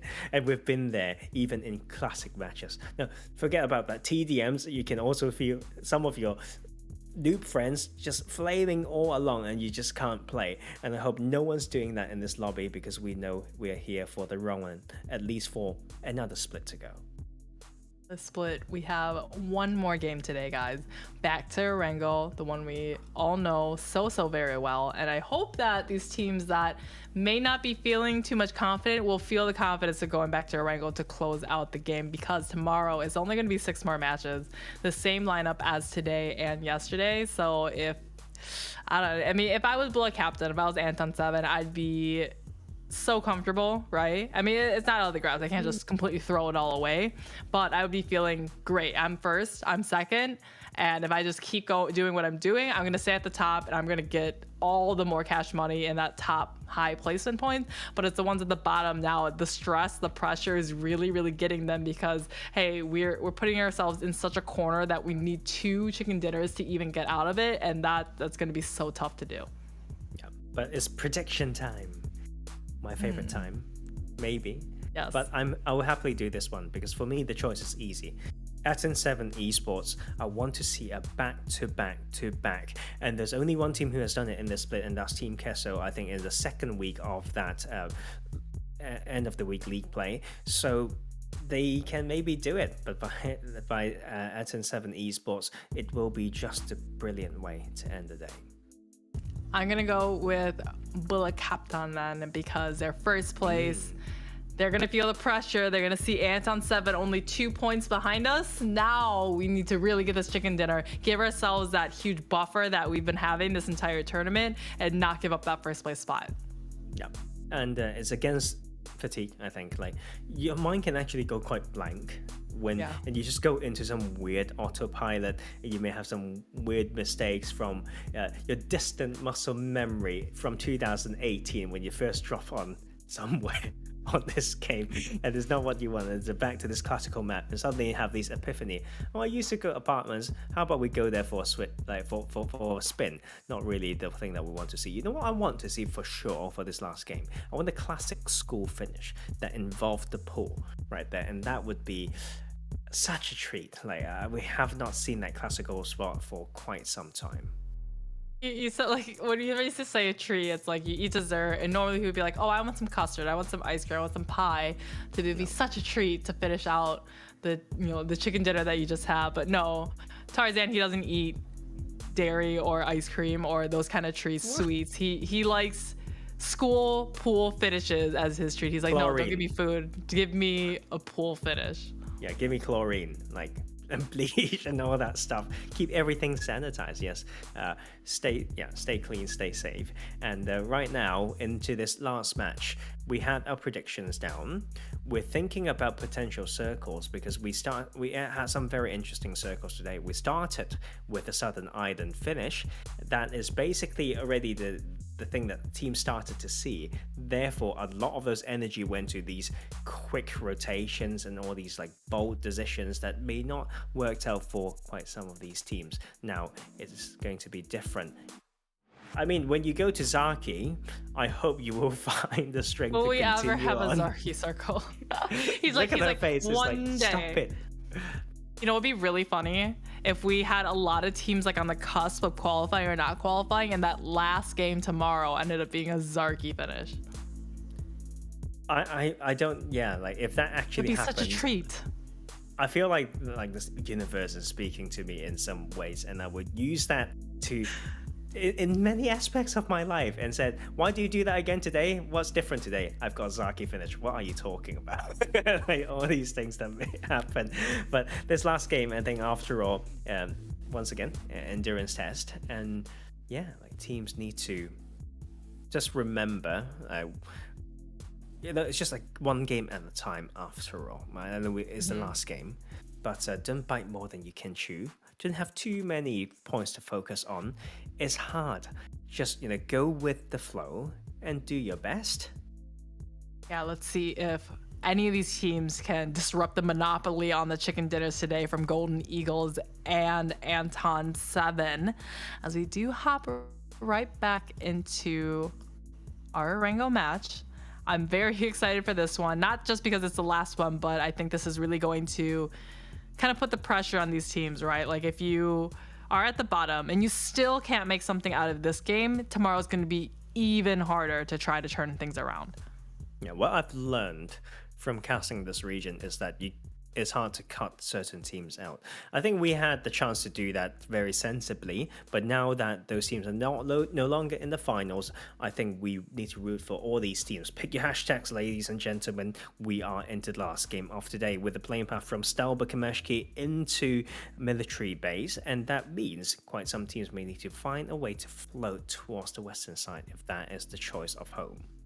Yeah, float, and float. Wouldn't it be funny to have a Sarko now if we had a very kind of Eastern playing path? I mean, it's always entertaining for us because then you really get to see the sense of rotations, right? When the playing path where everyone drops is on the opposite side to the circle, now everyone has to rotate instead of, hey, the circle right in the middle of where everyone dropped, not really going to see that much rotating, at least in that first phase. Yeah, absolutely. And you know what? There are certain Eastern segment fights that I'm still waiting for. I think it's sensible, right? For them to be so close, they can maybe make something out of it. But I think the first bit of congestion maybe is for some cars. If we look towards the north a little bit, just down south from Severny, we see Royals of War maybe fighting for car spawns against another team. Royals of War. And going for, I want to say that's Delta Star is trying to get all the way on over to that area, but we do have that Eastern Circle to start things off. I think this is going to be a good start for the team you picked, Anton 7, because they're going to be able to loot up in Milta and maybe just kind of come into that lumber yard area. Oh, instead of Delta Star, it's going to be Golden Eagles, the ones who seem to have their wings clipped in the last match, but were able to get 2 chicken dinners earlier today. Absolutely, and I think starting the match here is a funny way. Like it's a bit far from where they want to loot, and to stop here for a little bit may just slow it down. Like they need to find the car first, and hopefully they can find it. Yeah. Here's the thing with the circle: if they slow this down, the looting phase on the western side will be slowed down. It will take even more time back into the eastern segment, and we all know how strong teams play that eastern side, especially on the northern half of that eastern side with Buluc Chabtan. We've got Furious Gaming, we've got even Royals of War still kind of on that first page, so they know how to wide rotate into there, making it a very hard spot to play around, and let alone Infinity that's still sitting pretty high up, and they are not too far from the circle either from Yasnaya Polyana. Yasnaya, it's a quick, easy loot venture, and then it's just a southern shift down. They just need to be careful of a team like Furious Gaming in the shelter mansion spread area that they might be able to catch a couple of them off rotation. But once again, we see them sharing the city with Delta Stars. We don't really tend to see an engagement in Yasnaya from either of these two teams. They've kind of accepted it that Infinity will loot the eastern half and then rotate on down on their side, and then Delta Stars will do the exact opposite on the western side. Absolutely. And right now we are looking into Pachinki. I think like CP9's been testing a few things. Like they don't get to do the hunting game, but sometimes they have a big split towards Gatka. Sometimes they stay around here like now. It's all about the exit time from Pachinki. I mean, it has access to key spots given by the center position, but we have not really seen CP9 hold a key position other than Potato Hill. And I have a feeling that they may go back there, but it's not close enough to this like the center part of this. And just every single game, like there's someone just not falling down. There's something. Could it be some sort of festival? Could it be some sort of inside joke that we don't know that lead to this basically happening maybe 4 games out of 6? I think someone just oiled all the roads in every single map. While the plane is getting ready to go through the sky, they had put all the cars down and just gasoline all over the place. So everybody trips, everyone rolls their ankles, everybody falls, and just properly start off the match. Well, now that you said that, I feel like I'm a person who would do that. Like holding a huge stick of butter of the brand called I can't believe it's not butter. Have you seen that before? Yes. So like buttering it up for all these teams. And Hashtag not sponsored. yes, not at all. Like I only said that because I'm not entirely sure whether that's the brand, but I like it because it's sarcastic and ironic in that regard. Right, so Golden Eagles got some more things to prove. We talked about it already, the setting of the scene. It took them time to come here. That means they are probably going to chase the zone. And they have shown promise in finding a way in after all, regardless of where they first landed or where the circle goes. So this is another test through that eastern segment. Infinity still in the Yasnaya area. We're at the 5-minute mark, and they could afford to spend a little more time rotating Delta Stars, though, coming out of their Yasnaya half, finding 2 knocks already onto actually 1 knock, 1 flush onto Royals of War. Maybe that was a little mishap from that team coming in, rotating a little bit too close to Yasnaya. You know what? Bring some variety. Yeah, by Yasnaya. Severny. Oi, wouldn't be surprised. Good target. I mean, they always go there. So this is great from Delta Stars. I mean, they know the northern segment like Royals of War. The difference is they're willing to play more fluid when Royals of War just repeat the same thing every time, like from Severny. And yeah, having a structure is good, but you don't want it to be too rigid, right? I was going to talk about loadouts because I saw an M16A4 there. I like that gun. I feel like there's this weird... it's almost like a fetish. People use that term. I like suppressed M16 in burst mode. I don't know why. The pew, pew, pew. Like there's something about it. Yeah, do you get what I mean? Like I really enjoy that sound. And the other one that I want to see more that I actually think is underused, and I'm waiting for a buff on this gun, the VSS. I think it's extremely deadly. The mutant, your favorite mutant. No, like I don't think it's my favorite. Like I think it's one of the things that would be interesting. But I do like speaking of that. I do quite like the VSS though. I think there was a time when it's everyone was using VSS. Yes. Yeah, like the satisfaction is unmatched, and you play so stealthy. And I know that there are content creators and players who have made, and mostly content creators that have made a name for themselves for playing that gun. But of course, as we saw that kill feed, it has not stopped on that eastern side. The Royals of War have been abused for them just doing exactly the same thing every time. Yeah, I was going to say maybe they rotate a little bit too close to Delta Stars, but this is so far out of Delta. You would think Delta Stars would rotate down south, but they're sending their way onto like the opposite way from the circle just to go after Royals of War. And Delta Stars, I think they're really going after a team that is right next to them in the standings, that is Royals of War. So they're using that as a way to, hey, we're going to collect points here, and we're going to diminish the chances of Royals of War to get any higher onto the leaderboards. That's lovely. I really like those type of play.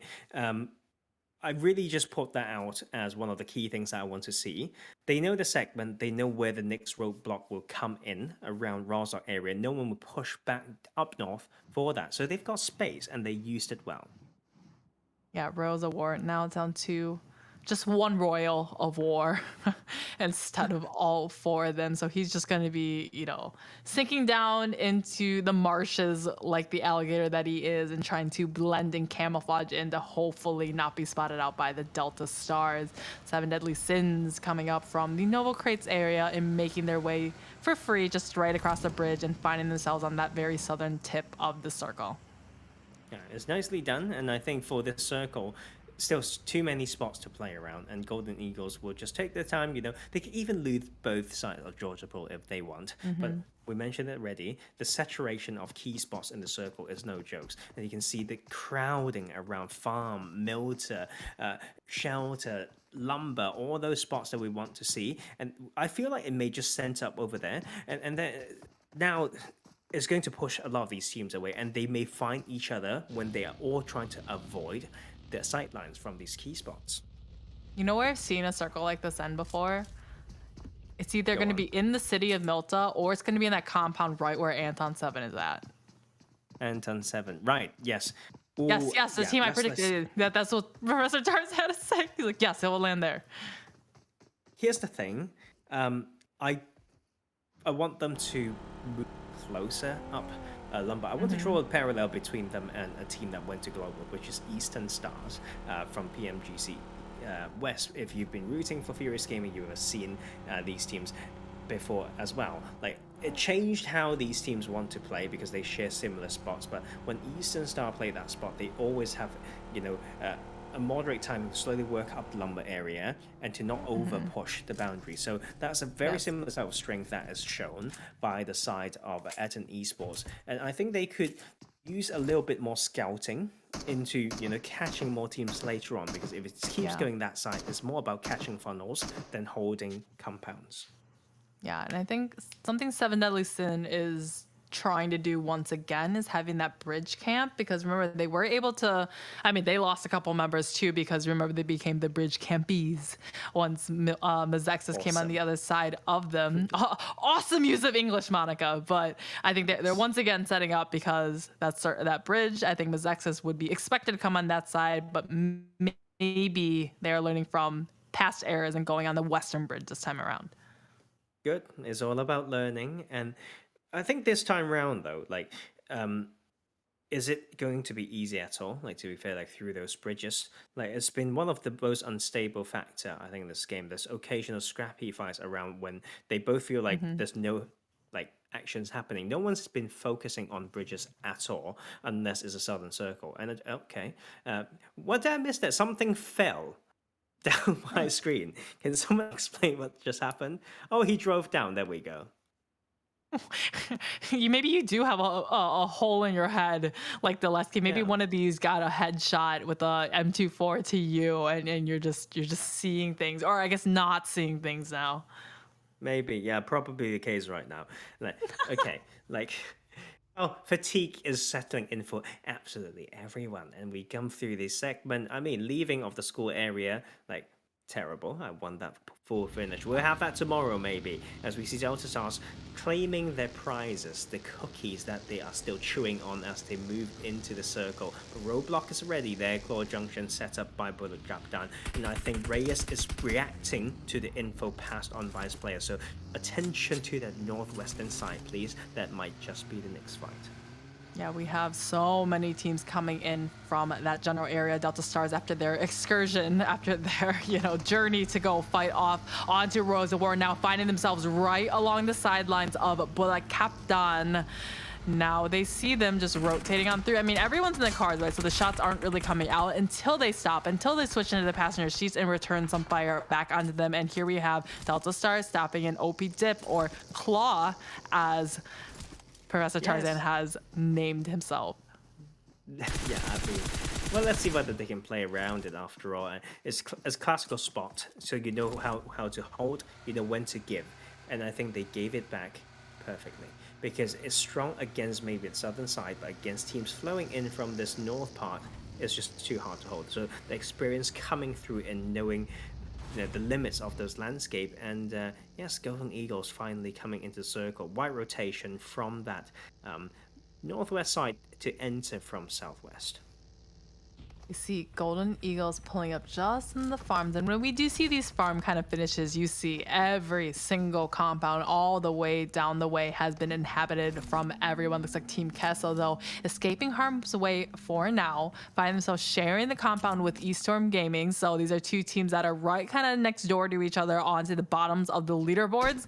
We may see a fight break out if they can identify who has indeed taken residents up next to him. And Ayala, he's always the one to kind of be driving around and trying to find him. Oh, look at that headshot coming out for more. Onto Nitsu. That was perfectly done. Could not have asked for a better shot.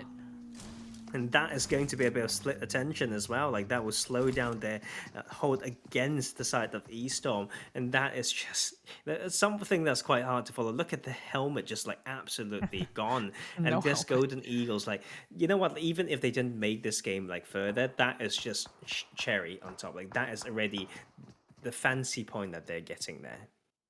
Yeah, definitely to put Team Queso back into their place, I guess.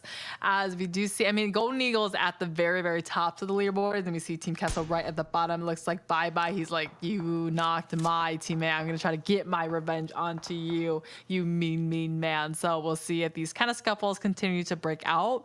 But right now, they're not really fighting for positioning. They're just kind of dwindling the health, dwindling the resources, as we saw from before from these neighbors.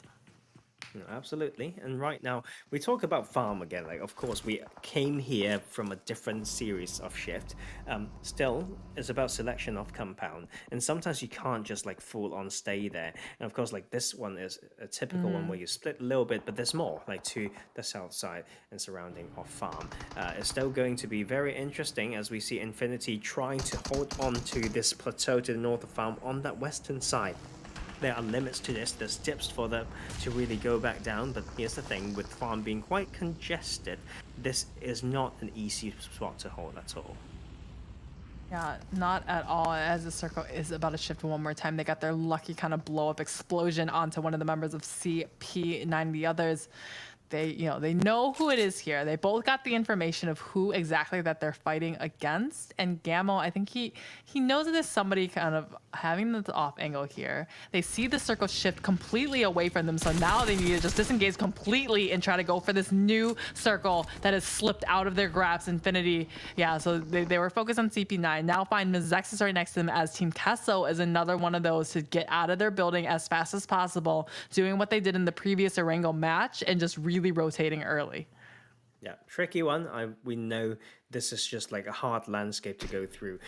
Once again, a little bit of cat and mouse situation. Whoever goes first may just get sprayed down. So it's all about securing that rotation from your teammate. And seems like it will be Team Queso that have found a spot first, but it's not easy. As we see Lewis land of shots will not line up after all, but that should be a vehicle being taken out. I mean, I don't know why. Team Queso obviously knows that there's a team down this compound here. Parked his car in a way that is going to get all his tires shot. No cover at all. Now he's just hiding behind a lone tree, having to waste one of his smokes in this engagement. So it's just kind of odd for them, as another player of Team Queso is taken down onto his knees from a headshot from 7 Deadly Sins, as we hop onto this fight between Fraternity crashing up onto the compound where Jaguar has taken up residence into, claiming the spot for their own.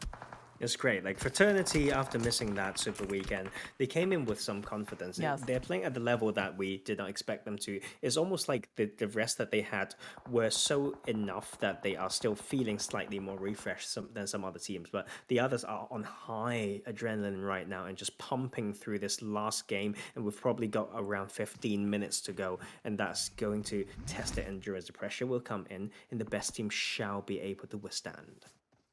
Hopefully withstand, as we have very heavy just layers, I would say, on this side of the mountainside. Lots of little dips for people to hide on behind. Team Queso has lost one already, now playing as a 3-man team in 7 Deadly Sins.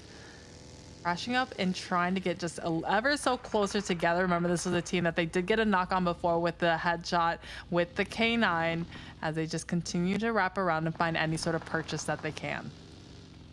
Tough for sure, like circling around here, but I think Golden Eagles has made something very impressive. Yes, I know they circle around, I know they play that edge, but they're somehow able to get in, like, as a full team, into some of the harder, areas. And right now, of course, they have a spot, but it's not easy to leave once again, as we see everyone lasering them down, thinking they are all pinched in there. So maybe vehicles will be an issue later on as well. We still have 15 teams surviving after all. Buluc Chabtan doing a clearance down that southwestern side, and may just find Estorm right here for that fight that they pick.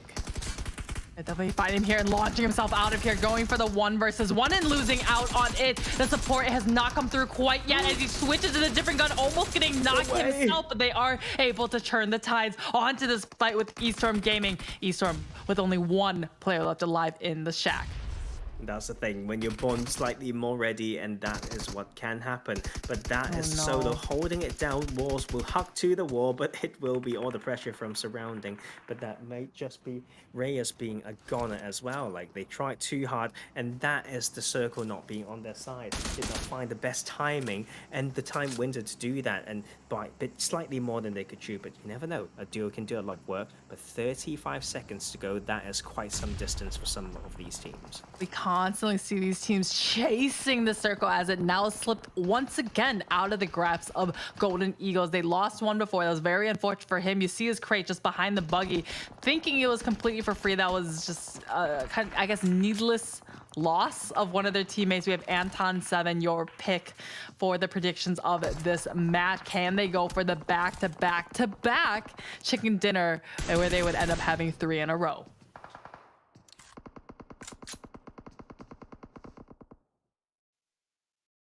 They have this one of the strongest point right in here, Aton 7, so they need to hold down that spot. Knowing when to peak is extremely important, and there's quite a lot of teams that they need to still hold down against. 7 Deadly Sins still need to make their great rotation, and we saw them lose their players just a tiny bit too early in the previous match in Miramar, hoping that they can turn this one around. But I mean, Aton 7, they're doing this right. They're sending 2 in, hold a position in here, suddenly they have the other 2 keeping their attention on everyone who still needs to get in. Golden Eagles trying to crash up anywhere that they can. They have no information down into the city of Milta of where these teams, and they're clawing right into the jaws of the lion as all the teams are unwelcoming them into this new circle and shooting at them everywhere they go.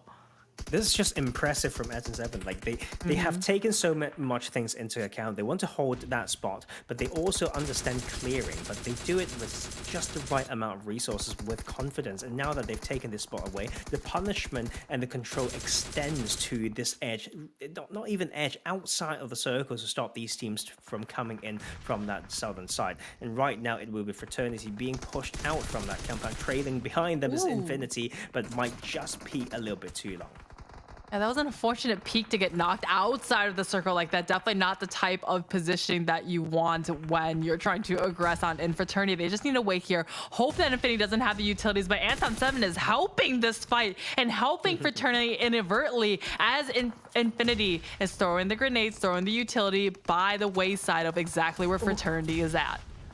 You know, like, that's just constant spraying into all the openings from Aton Esports. They also just collected themselves quite some juicy points before they reconvene on that southeastern edge and overwatching all this chaos. And Infinity will try to break through. One attempt is not quite close. The second one won't be close either. Fraternity down to 1 as well. It will be a 1v1 within the soft rivers. It's all about that reflex to those audio cues. Yeah, Aki is just hoping that Aton 7 can't find him, but they do end up finding as Fraternity is also taken out at the last second. So Aton 7 sweeping, punishing everybody on their side of the circle. Now Golden Eagles not long for this world, hoping they can give Aton 7 the slip as they are now at 7 eliminations found with 22 minutes currently elapsed in the match.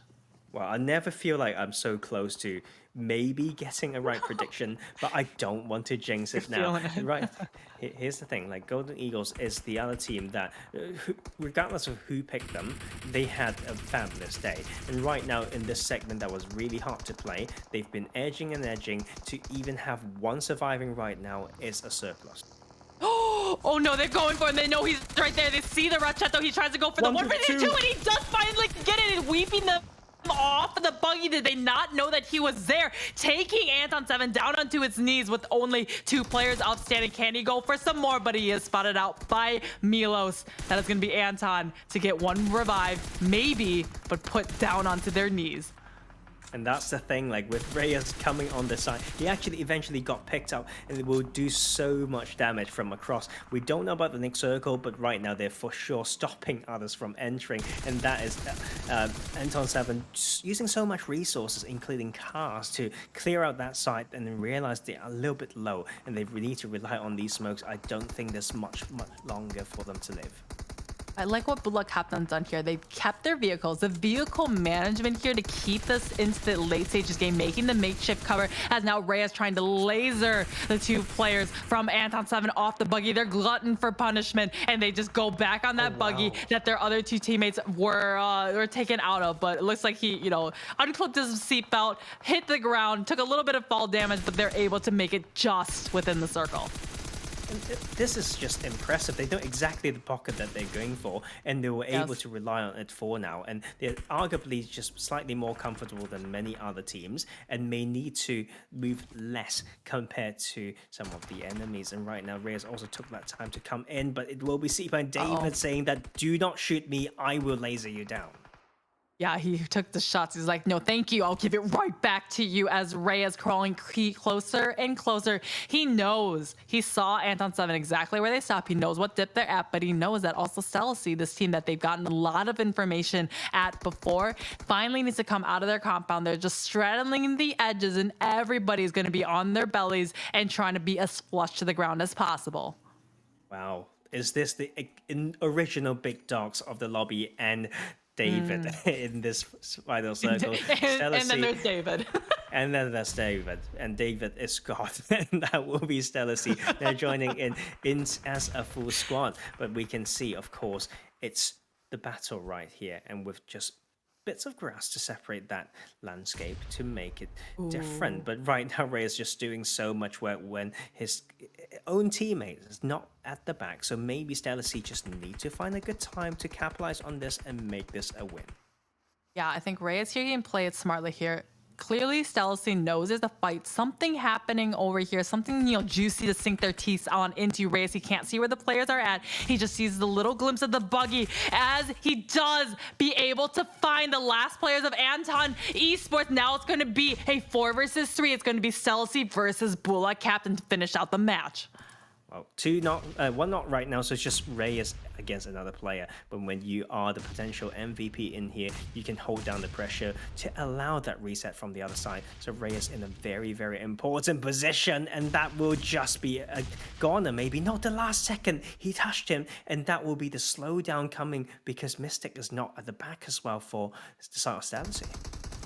He's going to just be able to get healed up now as the players of Buluc Chabtan keep getting knocked back and forth. Hey, now it's your turn to be knocked here as Reyes. He's just the only one really preventing Stelacy from running on up and just storming into the spot where Buluc Chabtan is at. It's Nade City, it's Smoke City, it's whatever city you want it to be, and it's not where Buluc Chabtan wants to be. Reyes, he needs to really play defensively here if they want to win out the match. He's the only one left standing. He stands up, gets a knock onto Rolex Boy, but it just wasn't quite enough, and Stelacy able to get the last chicken dinner of the day. And they are just holding into that spot, right? They found that compound. They were playing patiently, and the leaving of that compound was almost a little bit too tricky for themselves, but maybe it worked after all. That gives them the signs of life. They've got some decent games today and no longer relying on that 50 first aids. And look at the sport. We've got all these teams that we want to root for, and they've got a really good reason why they are there. Yeah, Stelacy, they had almost, I think, in Sanhok that they ended up in 3rd or 4th position, something like that. And my prediction team, Buluc Chabtan, got 2nd place, so I was pretty darn close. But I think that just really missing that 4th play was what really did it for them. But great utility usage, great, strong finish from Stelacy. Absolutely. And right now, Stelacy, I want them to be another star team in the making. I feel like it's possible, but right now there's she's laid it on me in that last match. It's like a nail in the coffin, but I'll give her that one. And Stelacy for sure, very happy after that, and so we are very happy for them, but we'll be even happier to see what tables will be looking like. So we're gonna go on a short break, and we'll see you guys just after a while.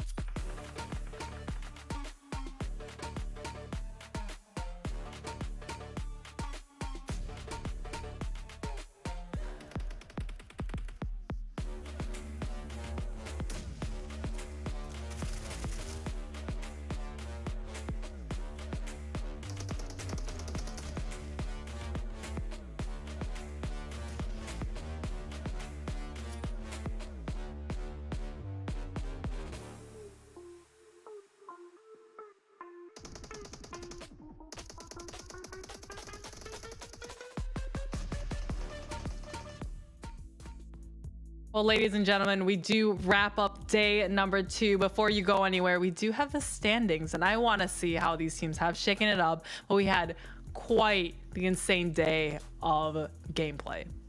I feel like the heart rates are still very high up. Maybe we'll follow them into the sleep, into the REM sleep. Maybe we've been talking about sleep, and rest is important, but right now they need to wind down and find a good balance after these games. When do we start preparing again? It's been such a good day with some back-to-back chicken dinners, with some coming out of nowhere. Golden Eagles have continued with their momentum, not now just in the bottom, they are in the top of the charts.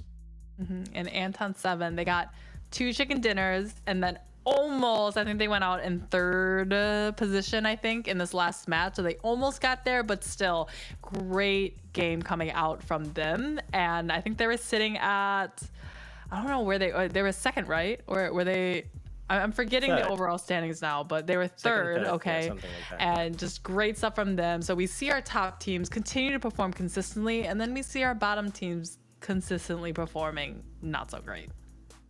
They have some signs of life occasionally, though, but I think we are starting to stretch, that point lead, and we're starting to see like gaps on that chart. And so I think top 8 is where we are looking at now, and top 8 is actually pretty solid, and that makes it even more exciting to see who will make it to American Championships tomorrow, because only top 5 will go there. I think it's completely down to that last game, and down to maybe sliver of health and points, and that's the best way to see it. Of course, it means heartbreak to some of these players, but after all, they can get a breather, not quite so yet, but enough for them to rest properly tonight. And as solid as that top half has gotten, we have seen our first behavior of targeting, right? We saw Delta Stars really go after Royals of War. That was, I believe, right above them, or at least right next to them on the overall standing. So they're really trying to, hey, we debilitate Royals of War so they can't get any points. They ended up going out first with only 1 elimination, so only 1 point found in that match. And then Delta Stars went on to collect even more eliminations, get a lot more points to hopefully jump a little bit higher than Royals of War. And that's really nice to see. I feel like if you need to pick a team, it's exactly that. You don't have to change your drop spot. You look around your area, think about the potential pressure coming in. When they go away from the center, no one will actually hunt you as far, unless Buluc Chabtan is thinking of something else today. So they made it work, against a team that has such fixed patterns, and it's just well set up, one after one after one. It's almost like Royals of War are so used to doing that they need to use the other hand to pull back the usual hand, but they still can't stop themselves from going for the same thing. And that was such a joy to watch. Painful for Royals of War, but this is the game. Yep, doing the unexpected, because then you can get the jump on them, right? And then they're not ready to set up. They pick them off kind of one by one in their kind of spread out looting spots. So it was really great to see from them. I guess going into tomorrow, Tarzan, what are you hoping to see from some of these teams? Who do you think is going to do really well, and who do you think might not be able to turn it around? I feel like Buluc Chabtan is still going to do quite well. Reason being, they found a constant, which is the performance and drive of Reyes. I feel like he is that type of player who has a very key spot. And when you have looked at so many teams, even if you have the pleasure to listen to maybe team speak videos in actual gameplay, there is someone that needs to lead the charge, that will pick someone up when they are low, or just the spiritual presence of that person. And I think Reyes is one of those players, always focused, always doing what he can, and will just sustain through whatever situation. So I want to root for them for that reason. But of course, sometimes it's a bet onto these trends that we are seeing, right? Like maybe from Aton Esports and even Golden Eagles to follow through. But speaking of the devil, this man gets an MVP again. Yeah, speak of the devil, that is Reyes getting MVP. 5 eliminations from his team. And like you said, it's just one of those people that, hey, you're going into the match, you have this person playing, and you already feel the confidence, right? You're feeling really confident having this person. You can rely on him to really back you up or open the fight to be able to put up some great numbers. So, I mean, this is the guy that I was hoping that would be MVP of the entire competition of the entire finals. So let's see if he's able to keep it up tomorrow and really keep that title going. Would be really nice. I think it allows us to maybe talk about other regions from time to time to see whether we've got similar characters. I know you know the North American scene quite well, and I think it's relevant now that Reyes may and quite likely lead his team into the American Championship against some other North American teams. Do you have any names? Like when it comes to behaving in a similar way, or when it comes to not playstyle, but when it comes to character and the spiritual presence, you know, when it comes to that within their teams. You're talking about in NA? Mm-hmm. Giving you a chance to show some love for your home region. My home region, I'd say, if you guys don't know Coops already from Team Ignites, he's definitely one of those standout players. Every single tournament seems to be MVP. He's the one that everyone kind of relies on, or it's like, oh, of course, he's the one who is always at the top of the fragging leaderboards. Good. Shout out to Coops. I mean, new montage out as well, so do support them. But also, of course, all these players that you've been watching, huge support from the community, and Stelacy won't be lacking any. And after this game, maybe there will be more. Buluc Chabtan takes that second place, 1 point behind Stelacy with 21, and that will be Aton Esports coming in once again, 18 points. So that means some decent lead at the start. But let's not forget about CP9 and how they came into this one with 13 points, meaning they might be in that middle chart. Okay, so everyone on this first half chart, except for CP9, except for Stelacy, we're all in that top half. So saying that means that a lot of our bottom half teams are once again in the bottom half of this match. As you see in Team Queso, unfortunately, 1 point found. I think they very similar to the previous game, and it's just that one match they were able to make something out of it with 20 some odd points, and then every single match other than that was just a 1-0 point match. Just tough. I think we thought they might be bouncing back, but that halfway point bounce back has been basically guarded and taken by Aton Esports. But you know what? Like, that's just how we like to phrase things, creating storylines. There's no such thing as, you know, having that taken away and there's not your chance. It's for you to really create that, and I think Team Queso needs to really find that grip. We talk about their regiment, we talk about their structure a little bit based on your understanding. What do you think needs to happen when it comes to maybe a small task? Okay, what's the focus in prep, or even what are the keywords that the players need to hear? I think just letting them know to take it game by game, right? And it's, hey, this is all or nothing. I mean, not to apply more pressure to you, but you really need to clean everything up. If you don't turn it around by tomorrow, that's it for the season. Now you're just waiting till the next one in the fall to ever play again. And, you know, you're going to lose that kind of practice that all these other teams that go on to play PMPL qualifier or PMPL Americas and beyond that they're getting. But let's look at how the overalls have switched around on us. Looks like Buluc Chabtan and Aton Esports still toe to toe, only 5 points separating them this time. I think arguably like 3rd to 7th place is still quite volatile. I know Mezexis Dreams can't just go all the way up to go past All Glory Gaming because they rarely go past like 12 points.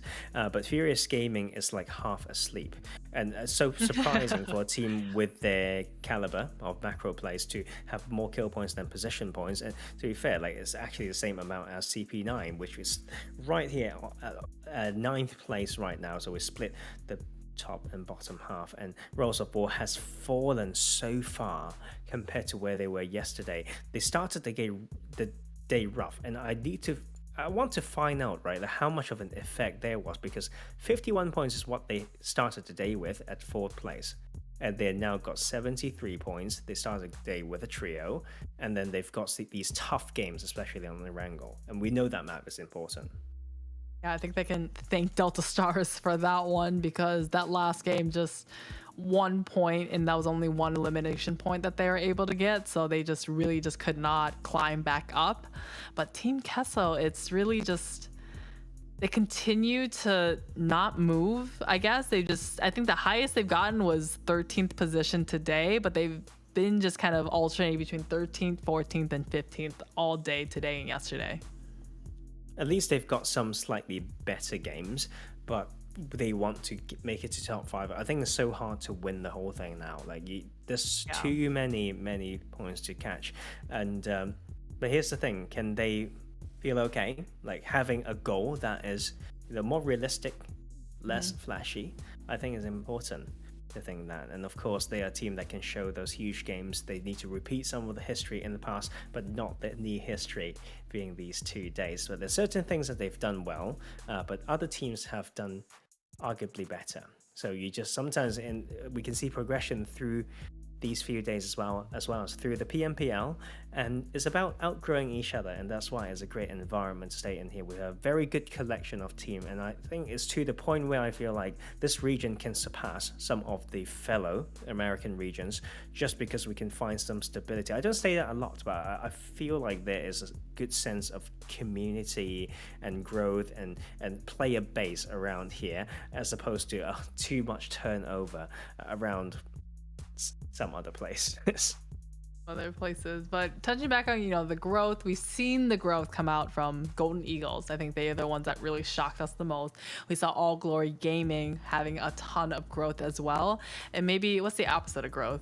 I guess we've seen some teams just shrink and with regression, and that's going to be a team like Team Kessel. They finished in first place in the Super Weekends, just dominating it with, I want to say 10 chicken dinners, something like that. And then now to see them sitting at the very, very bottom, right on alongside of a team like Estorm, like I can't even remember who else is all down there, but it's just very disheartening to see them, and they have 1 day left to turn it around, and they really need to pull a performance like Aton 7, like Golden Eagles, getting 2 chicken dinners in a single day, and that's really hard to pigeonhole yourself into that dire situation.